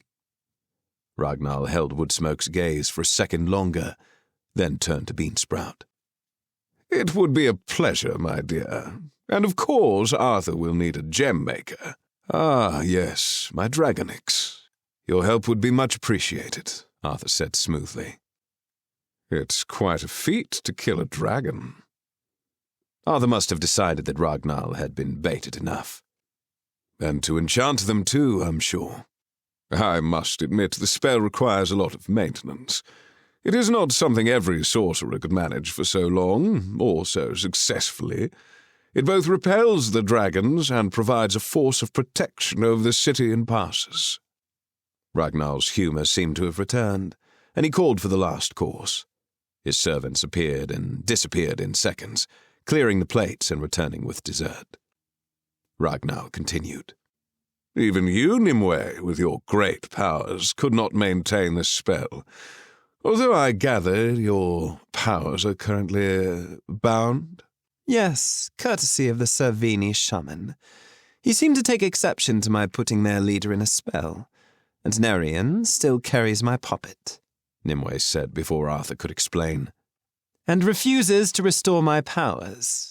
It seems I must wait for a while. Why, thought Tom, did she just lie to Ragnar? Why wouldn't she want him to know Arthur carried her puppet? However, despite discreet glances across the table, no one corrected her lie, and she picked up her glass and took a delicate sip. And yet, she continued, a dragon did attack us today, despite your spell. I have a theory. Please, I would like to hear your thoughts on it, Ragnar said magnanimously, his tone of voice suggesting her opinion was the last thing he wanted. I think Excalibur called the dragon. Really? He tapped his glass thoughtfully. I have heard of your Excalibur, Arthur. May I see it? Arthur pulled Excalibur free of its scabbard and handed it, hilt first, to Ragnar. The light slid across the polished blade, and Tom was sure he heard it whisper, like silk across a polished surface. Ragnar handled it gently and reverently, but his eyes were greedy, and he held it inches from his face, following its smooth lines and intricate engravings. "Take me up and cast me away," he murmured, before falling silent in contemplation. "What?" asked Tom. "It's what the writing on the sword says," Arthur explained, watching Ragnar. "I hear it," Ragnar whispered. "It speaks of many things. Its birth in the fires of the Forger of Light, snatches of song, of victory, death, blood, strange lands, broken promises, of belonging." Ragnar's eyes were now closed, and it seemed he barely breathed, so intense were his thoughts. Nimue leaned forward, listening closely. She glanced at Arthur and then back to Ragnar, her expression concerned. Finally, Ragnar opened his eyes, looking dazed, and his gaze moved around the table, finally settling on Arthur. "I think it is one of the most incredible weapons I have heard." I thought only dragons could hear that. How can you hear it? Nimue asked, watching him intently. Ragnar made an effort to shake off his otherworldly state. "The old royal houses of the Fae have many diverse and special skills, and this is my skill, Nimue. Didn't you know?" No, actually, I didn't. "It is why I collect such weapons. It is why I live here. I love their songs." Again, he appeared distracted. As if he had said too much, he handed back Excalibur to Arthur. "Yes, it most certainly called the dragon. It is very powerful." Arthur looked with renewed admiration at Excalibur and asked, "But you couldn't hear it before you tried?" "No," Ragnar admitted.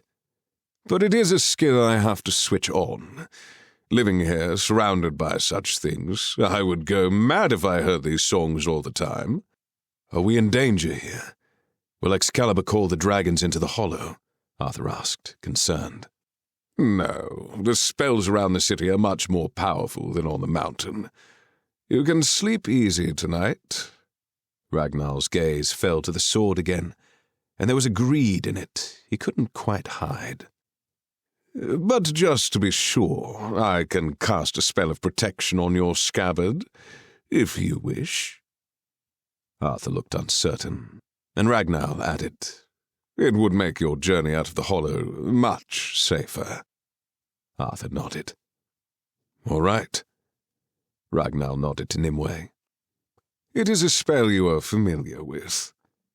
He took Arthur's scabbard and for a few minutes held his hand over it, muttering words unknown to Tom until a blue light passed over the scabbard. There, as long as Excalibur is sheathed, the dragons will not hear it. Nimue nodded. It's a good spell, Arthur. As Arthur sheathed Excalibur, Woodsmoke said, So, you collect weapons, Ragnar? Yes, I have a special room I keep them in. I will show you tomorrow, if you like. Woodsmoke nodded. Yes, please. But perhaps before it becomes too late, we should examine your dragonix, Arthur, Ragnar suggested, looking towards the wrapped jewel on the divan where it now lay. Not many outside the Hollow know to take the heart. I would imagine it's not something you advertise, Ragnar, Arthur said softly. Ragnar didn't answer, and instead a ghost of a smile crossed his face. Arthur picked up the dragonix and put it on the table, gently removing its wrappings. It glowed in the soft candlelight, and just visible through the milky opacity of the jewel's outer shell, they could see the ruby luminescence, the veins of gold, and the black knot at its center. It was hard to believe Arthur had cut it out of a dragon earlier, and that it had once been a living, beating heart pulsing with blood. Ragnar rose from his seat and stood over the dragonix, staring at it intently. He examined it from every angle before finally putting his hand on the stone and listening. One of the older dragons, I think, Ragnar murmured. What color was it? Blue and green, Nimway said. And it was very big, Tom added. Maybe it was Viridane, Ragnar said thoughtfully. Ah, well, we shall soon see tomorrow when we visit the Chamber of Transformation. The what? Beansprout said. The place where the dragon is taken apart for its gold and jewels. I can assure you it's fascinating. And then we will visit the gem makers, where you will find, Arthur, that you will get a good price for your dragonix.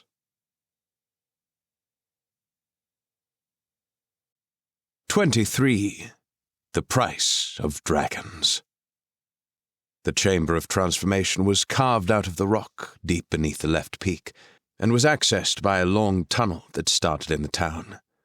It was rough-hewn, long, low-roofed, and stiflingly hot. A central pit filled with flames lit up the cavern with a lurid glow, casting the faces of the goblins, trolls, and fae who worked there into strange, contorted shapes. The air rang with the sound of saws and hammers and the zing of metal on metal. The dragon Arthur had slayed was spread on a large, flat area of stone, where half a dozen goblins had already started to peel away its scaly skin and strip its veins and arteries of gold. Tom was forced to agree with Ragnar. As gory as it was, this was fascinating. I was right, Ragnar said, self-importantly. This is Viridane, or was. Do you name them all? Tom asked. Only the ones we see most often, although there are bigger dragons. This one was bold and caused many deaths over his long life. His hoard will be huge. Ragnar looked excited at the prospect of new gold. And, he added quickly, his hoard is not yours, Arthur. It belongs to the city. Don't worry, Arthur said. I think I'll have enough gold. Do you know where his hoard is? Beansprout asked. Not exactly, but I have a good idea.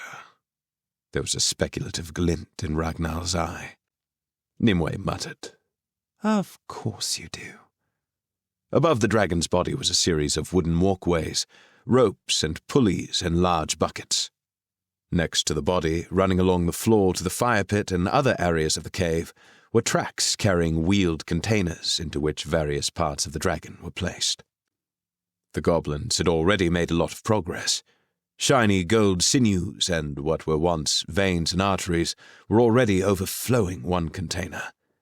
With a shout and a mighty push, a goblin leapt onto the flat-bottomed trolley the container was on, escorting it to the edge of the fire pit. He leant on a bar which applied the brakes, and then, manipulating another switch, the cart tipped, sending the gold sliding over the edge. Another goblin had started to fill a cart with the dragon's glittering scales, and yet another was loading what appeared to be the organs and viscera into a trolley destined for a different part of the cave. It was such a clinical operation that Tom felt repulsed. "The process of transformation starts with the death of the dragon," Ragnar said. "The organs start to change from flesh to jewels, but we have found that the application of heat speeds up the process and improves the quality of the gems." So the whole dragon turns into gems? Beansprout said. "No, not at all. There are parts that are quite unusable, but we are adept at getting the most out of them," Ragnar said smugly. "Of course, it has been quite some time since we have had a dragon to transform. They are notoriously difficult to kill." He looked at Arthur with begrudging admiration. Tom stepped away from Ragnar and followed one of the tracks to the fire pit, curious to see where the gold went. The pit descended into the rock far deeper than he'd imagined. Huge cauldrons were suspended over the fire, surrounded by metal walkways on which stood more goblins, stirring the pots with huge wooden paddles.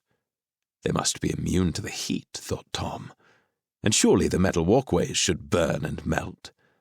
More tracks led to another area, where the molten metals were being poured into molds to create small ingots. The others appeared next to him.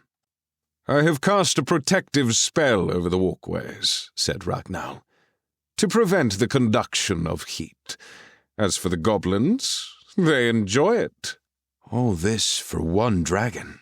Woodsmoke asked. "Oh, no. The melting of precious metals is a continual process here. We process gold from dragon hoards and from the rich seams of metal found beneath the mountain. At the moment, though, this is all for Viridane, so we can calculate Arthur's bounty." He looked a little annoyed at the prospect of wealth going somewhere other than the city. "I think I need fresh air," Brena said suddenly, a look of distaste flashing across her face. "Yes, me too," Beansprout agreed. "I'm hot." The pair turned and headed towards the cave entrance. "But I was going to show you the gem preparation," Ragnar called, a look of anguish on his face. "I think the heat is getting to us," said Woodsmoke, also turning to leave. "We'll see you back at the entrance." He slapped Ragnar unceremoniously on the shoulder before following Brena and Beansprout. "It's just me, Nimue, and Tom, then," Arthur said. Tom half wished he could leave too, but Arthur gave him a quick look that compelled him to stay. "Excellent. I'm so glad you're not squeamish," Ragnar said. He turned with a flourish and headed to the rear of the cave. "I feel we should humor him, Tom," Arthur whispered with a wink and a smirk, and then set off after Ragnar. Arthur rarely humored anyone, Tom thought. What was he up to? An hour later, they found the others enjoying a cool drink on the terrace of a restaurant close to the entrance. Beansprout waved to draw their attention, and they weaved through the crowds to join them. "Would you at least like to see the gem makers' workshops?" Ragnar asked. He gestured across the green, open space in front of them to a row of glittering shop fronts. "Is that where I can get Viridane's scale polished up?" Beansprout said. "Of course, and where the dragonix can be weighed, polished, and priced," he said with a nod to Arthur. Ragnar was enjoying this, Tom thought, showing off the city and its citizens' skills. And why not? The city was beautiful, gilded and sleek. The whole place gleamed, the food was sumptuous, and the drinks were delicious. He felt pampered and rested, especially after weeks on the road. The atmosphere of success and satisfaction was addictive. He just wished he felt more relaxed here. This wasn't something he was used to, unlike Arthur. It was a strange thing to say, but Tom thought Arthur looked bigger. He seemed to have grown into himself. He was more self-assured. The promise of wealth seemed to invigorate him. "Come on, then," Arthur said after they'd finished their drinks. "Let's head to the gem makers." They stopped first at a small shop with a glittering array of polished scales in its window. The scales had been skillfully turned into jewelry, sword and dagger hilts, scabbards, and items Tom didn't even recognize. Inside the shop were gleaming metal cabinets displaying more polished scales. A fay bustled out of the door from the rear of the shop and was about to launch into a sales pitch when he saw Ragnar. His face froze for a fraction of a second, his eyes wide. Quickly recovering, he beamed ingratiatingly. What a pleasure, Ragnar. It's been too long. After a brief exchange of pleasantries, Ragnar introduced them, and then said, Beansprout, please show him your scale. She handed it over, and the conversation turned to business. The fay narrowed his eyes, pulled out a small magnifying glass, and proceeded to examine the scale minutely. He then started on requirements, design, practicalities, time, and, finally, price, which was exorbitant. Clearly, whatever issues he had with Ragnar did not interrupt business. Ragnar bartered, Beansprout looked pale, Nimue questioned, but Arthur finished it all by naming a final price and declaring he would pay as a gift for Beansprout. With a sigh of relief, Tom trailed out of the shop after them, to where Brena and Woodsmoke waited in the sun, having long run out of patience during bargaining. Pleased, Beansprout? Arthur asked, smiling. Well, yes, but Arthur, I didn't expect you to pay. My treat, he announced magnanimously. And besides, at those prices it would have sat in your pack forever. True, Beansprout said, embarrassed. It was very expensive. They followed Ragnar further along the row of expensive shops until they came to the largest and most ostentatious. It was a blaze of gold and glittering gems. Even Woodsmoke looked impressed. Ragnar only had to mention dragonics, and a small silence fell across the handful of fay in the shop, both sellers and buyers. With hushed ceremony, the oldest and most imperious fay, who had a shock of rich purple hair and wore a black silk jacket, stepped from behind the long, bronze-topped counter and said, I have heard of the slaying of Viridane. Who has slain the dragon? Arthur stepped forward, introducing himself, and the shop owner shook his hand vigorously. Arshok, I am honored to meet you. Please follow me to our salon, where I will offer refreshments while we negotiate. He glanced at Ragnar and added, Perhaps just you and Arthur. Standing next to Nimway, Tom heard her whisper to Arthur, Have you any idea what it's worth? Arthur shook his head. Not really. Then I suggest you let me come too, she said, raising an eyebrow. Arthur turned to where the owner and Ragnar waited expectantly and said, Nimue will join us. Ragnar flashed a brief, discomfited smile as Arshok opened a richly embellished gold door. Woodsmoke called to Arthur, We won't wait. See you later. Arthur nodded his agreement and stepped into the room beyond. Tom caught a glimpse of silks and brocades, and then the door thudded shut. Come on, Woodsmoke said. Let's see what else there is, other than jewelry shops. If this is where they make weapons, I want to see some. He gave the others a broad grin. Besides, I need a break from Ragnar. Woodsmoke led the way across the city, along broad boulevards and down tiny passageways, taking a circuitous route so they could see the city better. The beautiful buildings they passed were all manner of shapes and sizes, and while some were clearly for the town merchants, there appeared to be no poorer run-down areas at all. Eventually they came to an indoor market beside the lake. It was sprawled across a large area, with several entrances. Woodsmoke headed for the nearest one, and they plunged into the warren of stalls. They were immediately surrounded by the loud hum of voices and jostling crowds that packed the small lanes between the shops. The bright glare of the day was shut out, replaced by the airless glitter of candles and lanterns, and the occasional chink of sunlight filtering in through the open entrances. The stall owners called to them constantly. Come and see the best silks this side of the Sky Meadows. Come, madam, come taste the best spices in the market. Sir, this way for the best knives and best deals. The choice of wares and the dazzling displays mesmerized Tom. He had never been in such a place before. The markets of Holloways Meet were pedestrian and grey in comparison. Beansprout agreed. Tom, this place is brilliant. So much stuff. Brena laughed. Take your time, and if you buy anything, make sure to haggle. We'll see you in the weapons section. And she hurried into the sea of bodies to catch up with Woodsmoke. As Tom and Beansprout drifted down the alleys, they realized the market was divided into distinct areas. There was a section of clothing, silks, scarves, and cloaks, then silverware, homewares, food, jewelry, shoes, travel supplies, magic amulets, glassware, lamps, rugs, books, and weapons. The choice was endless, and the prices much cheaper than in the shops they had passed. They quickly lost track of time, meandering through the tiny lanes and buying all manner of trinkets, clothes, and books. I think we should get a move on, Tom, Beansprout said at last, before Woodsmoke runs out of patience. He's looking at weapons. He could be there all day, Tom said. They eventually stumbled upon the weapons quarter. The choice of weapons was vast.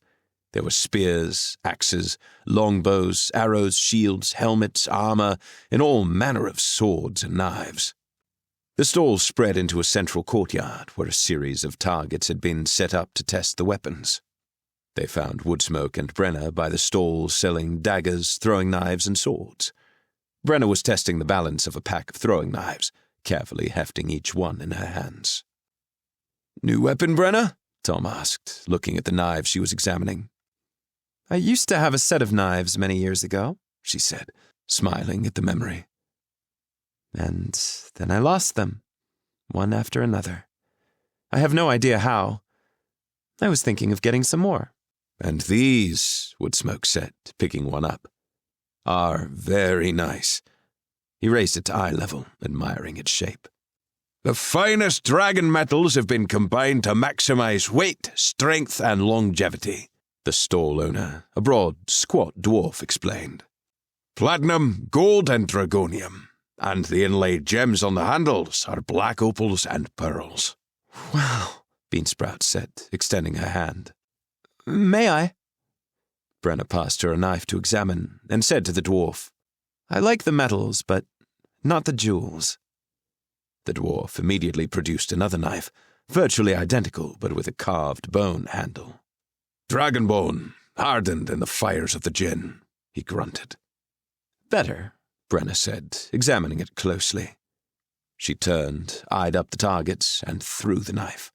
The wooden targets were fashioned into a variety of creatures, including boar, dragons, trolls, and sprites. The knife sank deep into the eye of a sprite, and Tom was immediately reminded of their encounter with them in Finla's Underpalace and the Eyrie.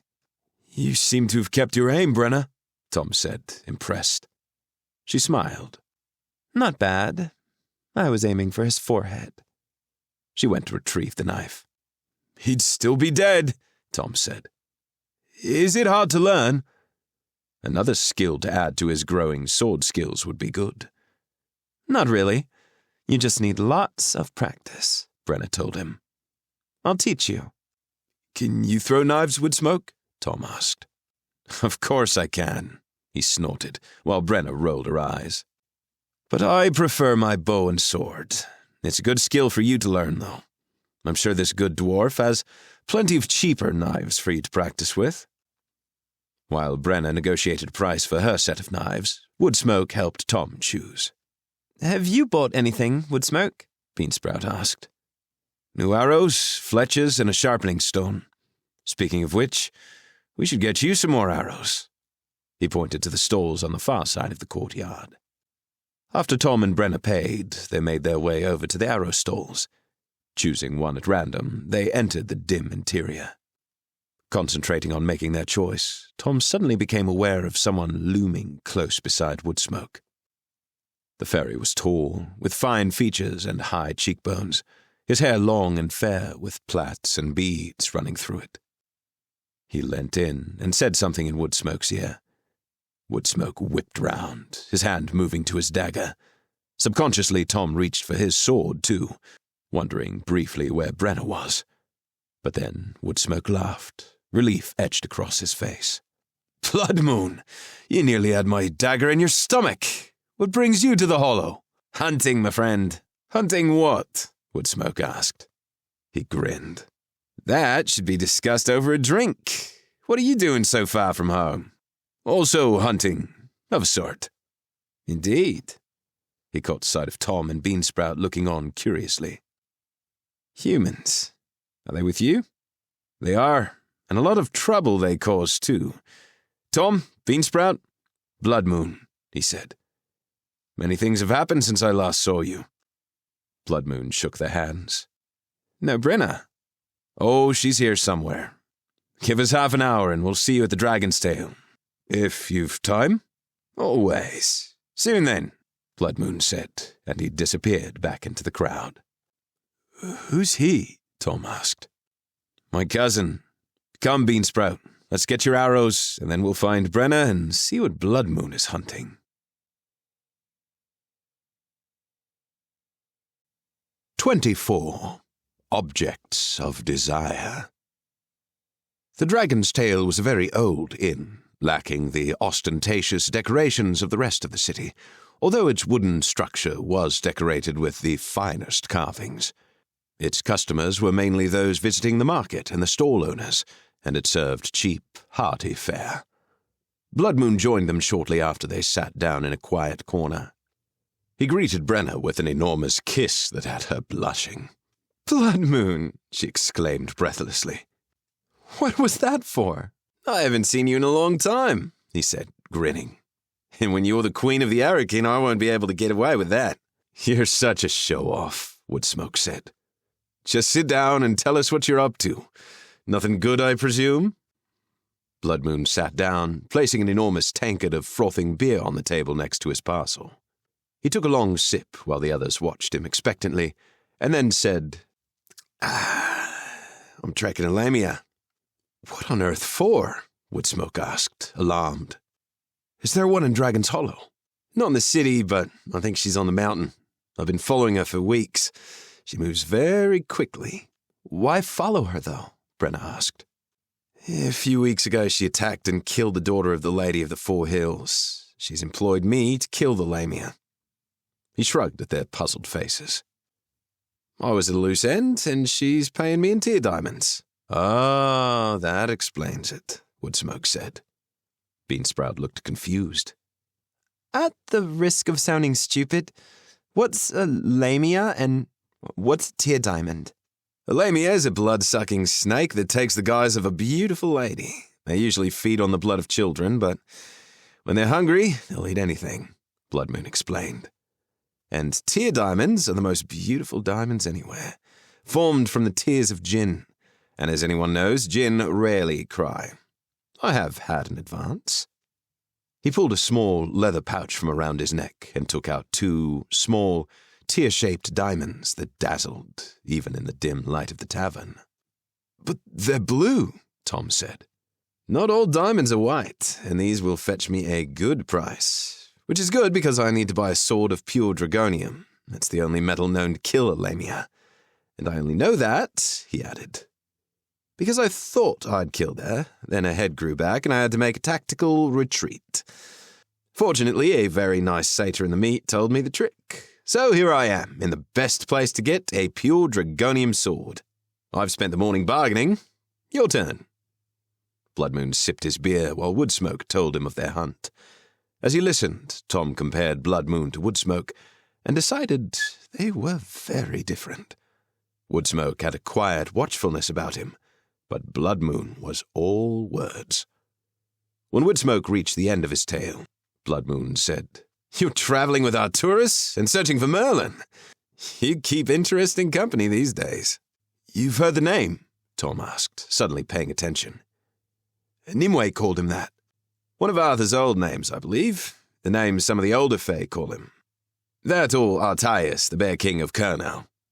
Where's Kurnow? Tom said, even more confused. I believe that is the name of an old kingdom in Britain. Tom thought of the stories he'd read, and the name Arthur had called himself only the other day. He called himself the Boar of Cornwall, not Bear. I have no idea where the name came from. I just know it exists. Blood Moon shrugged, giving Tom a wry smile. I forgot you had Fahey's ear for tails, Woodsmoke said. Does Arthur still carry Excalibur? Bloodmoon asked. Of course. And you're staying with Ragnar? Yes. Why? I've heard many things about Ragnar, particularly regarding his collection of ancient magical weapons. Be careful while you stay with him. Brena reassured him. Don't worry, we will. Arthur should have finished his business today, so hopefully we leave soon. Ah, the Dragonix? Woodsmoke laughed. News does travel quickly here. I must go, Bloodmoon said, finishing his drink. I've a sword to buy and lay me at a track. Safe travels. After a flurry of handshakes and hugs, he left. When they arrived at the house of the beloved late that afternoon, they found Arthur on the balcony with Nimway. How did you get on, Arthur? Tom asked, helping himself to a drink. Very well. The Dragonix is gone, and now I am rich. I've kept some money. The rest is in the lair, as they call their banking house. And it's all thanks to Nimway. It was the least I could do. She was sitting on the divan again, her green eyes glinting. Making amends for your evil deeds, Woodsmoke said, flinging himself in a chair. Nimway glared at him. You could say that, or you could say I'm happy to help an old friend. Whatever you call it, Arthur said, lowering his voice. I would have got far less without Nimway. I hate to say it, but I think Ragnar was working with Ashok to give me less money. No doubt for his own cut of the future profits. I'm beginning to hate the man. If you've finished business, maybe we should leave sooner rather than later, Arthur, Brena suggested. I don't trust Ragnar. No, nor I. But I don't want to upset him either. I suggested we might leave tomorrow, and he looked very offended. He wants to show us the weapons room. Was quite insistent, in fact. Tomorrow he has to attend an important business meeting with the city leaders. He says he can't miss it. Something about trade rights with the sylphs. He'll show us his collection when he returns, so I've agreed we'll stay one more day. At first I was hoping to stay longer, but as much as I like the city, I do not wish to stay here, he said, gesturing to Ragnar's house. And I want to see Merlin. I'm worried about him. Why can't we see the weapons room tonight? Brena asked. She had taken her new knives out and examined them in the light as she spoke. Nimue laughed dryly and broke into an impression of Ragnar. Oh no, tonight I must ensure it is ready for you. I couldn't bear for you to see it other than perfect. Brena narrowed her eyes. Really? Nimwe's criticism of Ragnar reminded Tom of their conversation the previous night. Why didn't you want Ragnar to know Arthur has your puppet, Nimue? Because I don't like being too honest with him, Tom, she smiled coyly. But what was your old argument about Avalon? Said Tom. You do pay attention, don't you? She said, staring at him. He doesn't like that Avalon has restricted access. It's a powerful place, and he thinks its powers should be available to all. He's wrong. She sipped her drink and fell quiet, and realizing this was the only answer he would get, Tom turned to Beansprout. And what about your dragon scale? Ragnar has influence, she said, so it will be ready tomorrow. We can collect it when I do more shopping. She grinned. At least we'll have time for that. They headed back to their rooms. Tom was so tired he dozed for a while on his bed. When he woke, the bath was ready again, the water scented and steaming, with towels ready at the side. He could easily grow used to this, and wished they were staying longer. But, like the others, he found it hard to feel comfortable with Ragnar, and he wanted to see Merlin again. With the excitement of the past few days, he'd pushed him to the back of his mind, but now he wondered how Merlin would be, or whether he would even agree to see them at all. The next morning, while the others headed into the city, Tom and Woodsmoke went to check on the horses. As they crossed the large, walled courtyard where the stables were located, Woodsmoke glanced over to an archway, through which they could see a track leading behind the stables and on towards the mountain. Interesting.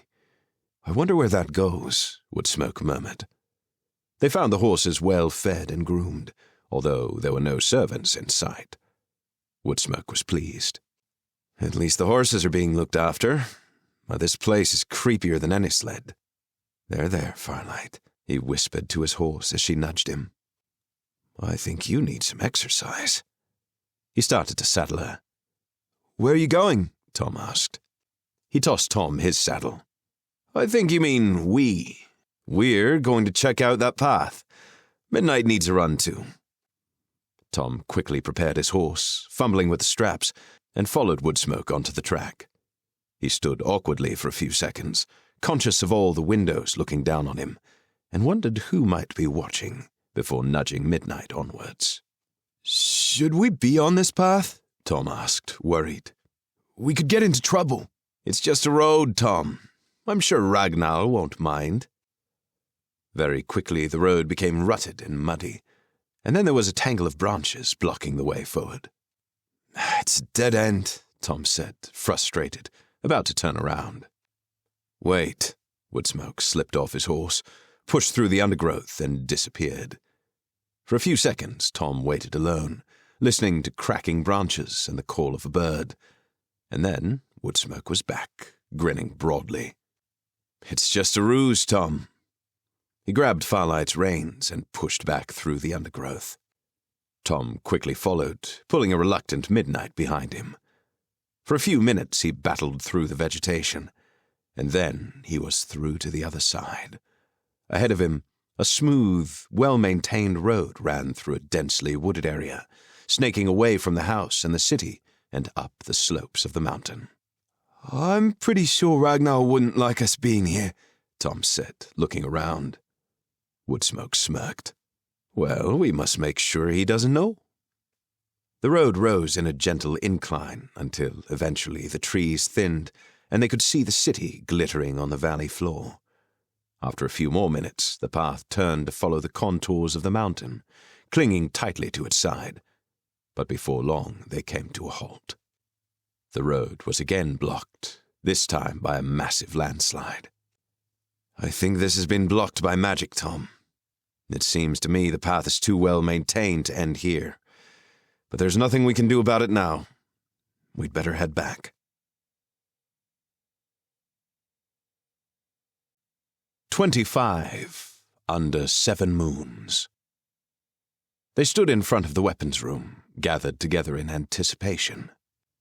The room was sealed by a door covered in runes and sigils, and Ragnar stood before it, murmuring incantations. Suddenly, a seam appeared down the center, and the large door split into two. It opened with a quiet hiss, swinging back into blackness. Ragnar stepped inside, closely followed by the others. Immediately, a soft, low light illuminated the room. It came from 7 silvery moons hanging beneath a vaulted ceiling, moons that ranged from a tiny sliver of a crescent to full and then waxing. The room had been transformed into a forest glade. Objects were displayed around the glade on pedestals, and as Ragnar approached the closest, a broad ray of moonlight illuminated it clearly, and writing appeared in the air. Brionac.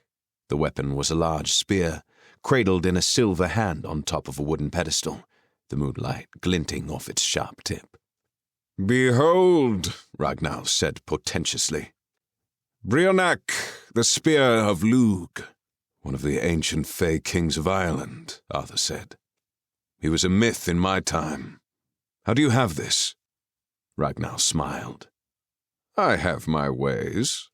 Brionac is supposedly impossible to overcome, Arthur mused. All of the weapons here have true magical properties, Ragnar told them.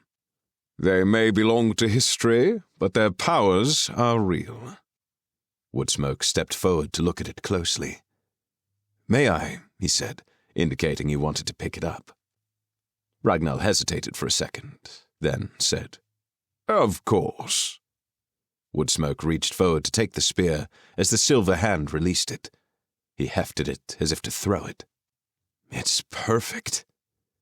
Arthur had already turned away to the rest of the objects, and the others split up and drifted around the glade. Tom headed to a sword lying lengthways, cradled in 2 hands on a long pedestal. He grasped the hilt and pulled it from the scabbard. Immediately, a deep voice started speaking words he couldn't understand. Tom looked around, confused, wondering where the voice was coming from, before realizing it was coming from the sword. He lifted the sword to his ear, as if that would help him translate it. "It is called Orna. It's the sword of King Tethra," Ragnar said from behind him.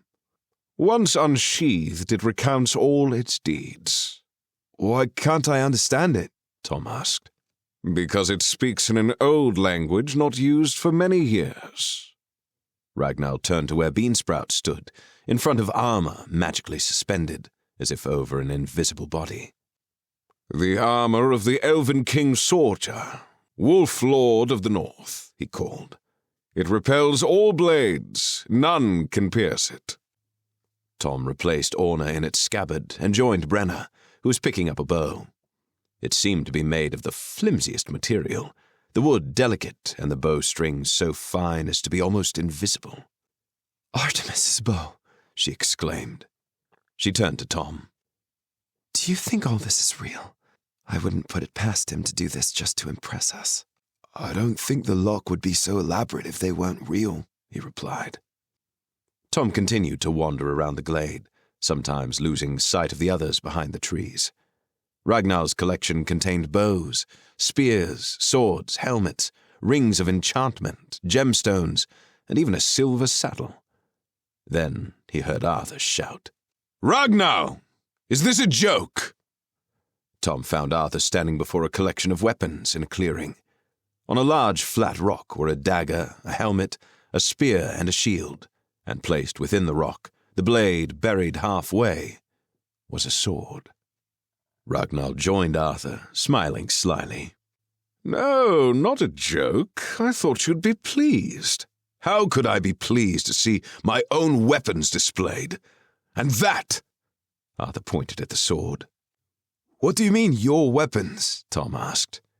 The others joined them, concern on their faces. It was Nimway who spoke first. "Clarent, the sword of peace." She turned to Ragnar, frowning. "What incredibly bad taste, Ragnar." Ragnar's eyes flashed. "It is a sword of great beauty, whatever it may have done." "It almost killed me," Arthur exclaimed angrily. "What?" Beansprout said. "Clarent was my ceremonial sword, never meant for combat," Arthur explained. "Morgan stole it and gave it to Mordred. It was the sword he used in the Battle of Camlan." "And the other weapons?" Woodsmoke asked. "Pruwen, my shield, Goswit, my helmet, Ganwenin, my dagger, and Rongomiant, my spear." Arthur rounded on Ragnar. "Are you planning to return them to me?" "No, they are mine now. I obtained them lawfully, presuming you dead." He faced Arthur, implacable, his eyes drifting to Excalibur, Arthur's hand now clutching the hilt. "You knew I wasn't dead, Ragnar, and as I am now standing before you very much alive, I'd like my weapons back. Or are you wanting to add Excalibur to your collection?" A dangerous, icy tone had entered his voice. "Well, it would enhance my collection," he said, with a smile that didn't quite reach his eyes. "Would you like to sell it?" "No, I would not!" Arthur yelled, pulling Excalibur out of its scabbard. "A shame, then. I had hoped not to do this. You have been such interesting guests." Ragnar made the briefest of gestures and stepped back half a pace. A flash of light enveloped him, just as Arthur swung Excalibur at his head, so swiftly that Tom barely saw it. At the same time, Woodsmoke lifted Brena and hurled it at Ragnar. There was a thunk as Ragnar's head hit the floor and rolled to Arthur's feet. His body had disappeared, along with Brena. A sharp intake of breath was followed by a stunned silence, as everybody looked at Ragnar's head and then at Arthur. Within seconds, the forest glade and the 7 moons began to fade, and through the vanishing illusion, they saw the walls start to appear. Nimway looked quizzically at Arthur. "I'm not sure that was a good idea." I think it was. He was about to do something treacherous, and I've had enough of him. Woodsmoke obviously agreed. I will not be threatened by a pompous idiot who, for the second time today, has tried to steal from me. Tom felt a wave of nausea wash over him as Ragnar's grinning rictus stared up at them. Killing a dragon was one thing, but this... He looked at Beansprout and was relieved to find she looked as bad as he felt. Yes, but Arthur, Nimway continued. Ragnar was the only one keeping the dragons away from the city. Arthur stuttered as understanding dawned. Oh, I'd forgotten that. How long have we got? Woodsmoke asked, also looking a little sheepish. I have no idea, but it won't be long. Arthur, I think it's time you unbound my puppet. Can you continue the spell? Beansprout asked. I can't continue it. With his death, the spell has broken. But I can make a new one. I think. You think? Woodsmoke said, incredulous. As he boasted, it is a powerful spell, and I don't know it. Arthur thrust Excalibur at Tom and started searching his pockets furiously. I thought I'd put it in my inside pocket. His earlier composure had disappeared. I'll go and see what's happening. Brena swiftly changed form and flew out of the room. They can't possibly be here already, Tom said, desperately hoping he was right. How could they fight 6 dragons or more? Arthur? Pressed Nimue. I've got it. He produced the puppet with a flourish and thrust it at Nimue. Here, do whatever you have to. As it touched her hands, it immediately sizzled.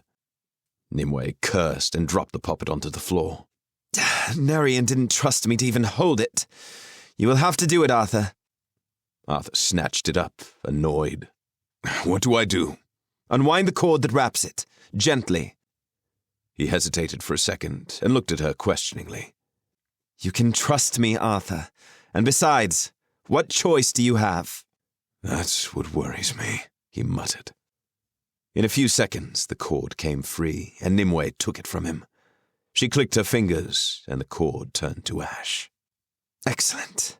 Now we have to find where Ragnar performed the spell. Why does that matter? Beansprout asked. Because you can guarantee that wherever he did it will be the best place. We'd better start looking then, Arthur said. He retrieved Excalibur from Tom and said to Woodsmoke, Grab weapons, anything you think will be useful. I will take what is rightfully mine. He put his dagger in his belt, his shield over his arm, his helmet on his head, and then grabbed his spear. Tom looked at him, slightly stunned. What's the matter, Tom? You look very... He struggled for words. Kingly, I suppose. You don't want the sword, then? No, he said, narrowing his eyes at Clarent. That can stay here. But I saw something for you, Tom. He strode across to another sword. Galatine. What? Tom asked, confused. Take it. It was Sir Gawain's sword, given to him by Vivien. He smiled. It is the sister sword to Excalibur, and Gawain was my nephew, and one of my bravest and most loyal knights. He also died because of Mordred. Arthur, I can't take it, Tom stuttered, overawed as another piece of the ancient past appeared before him. Yes, you can. You're my family, and I want you to have it. Tom gazed at Galatine, speechless. Tom, take it. We haven't got all day, Arthur said softly. Tom felt a sudden tightness in his chest that had nothing to do with dragons, and he took the sword from Arthur, his arms dropping beneath its weight. Thank you. And for you, Woodsmoke hurried over to Beansprout, carrying a bow. The fail-not, Tristan's bow, I believe. This should help your aim. Beansprout took the bow from Woodsmoke. Thanks, but who's Tristan? Another of my contemporaries, Arthur said. I think Ragnar had a slight obsession with me. Something else I must discuss with Vivien. As he finished speaking, Brena flew into the room. How bad is it? Nimway asked. At the moment, nothing seems to be happening. I can't see any dragons, but it won't be long before they realize they can access the city. Once the dragons attack, Megan and the guards will realize something has happened to the spell and to Megan's father. Arthur groaned. I'd forgotten about Megan, too. I found the rest of Ragnar's body, Brena continued. He didn't go far, just outside the doors. Brena is embedded in his chest. And to make matters worse, it will be dark soon. What are we going to do about leaving? Woodsmoke asked. We're running out of time. If we don't leave soon, we could be stuck here for days if the pass is blocked by dragons, or if they attack the city, unless we move tonight. He quickly explained about the route that seemed to lead up higher over the mountain, bypassing the lower road. And now Ragnar is dead, whatever magic was blocking his private road will have gone. If it was magic, Tom pointed out. Brena looked appalled. But we can't abandon the city. Everyone will die. I'm not suggesting we abandon it, Woodsmoke said. You can help Nimue start the spell. If we can only protect the city, that's better than nothing. The dragons can squat on the pass all they want as long as the city is safe. I agree, Nimue said. As long as I can protect the city. So you need to go, quickly, before the mountains are full of dragons. Unless, of course, you want to stay, Arthur. Arthur looked at the floor and then at Nimue. I need to see Merlin. But Woodsmoke's right. If we miss our chance today, we may be stuck here for days, or even weeks. But, he added, I don't want to see the city fall and people die. Or you. Will you be all right if we go? I'm sure I can do the spell, she reassured him. But I need to find where Ragnar performed it. I noticed something on the flat roof, Brena said. There seemed to be some kind of apparatus up there, and markings I couldn't decipher. That must be it, Nimue said, and she whirled around and ran for the door. I'll lead the way, Brena said, and returning to bird form, she flew ahead. Beansprout ran after her, fail not under her arm. Arthur turned to Woodsmoke and Tom. I suppose that leaves us with saddling the horses. 26. Flight from the Hollow. Tom hurriedly finished packing. Hoisting the pack over his shoulder, he took one last long look at the bed, already missing it, and then headed to Beansprout's room and packed up her gear, hoping he hadn't missed anything. Woodsmoke had already grabbed his own bags and Brena's and had gone to saddle the horses with Arthur. Tom wandered to the window and looked out over the city below. It shone with lights, and Tom wondered if the Fae had any idea that the spell had gone. Should they warn them? And if so, how? He looked up and thought he could just make out movement. A darker blackness on the night sky. Was that a dragon? A movement closer to the house caught his eye. Megan and several dragon guards were heading towards them. He needed to warn the others. Swinging a pack around each shoulder, he headed on to the shadowy landing, partially lit from the city lights. The house felt eerily quiet. Just before he reached the back stairs, a figure stepped out of the shadows in front of him. He stopped and pulled Galatine free of its scabbard as the servant's voice spoke out of the darkness. "What have you done to Ragnar?" "I haven't done anything." Tom's breath was knocked out of him as the servant jumped on him, wrestling him to the ground. Tom's right arm, holding Galatine, was pinned on the floor as the Fae straddled his chest, his face inches from Tom's. "Is he dead?" Gripping the sword tightly, Tom said, "Yes, Arthur killed him, but he was trying to—" "Do you know what you've done?" The servant howled, spittle flying into Tom's face. "You have killed us all! The dragons are coming!" The pale light showed the servant's face twisted in anger, his eyes black as coal. "But Nimway's—" Tomway gasped, but he couldn't finish because the servant's strong hands closed around his throat and squeezed tightly. Rather than release his sword, Tom desperately tried to get his left hand under the servant's, but he was gripping so tightly it was impossible. Instinctively, he did the next best thing and punched him hard, again and again in the side of his head. The servant sprawled across the floor, and Tom rolled awkwardly, impeded by the packs on his shoulders. Still unable to free his right arm, Tom raised his right knee as high as he could and kicked the servant hard in the chest, pulling his sword free. Before Tom could get to his feet, the servant launched himself again, and Tom raised Galatine and jabbed forward, immediately finding flesh as the momentum of the servant pushed him down the blade, pinning Tom to the ground again. For a few seconds, Tom could hear nothing except the gurgle of blood in the servant's throat, and then he fell silent, his body limp and heavy. Tom wriggled and pushed until he could lever the servant off him, and then dragged himself to his feet. He had killed someone. Again, like when he was helping Arthur back in Awaken. But, he reminded himself, the servant had been trying to kill him. He dusted himself off, and bending down, wiped the blade clean of blood on the servant's clothes, then ran down the stairs to the courtyard. Tom found Arthur and Woodsmoke in the stables, talking quietly in the lamplight. "A servant just attacked me," he announced as he stepped through the door. "What?" Woodsmoke pulled Tom into the light. "Are you all right?" He looked him up and down, searching for wounds. "I'm fine, apart from a sore throat." He showed them his bruised neck. "But I've killed him." "What happened?" Arthur asked. "He ambushed me in the corridor. He was furious that Ragnar was dead, and then announced the dragons were coming. Like I didn't know." A proud look crossed Arthur's face. "Well done, Tom. I knew your fighting skills were improving." Tom hadn't the heart to tell him it was more by accident than design. "Arthur, I think a dragon is already overhead, and Megan and the dragon guard are close. They're coming here." "Just what I need," grumbled Arthur. "How many guards?" Tom shrugged. 5 or 6. Megan wasn't fond of his father, Woodsmoke reminded Arthur. No, but he was still his father. Tom, go and tell Beansprout and Brena to get a move on. Woodsmoke, let's meet Megan at the gates to the house. Nimway and the others were on a large, flat area of the roof, set in the middle of several different-sized domes.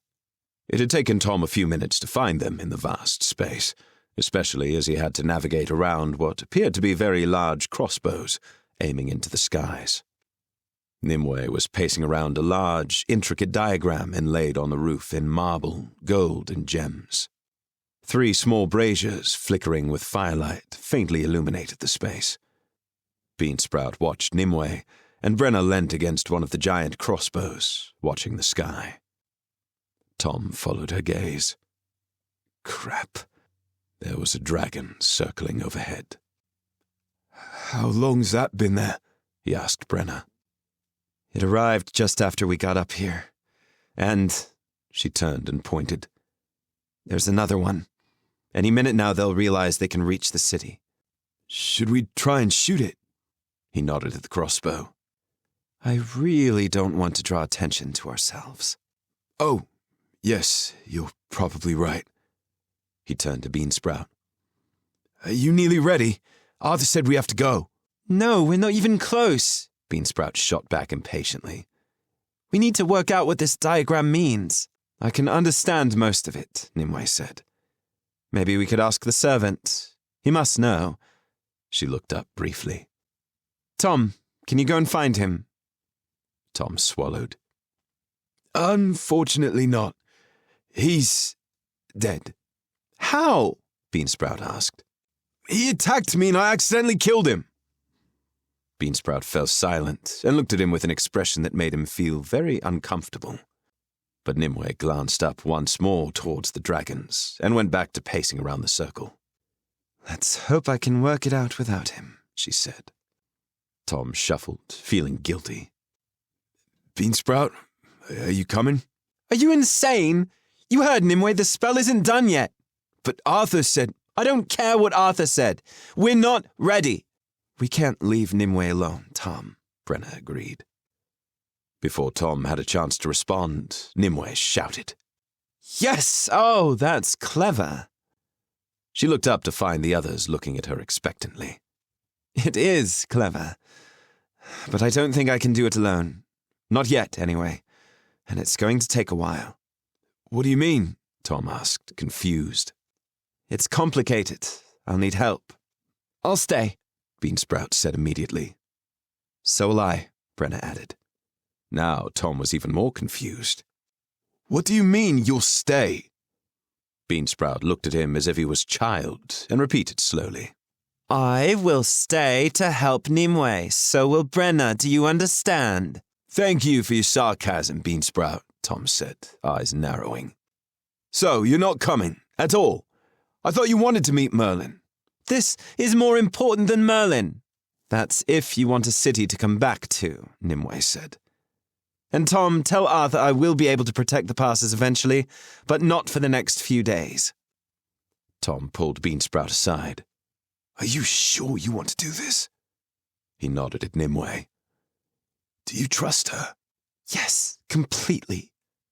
Beansprout hugged him. Now go, Tom. Find Merlin, but be safe.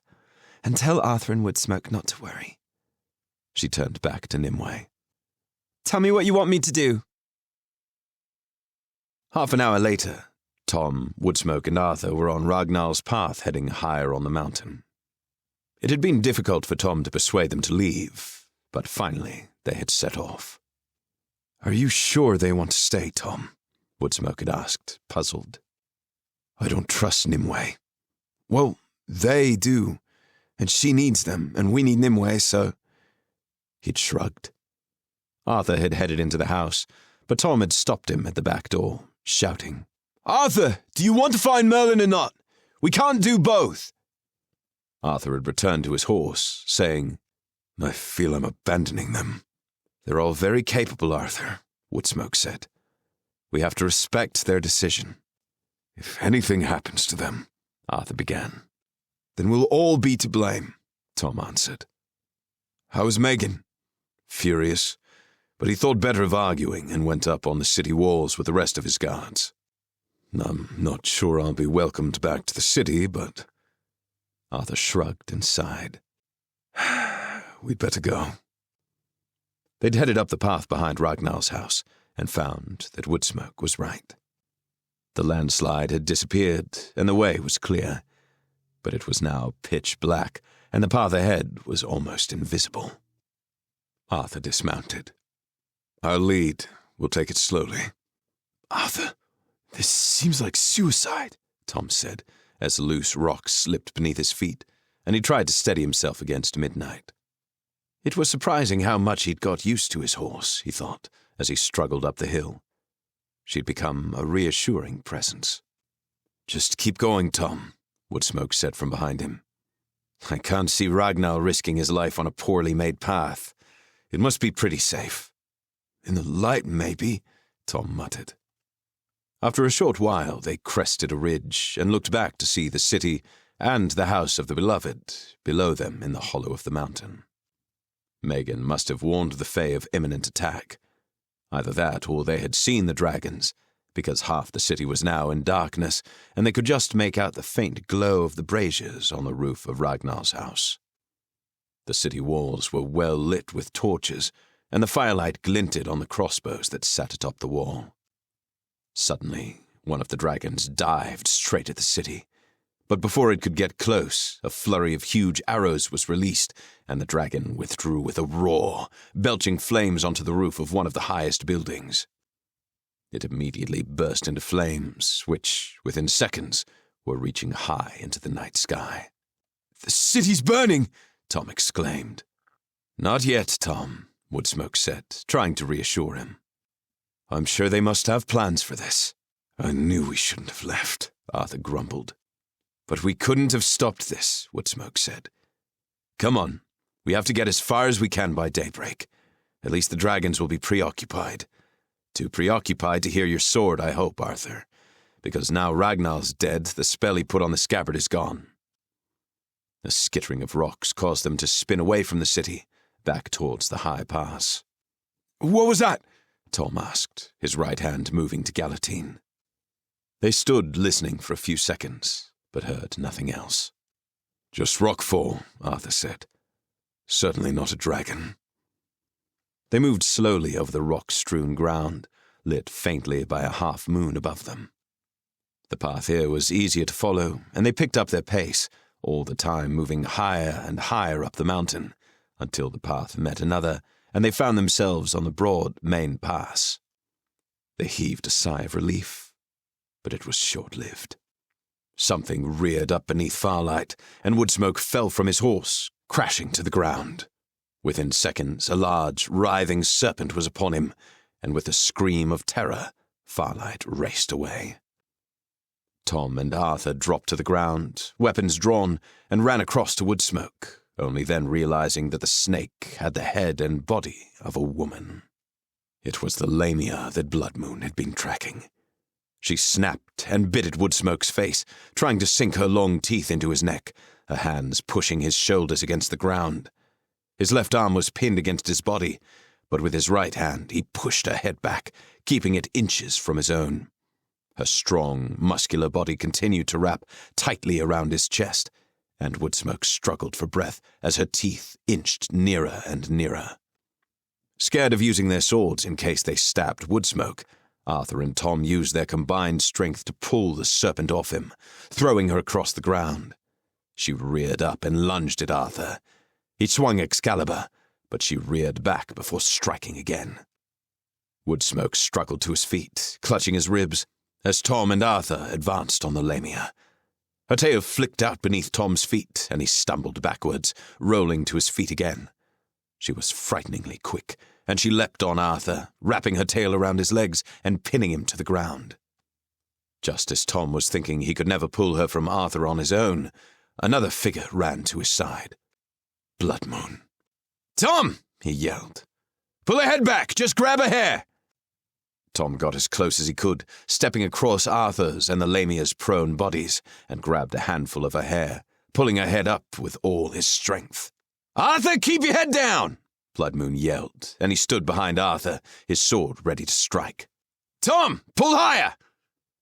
The lamia was incredibly strong, but as she realized what was happening, she loosened her grip on Arthur, allowing Tom to pull her head high above Arthur's chest.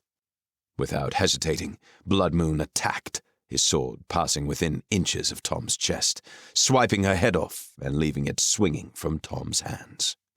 Hot blood spat from her neck, and her body slumped across Arthur's, convulsing in its death throes. Tom yelled in horror and threw her head away, watching it roll across the ground, the jaw wide and the long teeth glinting. "Can somebody get this thing off me?" Arthur groaned, and he pushed against the lamia's body. Bloodmoon and Tom pulled the still-twitching body off Arthur, and then stood trying to catch their breath. Bloodmoon grinned at Tom. "I timed that well. You call that good timing? 5 minutes earlier would have been better. Not as much fun, though," Bloodmoon said, striding over and picking up the lamia's head. He examined it in the moonlight, saying, "I lost her earlier, but only briefly. She's been very tricky." "So now you can claim your reward, cousin," Woodsmoke said. "You should give us a share. I think she's broken my ribs." Bloodmoon laughed. "Good try, but I don't think so." He strode across to his pack and, pulling a large sack free, lowered the lamia's head into it. "I'll take this with me for proof. And now, I think it's time for a drink." He took a large bottle from his bag, pulled the cork out with his teeth, and drank deeply. Anyone else?" 3 hands shot out as, in unison, they said, "Yes, please." 27. The House of Smoke and Glass.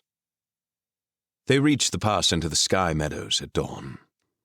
It was an unassuming break in the rock, and on the other side an expanse of field stretched ahead of them, encompassed by a ring of rock.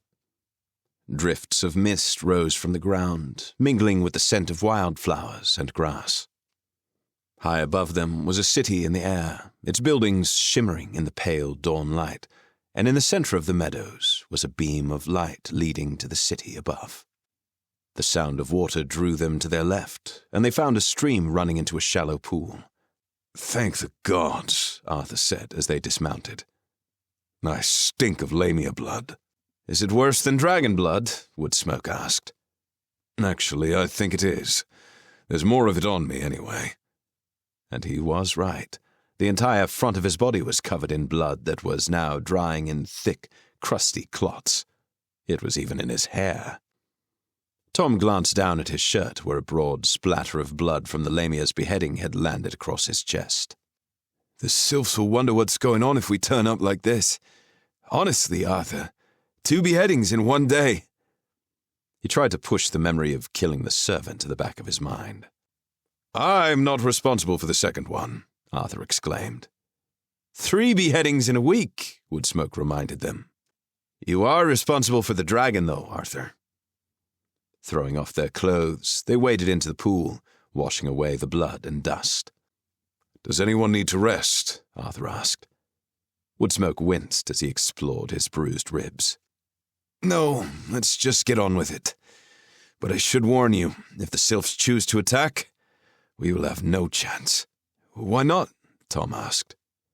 They're a warrior race, much stronger than we are, and our weapons will be of little use against them. Even Excalibur.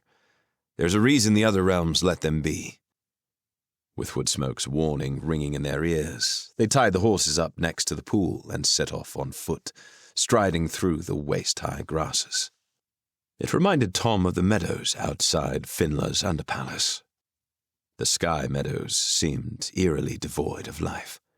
There were no other fae or sylphs, and they crossed in silence. Soon they reached the beam of light which, close up, was much larger than Tom expected. What are we supposed to do now? He asked. There's only one way to find out, Arthur said, and stepped into it. Arthur, wait, Woodsmoke said, reaching to grab his arm. But he'd gone, disappearing in a split second. Tom looked around, alarmed. Where's he gone? Woodsmoke sighed. Up there, I hope. Come on, let's follow, and hope it's not going to kill us. They stepped through together, and instantly Tom felt a sensation similar to that he'd experienced in the portals, although it was over more quickly. The feeling had barely registered before he found himself on a large platform facing a walled city. Arthur and Woodsmoke stood next to him. Tom looked down and let out an involuntary yelp. Oh, I can see through the floor! Far below were the sky meadows, a small patch of green amongst the mountain ridges. He clutched his stomach. Oh, I feel sick. Is the floor safe? He asked, tentatively stretching out a toe. Woodsmoke took a few paces and looked back at Tom, grinning. I think we're good, Tom. So this is the realm of air, Arthur said, looking impressed. The city was a white-walled vision. It stretched ahead of them, the curve of its walls disappearing into drifting clouds at either side. But more impressive was its height. A multitude of buildings soared high above them, disappearing into the clouds. Every now and then the clouds drifted away, and Tom could see towers glittering in rays of sunshine. They headed to the city gates and were met by a sylph carrying a large silver spear. He was far taller than them, and his body-length wings were tucked behind him. Unnervingly, he was dressed for combat, wearing a breastplate and arm guards, and he had the hardened face of the battle-ready. He was pale and blond, and Tom felt he was in the presence of an angel. Welcome to the realm of air. What do you seek here? We seek Merlin, Arthur said. We believe he was brought here. And you are? Arthur introduced them all. We were with him at Caradwin's cauldron. The sylph looked at them thoughtfully. Yes, we who guard the city have been warned to expect you. Warned? Arthur asked cautiously. We are his friends. We helped resurrect him. Can you take us to him? No. You are to go to Avalon, commander of the city guard. She wishes to see you first. Follow me. He led them up a series of stairs built into the walls, until finally they emerged into a circular tower looking out across the city. The broad windows were open, and a chill breeze drifted into the room. Seated at a central table was an older, white-haired sylph. She lifted her head from the papers in front of her as they entered, and Tom was shocked to see a large scar that began on her right cheek and continued across where her right eye should have been. It was rare to see disfigurement in the Fae. "Adeline, Merlin's companions from the cauldron are here." She sighed. "You have come. We weren't sure you would." She turned to the sylph. "You may go." "Why wouldn't I?" Arthur asked, bristling with annoyance as the door shut behind them. "My reunion with Merlin was interrupted. I thought I'd try again." She stood up, towering over all of them. "I do not apologize for rescuing Merlin when he summoned us. He felt vulnerable with the witch Nimue in your company." "Nimue was not with us," Arthur retorted angrily. Adeline held her hand up to stop Arthur. "I do not accuse you of betraying him," she said softly. "All those who are twice born feel weak on awakening." Her presence was an unpleasant reminder of his imprisonment. Tom took a deep breath of relief as the tension in the room seemed to dissipate, and sensed Arthur also taking a moment to gather himself. "So, we can see him," he continued. "We have traveled a long way."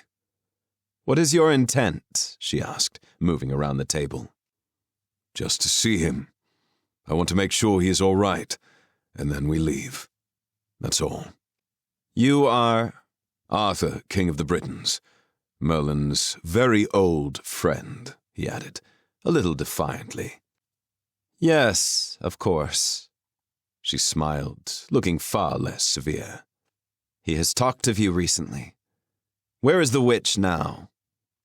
They shuffled nervously as Arthur answered. "In Dragon's Hollow, defending the city and rebuilding the spell." Adeline looked confused. "Why does she need to rebuild the spell?" Crap. Tom glanced at the other two, who, like him, were trying to look as innocent as possible. "Because Ragnar has died, and therefore the spell has ceased to work," Arthur said vaguely. Arthur looked the most uncomfortable Tom had ever seen him, and they must all be wondering the same things. How well did the sylphs get on with Ragnar? Would they be upset at his death? And how much trouble would they be in if they knew Arthur had killed him? But all Adeline said was, "So the passage to the Sky Meadows may close again." She shrugged. "It does not concern us. I shall escort you to Merlin's house." As they followed her to the top of the city walls, where the winds were strong and cold, Tom sensed her shrug of indifference was not quite what it seemed. Adeline pointed to where towers pinnacled into the sky, and the sylphs flew, their wings catching the light. "Merlin's house is on the edge of the city where there are roads. For those without wings, the inner city is impossible to access." She was right, Tom noted uneasily. He couldn't see a single road or staircase. Adeline led them down the length of the wall to where a bridge, which seemed to be made of gossamer thin glass, spanned the drop below. Crossing it, they came to a tower of smoky white glass. She led them up another spiral staircase until they reached an arched doorway. "I'll leave you here," she said. "I presume you can make your own way back." Without waiting for an answer, she went over to an archway in the wall and stepped out, expanding her wings as she dropped, before soaring not to the city walls, Tom noticed, but over them to the sky meadows below. Arthur was already knocking on the door, but Tom looked at Woodsmoke. "Did you see that?" "No. What?" "She flew down to the sky meadows. I think we're in trouble." Before he could explain further, the door flew open and an irate Merlin stood before them. "Why are you disturbing me?" He fell silent as he registered who they were, and then said in shock, "Arthur, I didn't think you'd come." He stepped forward and grabbed him tightly. Merlin ushered them into his room, and Tom immediately noticed its resemblance to the tower in the spell. It was full of tables and books, rocks, herbs, and gemstones, and on the far side was a large, messy bed. But this room was much bigger, and its walls and ceilings were made of smoky glass that dimmed the dazzling light from outside, casting strange shadows in the room. Merlin was as Tom remembered him. His hair was long, grey and tangled, and his beard grew thick and strong, halfway down his chest. But now his expression was full of life and vigour, and he seemed none the worse for his long imprisonment and death. He looked at Tom and Woodsmoke, his face creasing into wrinkles as he smiled. "And who are these?" "Woodsmoke is a good friend from the realm of Earth," Arthur said, squeezing Woodsmoke's shoulder. Woodsmoke nodded and shook Merlin's hand, and Tom felt relieved that his anger with Arthur seemed long forgotten. Then Arthur turned to Tom. "And Tom is a long-distance descendant of mine. He woke me from my long sleep. I'm sure you remember that bargain, Merlin." Merlin's piercing blue eyes fixed on Tom like a bird of prey. "Of course I remember." Tom almost stuttered as he said hello. "It seems Tom has a knack for breaking long sleeps," Arthur added. "He helped break Nimway's spell, too." "I really didn't," Tom repeated for what felt like the millionth time. "Hearn broke the spell, not me." "But you helped. The shaman said so," Arthur insisted. "Hearn was involved. How?" Merlin asked. "The Cini summoned him." "Hearn," Merlin repeated. "And the Cini. Names I have not heard in a long time. The Cini were there when Nimway's spell was broken." Arthur nodded. For a few seconds, Merlin was lost in thought. Then he turned to Tom. "How did you help?" "I used your spellbooks, actually," he shrugged. "I was desperate." "And Vivien still lives? She summoned you here to wake Arthur?" "Sort of. In a very indirect way," Tom said, trying not to say something mean about Vivien. Merlin took a deep breath, as if steeling himself for bad news. "And Nimue? Where is she now?" "In Dragon's Hollow. She will not harm you further, Merlin," Arthur reassured him. "I do not fear Nimue, except for those few seconds when I awoke. I was so confused," he said. "So much noise, so much light. It was too much. I cast the first spell I could think of to take me to the securest place I knew." He gestured around him. "As for Nimue, everything she did, I let her do. Even while I was teaching her the spell, I knew she would turn it against me. I almost welcomed it." His eyes lost their intensity for a moment as he stared back into the past. "Do you remember it all? The imprisonment, I mean?" Tom asked. "It was like a beautiful dream," Merlin said softly. "Come," Arthur insisted. "I want to hear about everything that's happened." They sat before the fireplace, and while they talked, Tom drifted over to the smoked glass walls, peering through to the city beyond. Of all the places he'd been so far, this felt the most alien. The sylphs were very different to the other fae, both in appearance and demeanour. Their appearance at the cauldron had been swift, aggressive and unnerving, and they had seemed so pale they shimmered. Now he was here, he had a feeling they shouldn't have come. Woodsmoke joined him. "Why do you think we're in trouble, Tom?" "Arthur killed Ragnar," Tom said quietly. "What if this breaks some sort of deal they had with him? You said it yourself, they are a warrior race. Warriors need weapons. What better place to get them than from the Hollow?" Woodsmoke looked thoughtful. "Didn't Ragnar say the meeting he was going to was something to do with trade agreements with the sylphs? Trade with them would be very lucrative, even if the sylphs got their weapons for better prices than everyone else." "If the city falls, the sylphs' main source of weapons will be gone," Tom said, his worry doubling. "They'll be very angry." But now Nimway is the key to protecting the city, and Arthur is surely protected by Merlin. They talked quietly for a while, discussing the possibilities, and then Merlin called them over. "Come, you must join us." Merlin had placed food and drink on the table in front of the fire, and Tom realized he hadn't eaten for hours.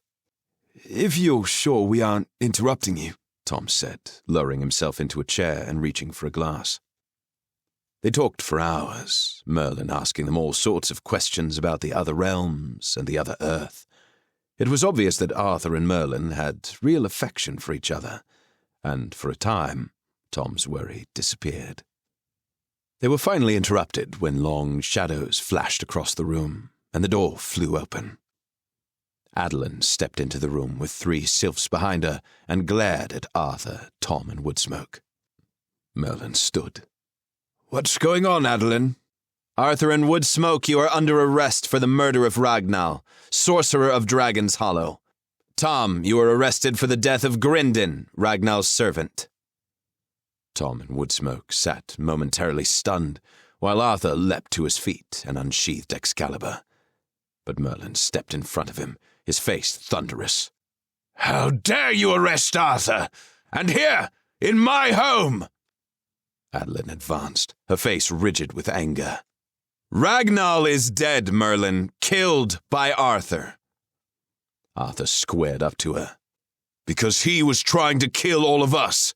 For this," he said, brandishing Excalibur.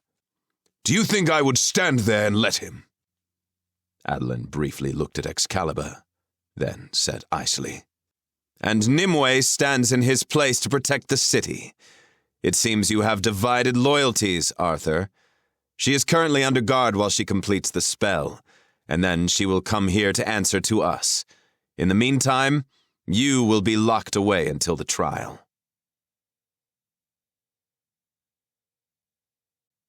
28. Tower of Winds. "You are making a mistake, Avalon. You don't need to lock them up. Let them stay here while you investigate," Merlin said. "So that you can engineer their escape? I don't think so." "And don't make it worse by using the tower in the city. I would like to visit them. They are entitled to support. Or are you so eager for a conviction that you don't respect your own laws anymore?" he said scornfully. "How quickly you insult us, Merlin," Avalon sneered. "Do not presume too much on our hospitality. Whilst some are happy to have you return to us, there are others for whom you are only a memory and a story.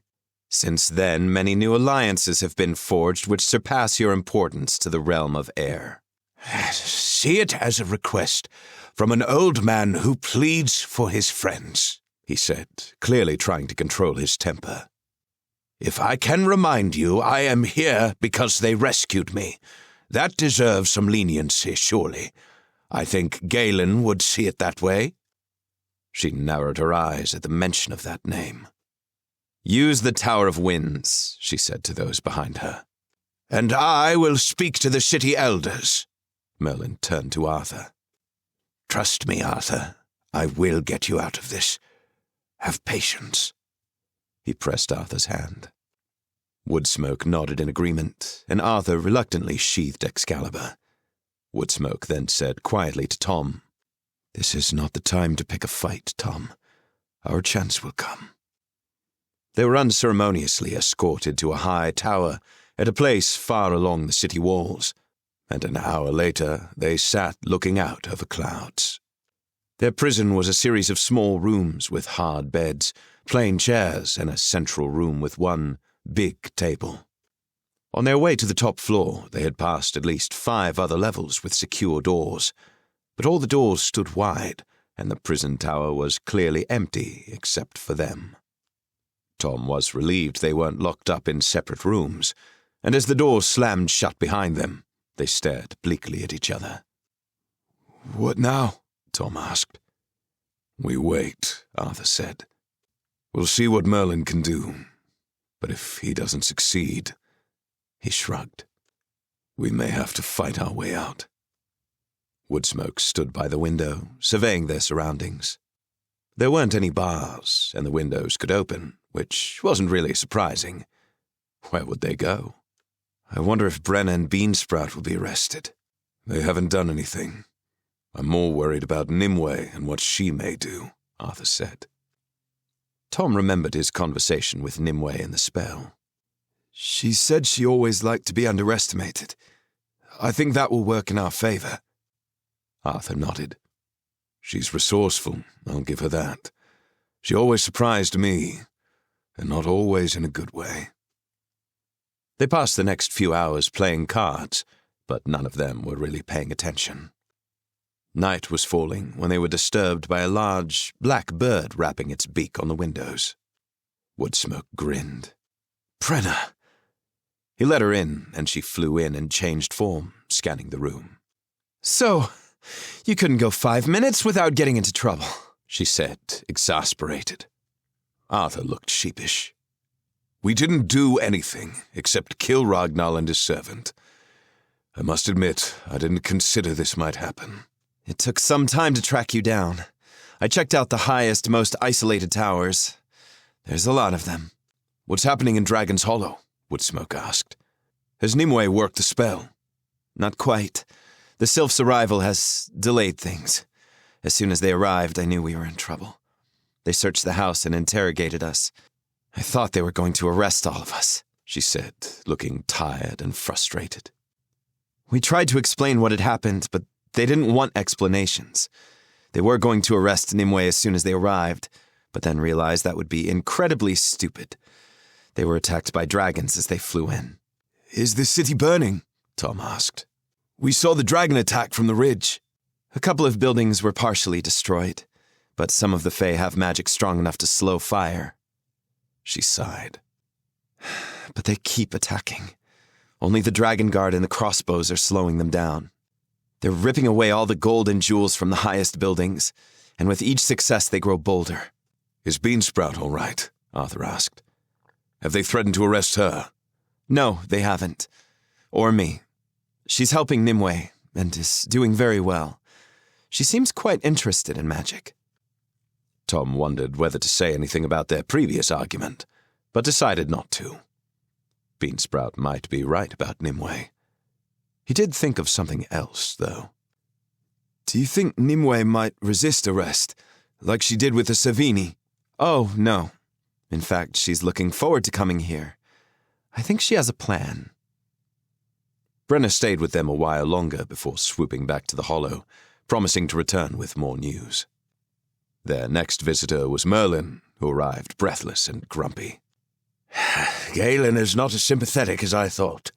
He insists you be tried before the High Court. All of you.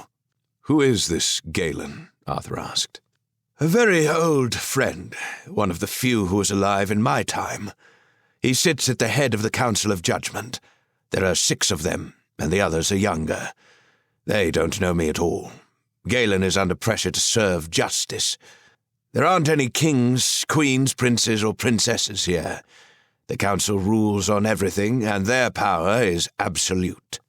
What could the consequences be? Woodsmoke asked, his usual relaxed demeanor replaced with an alert watchfulness. A guilty charge could be anything from banishment or imprisonment to death. Death? Tom said, alarmed. Don't we get a lawyer or something? He asked, thinking of how justice worked at home. I have no idea what one of those is, Tom, Merlin said.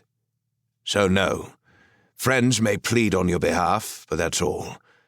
However, he added, in an effort to reassure them, I am one of the most powerful wizards ever, and I am pleased to say that after my long period of imprisonment, my powers remain as strong as ever.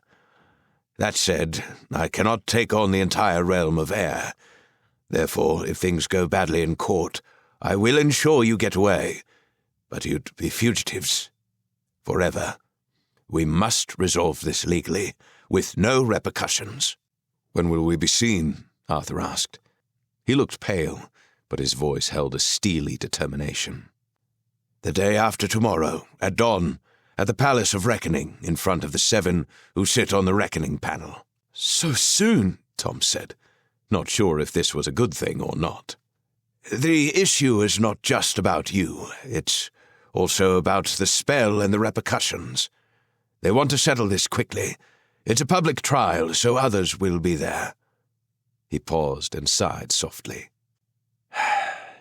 I must confess, I think my long imprisonment has addled my brain a little. Merlin rested his gaze on Arthur.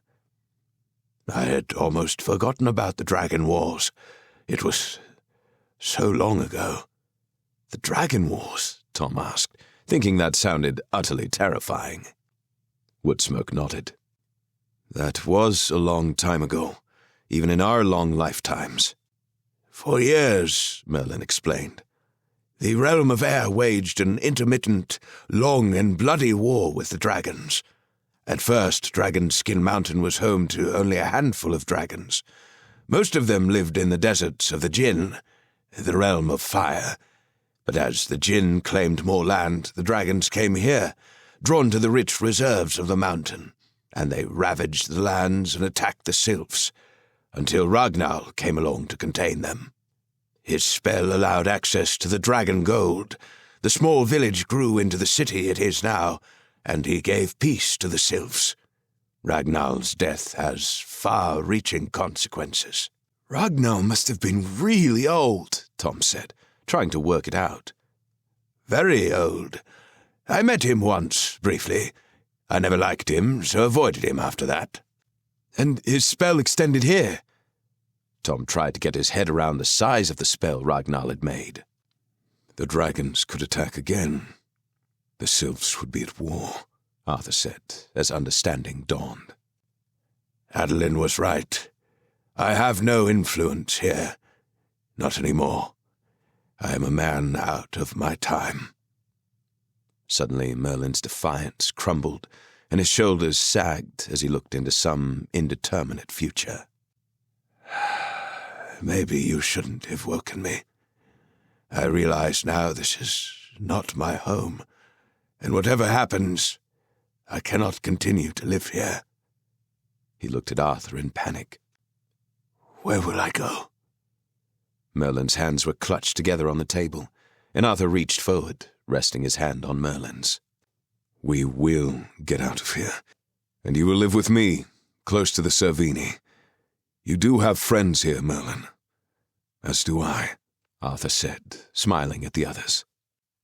I am also a man out of time, but we will walk new paths, old friend. Merlin gave Arthur's hand a squeeze and smiled at him with affection. I hope you are right. Gathering his courage, he stood and nodded to them all. I will see you tomorrow with any news. He swept from the room, his worn grey cloak swinging behind him. The reality of their situation was now clear to Tom, and he felt a horrible tightness in the pit of his stomach. He hadn't decided to live here only to be on the run. But he had killed someone, he thought, feeling sick at the memory. And then, with a sudden pang, he thought of his granddad. He hadn't seen him for weeks. What if he never saw him again? He had no idea of where they were or what was happening. And Fahey and Finla? Tom had taken it for granted he'd see them all again. But now he might never be able to. Perhaps he'd never see Beansprout again. He tried to be positive. They aren't going to kill us. I think the worst that might happen is banishment. And I really don't ever want to come here again anyway. Maybe, Woodsmoke said, leaning back into his chair, his long legs resting on the tabletop. But I'm not sure I share your confidence. I hate feeling we're relying on Nimway. Tom slept badly. Only the fact that he'd been up for more than 24 hours meant he slept at all. The bed was hard and lumpy, the blankets too thin, and his mind raced with horrible possibilities. It was only with the dawn that he managed to sleep deeply for a few hours. He was woken by voices in the main room, and he blearily stumbled through to find Brena was back. She looked up as Tom entered and gave him a faint smile. Nimway is here, in another tower.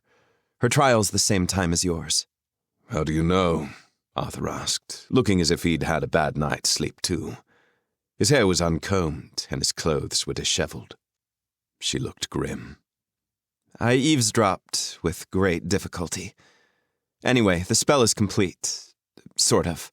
and the city is safe, but very damaged. But how long will the spell last if she's here? Tom asked, worried about Beansprout. Long enough. Nimue has plans, I'm not sure what. She's very good at secrets.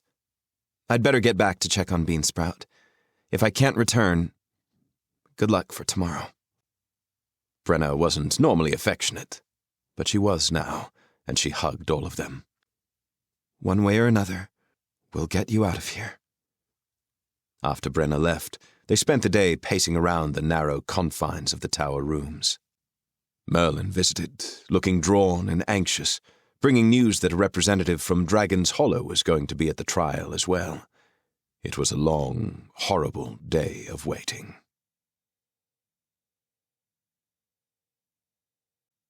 29. Excalibur's Song. On the morning of the trial, they were woken early, while the sky was still dark. A heavily armed sylph with eyes so pale as to be almost colorless entered with a tray of food, which he left on the table. Tom felt shattered. He had barely slept with worry, and the sound of the wind blowing relentlessly around the tower intruded into his dreams. He forced down some food in an effort to fortify himself for the trial. They were all quiet, locked within their own thoughts. Half an hour later, the sylph returned with another, and they were escorted down the long, winding stairs. Outside on the broad walls, the freezing wind sliced through Tom's cloak, and he started shivering. Half a dozen sylphs surrounded a large metal basket, into which they were hustled, its door firmly locked behind them.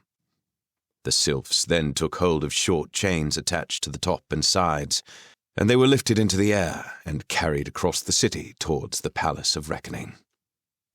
Tom had never been so cold in his life, or so scared, or so breathless, he realized, as he struggled to get a full lungful of air. They were incredibly high. Below them, the city was beautiful, in a stark and unforgiving way. In the dawn pallor, it was all shades of grey, with pockets of blackness imposed by hard angles and high towers. Flashes of gold and silver decorated the walls and the tips of towers, the glinting metals making the place seem even colder. He hugged his cloak around him and thought longingly of Dragon's Hollow, the house of the beloved and the bed he'd slept in there. The sun was just emerging over the far horizon when the palace came into view. Tom caught a glimpse of a broad terrace along one side before they were lowered into the palace courtyard. Nothing here was small, Tom thought, feeling insignificant as he gazed up at the walls, their lofty heights disappearing into the grey haze of dawn. When the cage door was unlocked, Tom, Arthur, and Woodsmoke walked around the shadowy courtyard, stamping vigorously to keep warm. The sylphs watched them, clearly impervious to the cold. Nimue arrived alone, in a smaller cage, escorted by 2 sylphs. She looked tiny and defenseless, barely half the height of the sylphs towering over her, but she moved with a steady, almost stately grace as the sylphs ushered her to the far side of the courtyard. Clearly she was being kept apart from Tom and the others before the trial. She glanced over at them, giving a barely perceptible smile and nod before turning away. Within minutes, Merlin arrived in another single cage. Tom glanced anxiously at Nimue, but she ignored him, deep in thought. Merlin didn't waste time on greetings. "The terrace is almost full already." "Full of what?" Tom asked, distracted by Nimue in the distance. Merlin looked at him impatiently. "Sylphs, come to watch your trial." "Oh, of course," Tom said, embarrassed. Woodsmoke gave him a sidelong look full of amusement. "Keep your mind on the moment, Tom," he said softly. "Bringing you here means they want to make an example of you," Merlin continued, his face full of worry. "There are smaller places where they hold trials, but none of them has the pomp of this place." He looked around distastefully. They were interrupted by an ancient sylph, his face creased with age, his wings a dark, grizzled grey. "Galen," Merlin said, "are you sure you want to do this?" "Justice must be served," the sylph muttered angrily. He glared at the three of them, his gaze finally settling on Arthur. Arthur, I presume. Arthur nodded and tried to shake his hand, but Galen ignored him, saying only, "You'll be tried first," before stalking off into the palace. "I have a feeling this morning is not going to go well," Arthur said. The terrace was a wind-swept place, stretching away from the palace.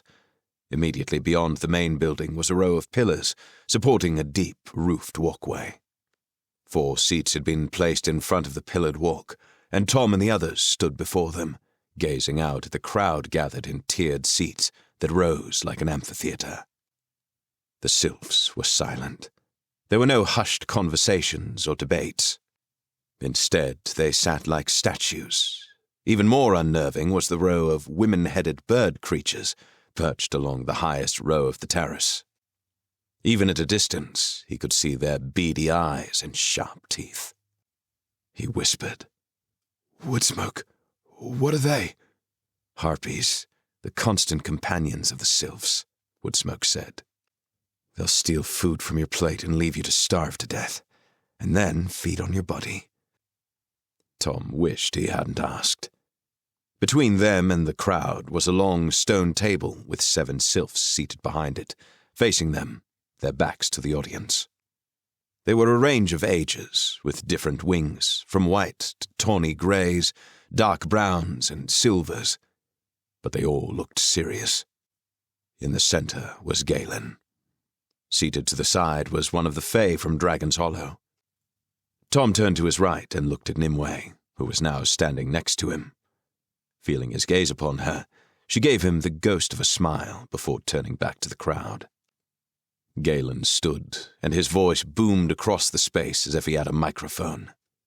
"The 4 who stand before us are all accused of murder.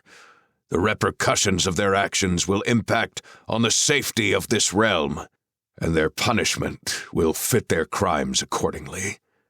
Arthur, once King of Britain, will be tried first. Woodsmoke, Tom, and Nimue, you may sit until called." Tom sat pondering Galen's description of Arthur as once King of Britain. It was as if he wanted to remind them that Arthur wasn't powerful anymore. He looked to Arthur, who stood rigid, facing Galen and the others. Tom had no idea what he might be feeling. None of them had been allowed their weapons. Arthur's reclaimed weapons and armor sat on the table in front of the panel, along with Excalibur, Galatine, Woodsmoke's bow, sword and hunting knife, and Brionac. "Arthur," Galen began, "you face the most serious charge of all, as you instigated the attack on Ragnar. We found his head lying in the weapons room of the House of the Beloved. His body lay outside the room, a deep wound in the chest made from this spear here," he gestured to Brionac, "which we know to have been thrown by Woodsmoke, a Fae of the realm of Earth. Do you admit your guilt?" "Yes, I do," Arthur said, his voice also booming out across the terrace. "But as he was trying to kill my friends and me, I feel justified." His voice held no trace of regret. "We have no evidence of his attack on you," Galen said stiffly. "Only the wounds of 2 weapons, suggesting an unequal attack." Woodsmoke stood and shouted, "You have the word of the 3 people sitting here with Arthur." Galen glared at him. "Sit down. You are all conspirators. Of course you will support each other." "You have evidence to the contrary? That he wasn't attacking Arthur?" Nimue asked. Unlike Woodsmoke, she remained seated, her hands resting in her lap. "No, and I do not need any. We of the panel of reckoning know Ragnar. He would not attempt to kill anyone. Sit down." The city guards grabbed Woodsmoke across the shoulders and forced him to sit. Tom felt sick. This was not a trial. There was no evidence in their favor. Merlin was right. They were going to make an example of them. Galen continued. "There are weapons here that have been taken from Ragnar's collection. So, you are all thieves as well? No, I claim what is mine, Arthur explained. Many of those weapons were mine in my lifetime. Ragnar was the thief. He tried to take Excalibur by force. Galen picked up Excalibur. This is Excalibur. It is. Galen drew Excalibur from its scabbard, and the rising sun glittered along its length, throwing beams of light across the terrace. Tom glanced again at Nimue, and although she didn't look at him, she smiled her shy, soft smile again. It is fine workmanship, Galen said admiringly. Made by the Forger of Light, Merlin said, from where he stood on the other side of Arthur. A ripple of unease passed across the watching crowd, prompting some sign of life at last. Galen looked up quickly and crashed Excalibur back onto the table. Do not mention his name here, he said furiously.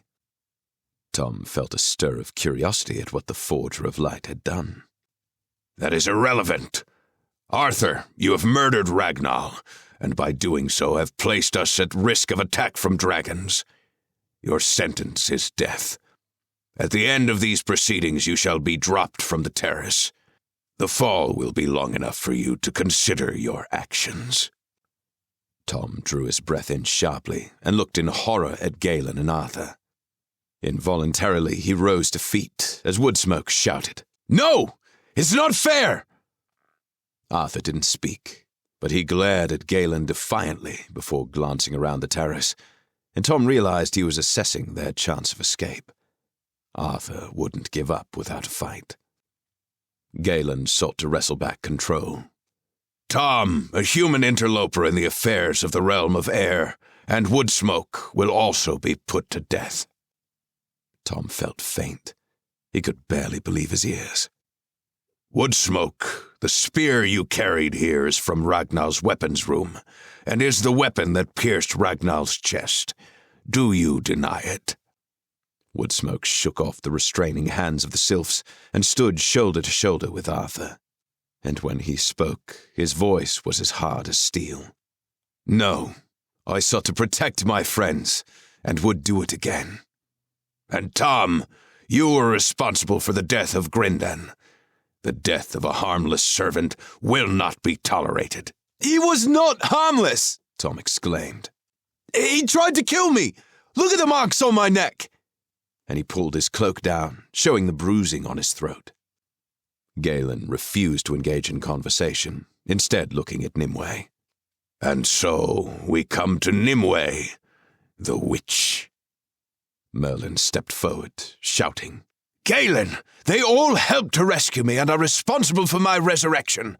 I beg you to take that into consideration. We have, Merlin, and while their actions to rescue you were admirable, their other actions far outweigh them. The sentence remains. Galen's tone was firm, and he turned away from Merlin and back to Nimue. Tom felt as if the air had been ripped from his lungs and the bones ripped from his legs. He collapsed onto his chair and looked at Woodsmoke, but Woodsmoke was glaring at Galen, his fists clenched, unable to offer Tom any reassurance. Beyond him, Arthur was stony-faced. How could they hope to escape? They really were going to die. Nimue, please stand before the panel. Nimue rose slowly to her feet, brushing off her gown as she stood, the only one who now looked composed. Your crime is that of imprisoning Merlin, lifelong friend of the realm of air, resulting in his eventual death. On his resurrection, you then attempted to injure him once again, and were stopped only by our arrival. Merlin again intervened. I do not wish you to try Nimue. It is not your business. I decide what is tried here, Merlin, not you, Galen said. Nimue, have you anything to say? She shrugged. I have much to say on these charges, Galen. But what would be the point? Galen didn't seem to appreciate her tone, but continued. Your casting of the spell of protection over Dragon's Hollow in the realm of air following Ragnar's death is much appreciated, and we will therefore commute your sentence from death to banishment from the realm of air, as long as you agree to maintain the spell in Dragon's Hollow. So you seek not to kill me, but to imprison me for life in the Hollow? She asked, amused. You will keep your life, Galen glared at her. I am a witch of Avalon. Do you really think you could kill me or imprison me without magical help? Her words fell into endless silence, and the panel twitched uncomfortably. Satisfied she had their full attention, she asked, Who told you I have protected the realm of air? Avalon said you had finished the spell and extended protection to us. He looked to where Adeline stood in the shadows of the pillared walkway. I have cast the spell to protect the city, but such was the speed of my arrest, I could not complete the circle of protection. Adeline stepped into the weak sunshine. That is not true. We ascertained the spell has been completed. Nimue sighed. How careless of me. Was I not clear? What I should have said was that the spell to protect the realm of air had been completed, but was only temporary. It is now broken. She stood as if deep in thought. In fact, it probably finished at dawn. How long do you think it would take dragons to get here? As the full implications of her news sank in, she added, almost apologetically, I did tell Adeline that I really needed more time. Adeline glared at Nimue, but Tom felt a little bubble of hope starting to form inside him. And then there was a sound that chilled his blood, the far-off roar of dragons. Adeline nodded to the guards standing behind them.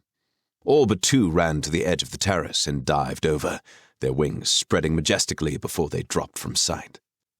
The other sylphs in the crowd rose restlessly, trying to see beyond the terrace, while the harpies cried out raucously for the blood of Tom, Woodsmoke, and Arthur. Galen looked furious.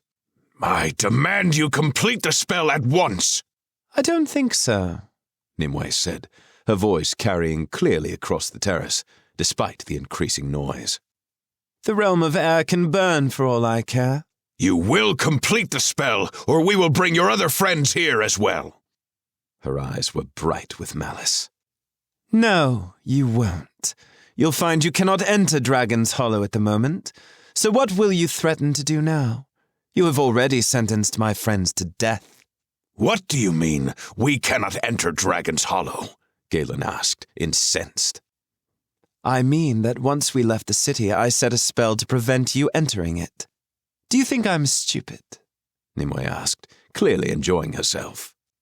Galen stood silent, the other sylph sitting helplessly by his side as Adeline strode over to Nimue and put the long blade of her sword to Nimue's throat. Fix this now, Adeline said, almost spitting in her face. No. If you kill me, everything will fall. I'll tell you what I'm prepared to do. Please remove your sword.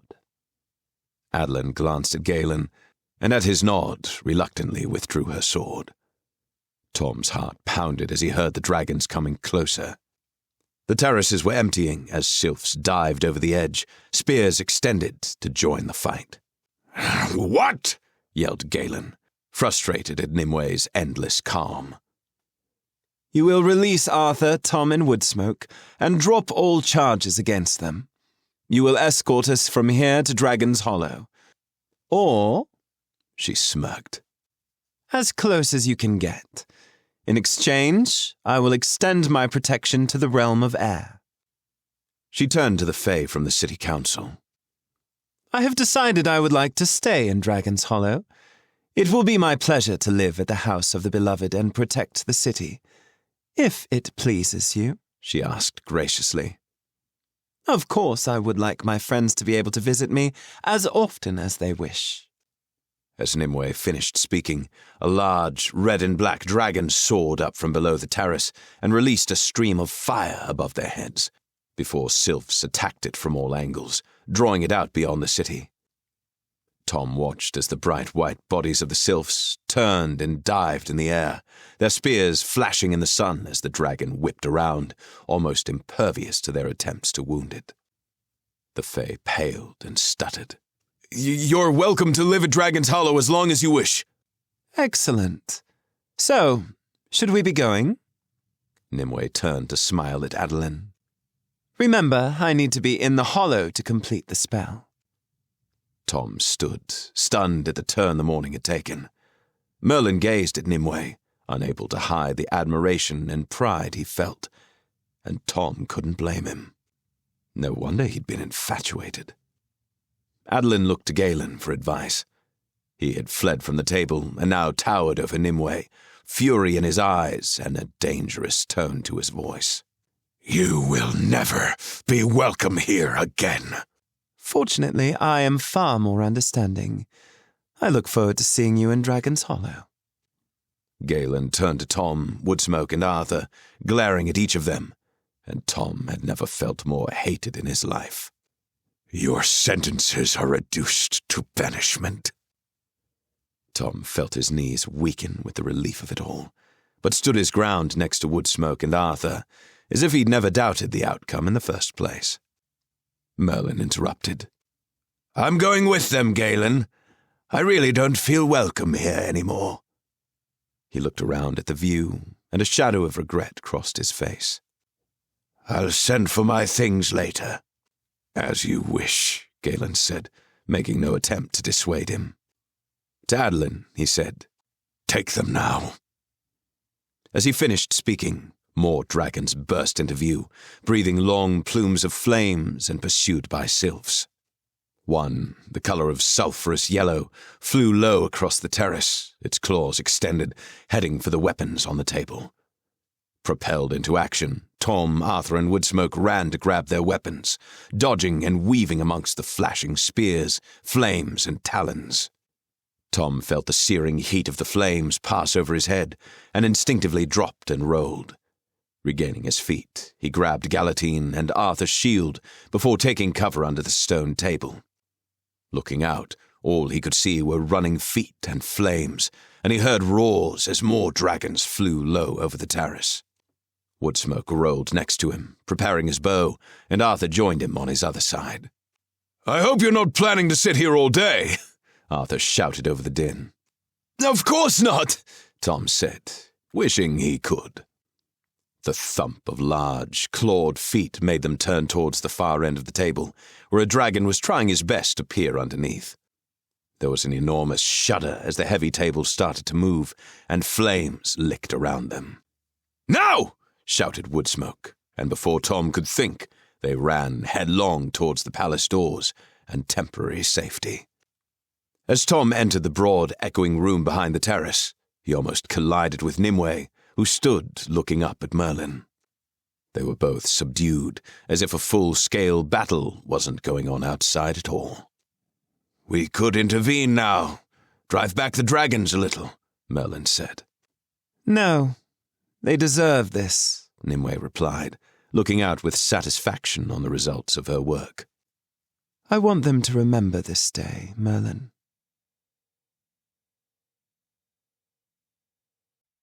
30. Decisions and deal-making. Nimue again subdued Excalibur's call, and half a dozen seething sylphs bundled them into the large cage and carried them down to the sky meadows. The descent beneath the city was hazardous, and they were lucky the dragons were fully occupied high above them. Tom, Arthur, and Merlin were deposited next to their horses, and with Merlin riding behind Arthur, they set off on a long ride back down the mountain. The sylphs took Nimue as far down the ridge as they were able, so she arrived in the city quicker. From a distance, she looked like a bird in a gilded cage. Fortunately, they didn't encounter any dragons, and those they saw flew high overhead, as if drawn to the realm of air. Tom wondered if Nimue had cast some sort of spell that kept them attacking the sylphs. Every now and then he looked back to the city high above and saw flashes of flame and glinting light and the swirl of sylphs. He tried to feel sorry for them, but couldn't. Even now, the thought of being sentenced to death seemed like a nightmare, and he kept wondering if, once the spell was resurrected, they would come back for him. Woodsmoke tried to reassure him. "It's over, Tom. We have their word. And besides, Nimue would drop the spell like a thunderbolt if they ever threatened us again. They have too much to lose." "What do you think about Nimue?" Tom asked, knowing Woodsmoke had been suspicious of her. "There's a lot more to Nimue than meets the eye," he said, and then smiled at him. "I think she's too old for you, Tom." Tom felt himself blushing and laughed. "I know, but I can look, can't I?" "As long as that's all it is," Woodsmoke said, teasing him. "I think she'd turn you into a toad if you tried anything." The courtyard of Ragnar's house was dark when they arrived, the only light coming from a lantern that burned with a small, golden flame over the door to the stables. Tom slipped off his horse, bone-weary, his eyes struggling to stay open. But the sudden change of scene and the unsaddling of the horses woke him up again. Merlin looked stiff as he dismounted. So, this is Ragnar's place." "Was," reminded Arthur. "I thought you'd met him." "I did, but only in the city. I never came here." He looked around, his sharp eyes assessing everything. "He did quite well for himself, didn't he?" "Wait till you see inside," Tom said, thinking longingly of his bed and hot bath. Although they tried to be quiet, the clatter of hooves must have reached into the house, because it wasn't long before the back door flew open and Beansprout appeared, exclaiming, "Could you be any louder?" "Thanks, Beansprout. Nice to see you too after my brush with death," Tom said. She strolled over to them, leaning on the open stable door. Her hair was loose, and she was wearing a long, floaty dress he'd never seen before. "What are you wearing?" Tom asked. "It's called a dress, Tom. You know, not trousers." "Ha, so funny. But why?" "I think," Woodsmoke said, interrupting, "it's called the Nimway effect." "Nice to see you too, Woodsmoke," she said, and poked out her tongue. Arthur hugged her tightly. "I'm glad you're safe. You're becoming quite the warrior maiden." She looked embarrassed. "Not really, Arthur. I just helped Nimue and Brena." "You stayed when you could have run," he told her. "That's very brave." "Yes, it is. A quality not to be underestimated," Merlin said, stepping out of the shadows, and rather than shake her extended hand, he kissed it. "My pleasure, my lady. Merlin, at your service." "Beansprout, at yours," she said, her eyes sweeping over him. "I've come to show you to your room." A look of concern crossed Merlin's face. "Are you sure I can stay here?" "Of course. She told you so, didn't she?" Beansprout asked. Tom recalled the brief conversation Nimue had had earlier with Merlin. It had been awkward. Nimue had been defiantly polite, as if she hadn't trapped him in a spell hundreds of years earlier, and Merlin had seemed almost meek and apologetic, as if he was responsible for everything in the first place. "Well, yes," Merlin said hesitantly. "But I'm quite prepared to stay in a hotel." "There's no need. She won't hear of it," Beansprout reassured him. Arthur interrupted, frowning at Merlin. "Are you sure you want to stay here?" "I am very tired, so just for tonight. I'll find somewhere else tomorrow. In the meantime," he said to Beansprout, "can I help to complete the spell to protect the realm of air?" "It's done. Finally," Beansprout told them. Tom knew Beansprout wouldn't openly criticize Nimue, but she did look concerned. Nimue didn't want to rush. "She has a stubborn streak," Merlin said. "You'll get used to that." The next morning, Tom woke to pale bands of sunshine streaking in round the edges of the heavy silk curtains. He was back in his old room, as he now thought of it.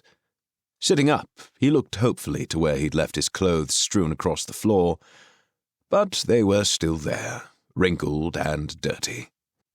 He flopped back on his pillows, huffing with disappointment. Then his stomach rumbled, and he realized he was starving. So after dressing, he made his way downstairs to the main balcony, where they had always eaten. But that too was empty. Wondering if he was completely alone, he shouted, "Hello? Anybody here?" Silence. Tom headed down the long corridor to the back of the house. This was where he'd been attacked. He was relieved to see the body of the servant had been removed, the place they'd fought marked only by a small patch of dried blood. He carried on down to the cavernous kitchen, and that's where he found everyone. Arthur was standing over a flaming grill, cooking sausages, bacon, and eggs, assisted by Merlin, who wore a long apron wrapped around his long, flowing clothes. A slight odor of burning drifted around the room. "Are you sure you know what you're doing?" Brena asked, amused. She sat at a long wooden table, cradling a cup in her right hand, her chin on her left as she watched the activity across the room. Her long, dark hair was bound at the nape of her neck, making the feathers that edged her hairline more obvious. "Of course I do," Arthur said cheerily. "A little bit of burnt bacon makes it taste better." Beansprout sat next to Nimway, and they were talking quietly. She gave Tom a guilty look as he sat down opposite them. Tom sensed a plan. "What's up, Beansprout?" "Nothing," she said, wide-eyed with feigned surprise. "We're just discussing my future." They gazed at him placidly across the table, and he felt his heart sink a little. "You're staying here, aren't you?" After a second's hesitation, Beansprout nodded. "Nimue said she will teach me magic." She rushed on. "Don't look like that. Please be happy for me, Tom." He sat, not knowing what to say, and not even sure what he thought. He turned to Woodsmoke, who had sat down next to him with a steaming cup of coffee. "What do you think?" "I think Beansprout will be just fine," he said, looking at her a little sadly. "But we'll miss her at Vanishing Hall." She met Woodsmoke's gaze, and then looked quickly at the table, blinking back tears. "I won't be here forever. I'll come and visit." "You'd better. What about you, Tom? Are you coming back with me?" They were interrupted by Arthur and Merlin placing steaming plates of food in front of them. "I thought you were coming with me to New Camelot," Arthur said, looking between them. Now Woodsmoke sighed and looked at the table. "New Camelot?" Tom asked, confused. "Where's that?" "Caradwin's old castle, of course," Arthur said, through a mouthful of bacon. "Merlin's coming too. We're going to clean the place up, find some servants. What do you think?" he asked, looking excited. Tom felt his heart sink even more. Everyone was splitting up. He turned to Brena. "Are you going back to Awaken?" She nodded. "I'll spend a few days at Vanishing Hall, and then I'll go." She looked at her friends around the table. "I have some decisions to make." Tom must have looked a little lost, because Woodsmoke said, "You're welcome to stay with me. You know that. And of course Jack and Fahey will want to see you. But you don't have to make your mind up now." Tom had that sense of doubt again. Doubt about what he was going to do with himself and his life. Everyone seemed to have a purpose, except him. And then he realized what he did want to do. "You're right, Woodsmoke. I need to see Grandad. I've missed him," he said. "I'll come with you, spend some time with him, and then—" He looked at Arthur's expectant face and laughed. "And then I'll come and live with you for a while, Arthur." "Good choice, Tom." Woodsmoke grinned and slapped him across the shoulder so hard it made Tom wince. "Anyway, we'd better eat up and get dressed. We have a funeral to go to." "Whose?" Tom asked, confused again. "Ragnar's, of course. His servant was buried yesterday." "But surely we're not welcome." Tom looked around the table, wondering what he'd missed, and whether they might be arrested again. Nimue had been quiet, but now she finally spoke. "We have made a deal with the council. In order that you are always welcome here, that I can live here, and that Ragnar's memory is preserved, we have manufactured a lie. Ragnar and his servant got into a fight and killed each other. We found their dead bodies and raced to protect the city from dragons. I have agreed to stay and defend the city. Megan, partly because he hated his father, and partly because he doesn't want a long bloody war with dragons, is supporting the lie and has agreed to let me stay. So now we go to the funeral and mourn Ragnar with the rest of the city. It was a week later, and the city had almost returned to normal. The streets had been cleared of the rich purple banners hung in honor of Ragnar. The debris left after the dragon attacks had also been cleared, and only the blackened parts of the damaged buildings remained as evidence. The town was working quickly to repair and replace the missing gilding and jewels. Tom, Arthur, Merlin, Brena, and Woodsmoke wound their way through the city to the tunnel and the gate. They had said their goodbyes to Nimue and Beansprout at the house of the beloved, and although Tom was sad to leave Beansprout, she had looked so happy he had to feel pleased for her. In the end, Merlin had stayed with them at Nimway's. Nimue had refused to hear of him leaving, which Tom thought was weird. He couldn't quite get his head round the nature of their relationship. She had imprisoned him in a spell which had killed him, and yet seemed sorry for it, and Merlin didn't seem to want revenge. It was all inexplicable. When he voiced his confusion to Woodsmoke, all he said was, "Old friends do strange things, Tom. Life's like that sometimes. I wouldn't worry about it." They travelled down the long, dark tunnel, leaving Dragon's Hollow behind them, and passed through the rose-gold gate into the bright, hot sunshine of the mountainside. They stood for a few seconds, dazzled and blinking, and then looked down the mountain to where the road led to the moors and streams, and then the Cervini in a rolling tide of green. Beyond them, Tom imagined the plains and Holloways and woods stretching out all the way to Awaken, and then to the lake and Avalon. He had travelled a long way. Arthur shouted, jolting him back into the present, and he found he was sitting alone, the others disappearing down the path ahead.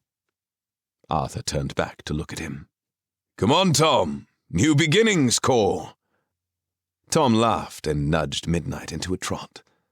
Yes, new beginnings were calling, whatever they may be.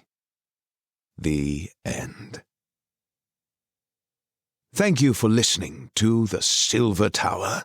I'd love you to leave a review on the retailer of your choice. The third book in the series is called The Cursed Sword and is on sale now on all retailers. Listen on for an excerpt. If you enjoyed this book and would like to read more of my stories, please subscribe to my newsletter at tjgreenauthor.com. You will get 2 free short stories, Excalibur Rises and Jack's Encounter, and will also receive free character sheets of all the main Whitehaven witches and Whitehaven hunters.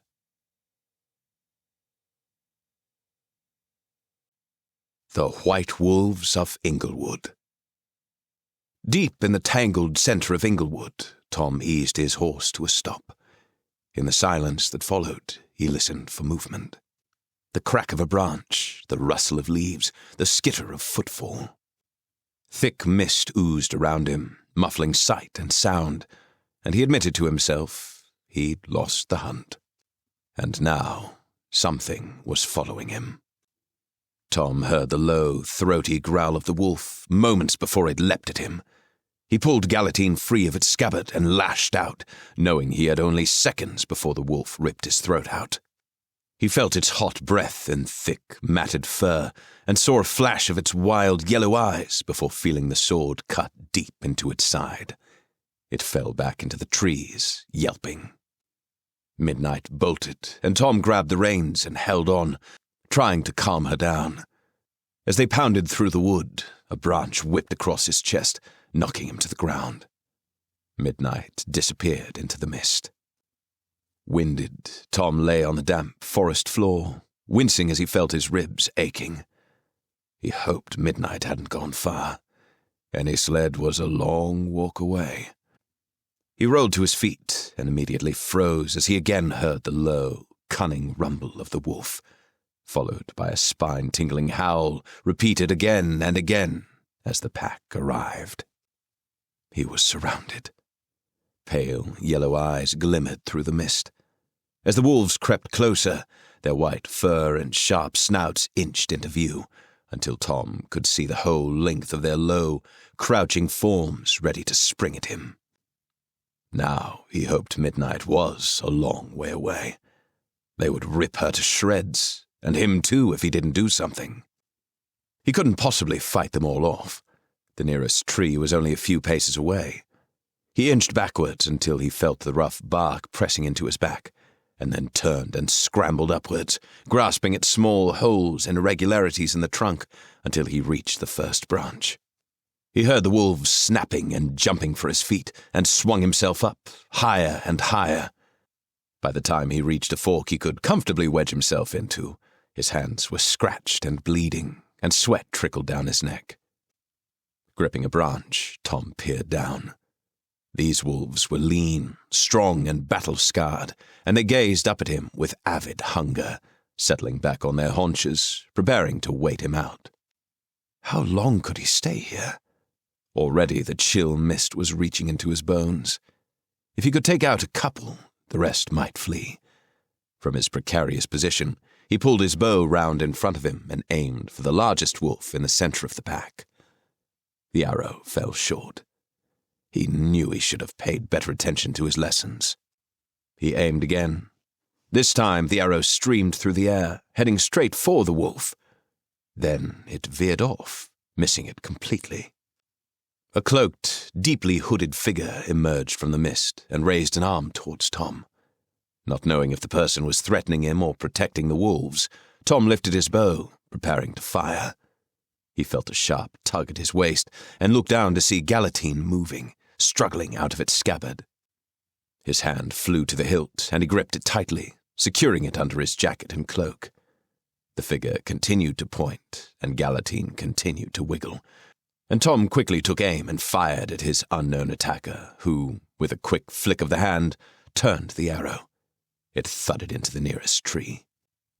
Tom was preparing to shoot again when he heard the sound of horses approaching and voices shouting his name. The figure turned and ran, and the wolves fled too, disappearing into the trees.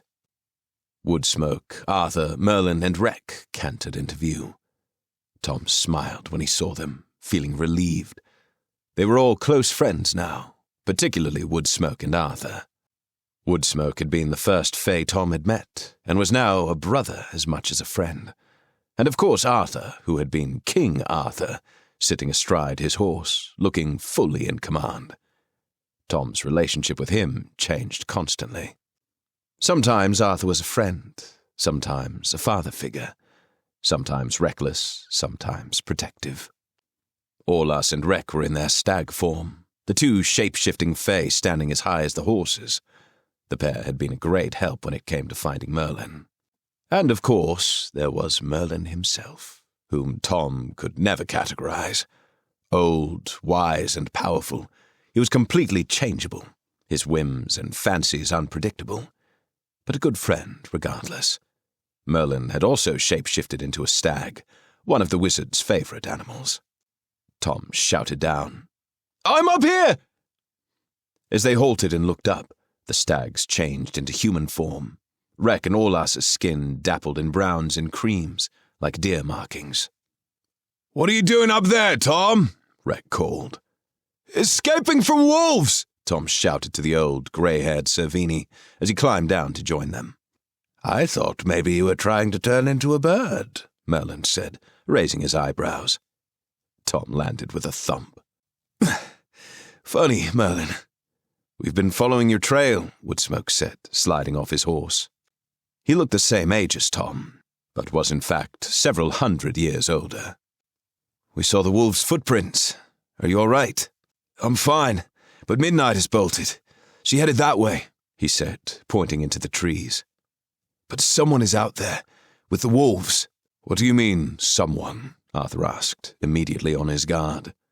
He scanned the surrounding area. "I don't know who. I couldn't see their face, but they had magical powers because they could deflect my arrows. And I think they were trying to steal my sword, sort of summon it with magic." "Show us where," Arthur said. Tom led them to the spot where the figure had stood. "Here. As soon as you arrived, they disappeared." Woodsmoke examined the ground. Strange. I can't see any tracks, not even the wolves. I can't smell anything either. Orlas agreed. Nor I. But here's your arrow. The Savini's leader was tall and muscular, with long, dark hair. He plucked the arrow from the tree and handed it back to Tom. I wonder who wants to hide their tracks, Merlin said, deep in thought. Arthur shook his head. Well, there's not much we can do about it now. At least you're not hurt, Tom. Tom grinned. No, I'm fine. Sorry I lost you, he said, referring to the hunt. I thought I was behind you, and then I hit a thick patch of mist, and the next thing you were gone. Did you find the boar? We found some boars, and killed a few, but didn't find the boar, said Arthur. For such a huge beast, the damn thing is able to disappear pretty quickly. Arthur had organized the hunt for the Black Boar of Inglewood, as they had named it. The forest began a few miles beyond Ennisled, in a deep valley on the edge of the moors. It was dark and damp, and prone to pooling mists that hung around for days. However, it was full of wild deer, pheasants, and boars, and wolves, unfortunately, and had become Arthur's favourite hunting ground. Since moving into Caradwyn's old castle at Ennisled, he'd established some of his old routines, one of which was hunting. Slaying the black boar was becoming an obsession. The animal had first appeared a few weeks ago, its size making it an obvious target. But it was quick. Tom half wondered if it was enchanted. Anyway, continued Arthur, the rest of the group have taken back the spoils, and we came looking for you. He held his hand out to Tom and pulled him up to sit behind him on his horse, Kafal. Come on, we'll help you find Midnight. They found the horse's trail and eventually spotted her grazing a few miles on from where Tom had fallen. A few hours later, they crested a low rise, and Ennisled's castle appeared in the distance. It was early evening, and lights shone from the towers, the rest of the building melting into the twilight. The castle looked very different to when they had first seen it. Then it had been sealed up, access forbidden by Hearn, due to the life-giving Caradwyn's cauldron inside. Tom and the others had been allowed to enter because Hearn wanted Merlin to be resurrected. Now that the cauldron had been destroyed by the sylphs, there was no further need for the castle to be sealed. Up ahead, Orlas stopped to look at the view, changing to human form. I still can't believe how different this looks, Arthur, he said, when the others drew level. It was in a pitiful state when you bought it from me, and look at it now. Arthur laughed. I have Merlin to thank for some of that, and of course the Savini and my new employees. Are you really going to call it New Camelot? Tom asked. Why not? I loved Camelot. It seems appropriate. Arthur seemed slightly put out that Tom should question his decision. Merlin agreed. It feels like home. But it's not very original, Tom said. Isn't she beautiful? Arthur said, gazing fondly at the castle and ignoring Tom's protests. Very, Woodsmoke said, rolling his eyes. He was used to Arthur extolling the virtues of his castle. You stay and admire it. I'm heading back. He spurred Farlight on, racing across the moor, quickly followed by Rek and Orlas. As if reminding him of the late hour, Tom's stomach rumbled. Come on, Arthur, you're the host. No one eats until you do. Get a move on. And he raced away, leaving Arthur and Merlin to catch up. As Tom strode through the door into his large second-floor bedroom, Beansprout flew from the seat in front of the fire and launched herself at him, hugging him fiercely. With the wind knocked out of him, it took him a few seconds to speak. Beansprout, he eventually spluttered. Are you trying to kill me? I'm just saying hello, Tom. It's been so long. She stepped back to look at him. You've grown. And look at those shoulders. You've got all muscular, Tom. It's all the fighting practice Arthur and Woodsmoke make me do, he said, feeling secretly flattered. And it hasn't been that long. Only a few months. She smiled, and Tom couldn't help smiling back. Beansprout was his cousin, always happy and positive about everything, and she looked particularly relaxed at the moment. Her pale red hair was tied in a loose plait, and she wore a long, vivid green dress. He gestured vaguely. "I think magic is suiting you. You look all smiley." "It does suit me. Nimue says I'm a natural." Nimue was the priestess of Avalon, who had now become the dragon sorcerer of Dragon's Hollow. She had replaced Ragnar, who'd been killed by Arthur and Woodsmoke after he tried to trap them in his weapons room. Without Nimwe's protection spell, Dragon's Hollow would be a ruin inhabited only by dragons. "Show us some magic, then," Tom said, curious to see what Beansprout could do. "It's not a parlor trick, Tom," she said indignantly. And then she winked. "Maybe later." "So, Nimue was happy to let you leave?" Tom dropped his cloak onto the floor before sinking into a chair and pulling off his boots. "Not really. She said it's too soon and I should have a full year of practice before leaving just to learn the basics. But I drove her mad asking, and in the end, she said yes. I promised I wouldn't be long, but I had to come for the tournament." She grinned at her small victory and sat in the chair opposite him. Arthur had decided to hold a tournament in which his new friends and the local fae would compete in sword fighting, archery, knife throwing, wrestling, and horsemanship. So many wanted to take part or spectate that it had turned into a much bigger event than originally planned, and was now being held over 3 days. Arthur had asked friends to adjudicate, as well as compete. The competition would begin in 2 days' time in the castle grounds. "By the way, Nimue says hello." Beansprout wrinkled her nose. "Tom, you stink." "I've been hunting all day. I was nearly eaten by wolves. Of course I stink. How is Nimue?" Tom tried to sound offhand. Nimue was probably the prettiest, cleverest woman he'd ever met, and her green eyes haunted him. "She's amazing, of course. She teaches me so much. One day maybe I'll know half of what she does." Beansprout leaned back with a sigh, and then she added, as offhand as Tom had been, "And how's Woodsmoke?" "Woodsmoke's, like Woodsmoke. All zen except when Arthur goes a bit controlish." He frowned. "Did you travel on your own?" "No, Grandad and Fahey are here too. You've got a terrible memory, Tom." "Oh, yeah," Tom said as comprehension slowly dawned. "So they made it to Dragon's Hollow then?" "And loved it. They loved Nimue too." She smirked. "I think it's because she just let them get on with things, unlike Fahey's sister." Tom looked puzzled. "Fahey's sister? Who's that?" "Driselda. Apparently she's been living with another sister for years, but they had an argument and she arrived just after you left with Woodsmoke with her 2 daughters and 3 sons. I think. If I'm honest, I lost track," she said, looking sheepish. "In the space of 1 week, she succeeded in turning their routine upside down." She giggled. "It sounds quite funny, really." Tom laughed.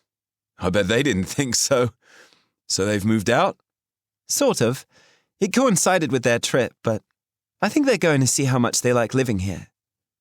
Tom looked surprised. "Here? Jack and Fahey might move in." "Why? Will they cramp your style, Tom?" Beansprout asked with silky sarcasm. "No. Yes, maybe." At least the castle had lots of rooms.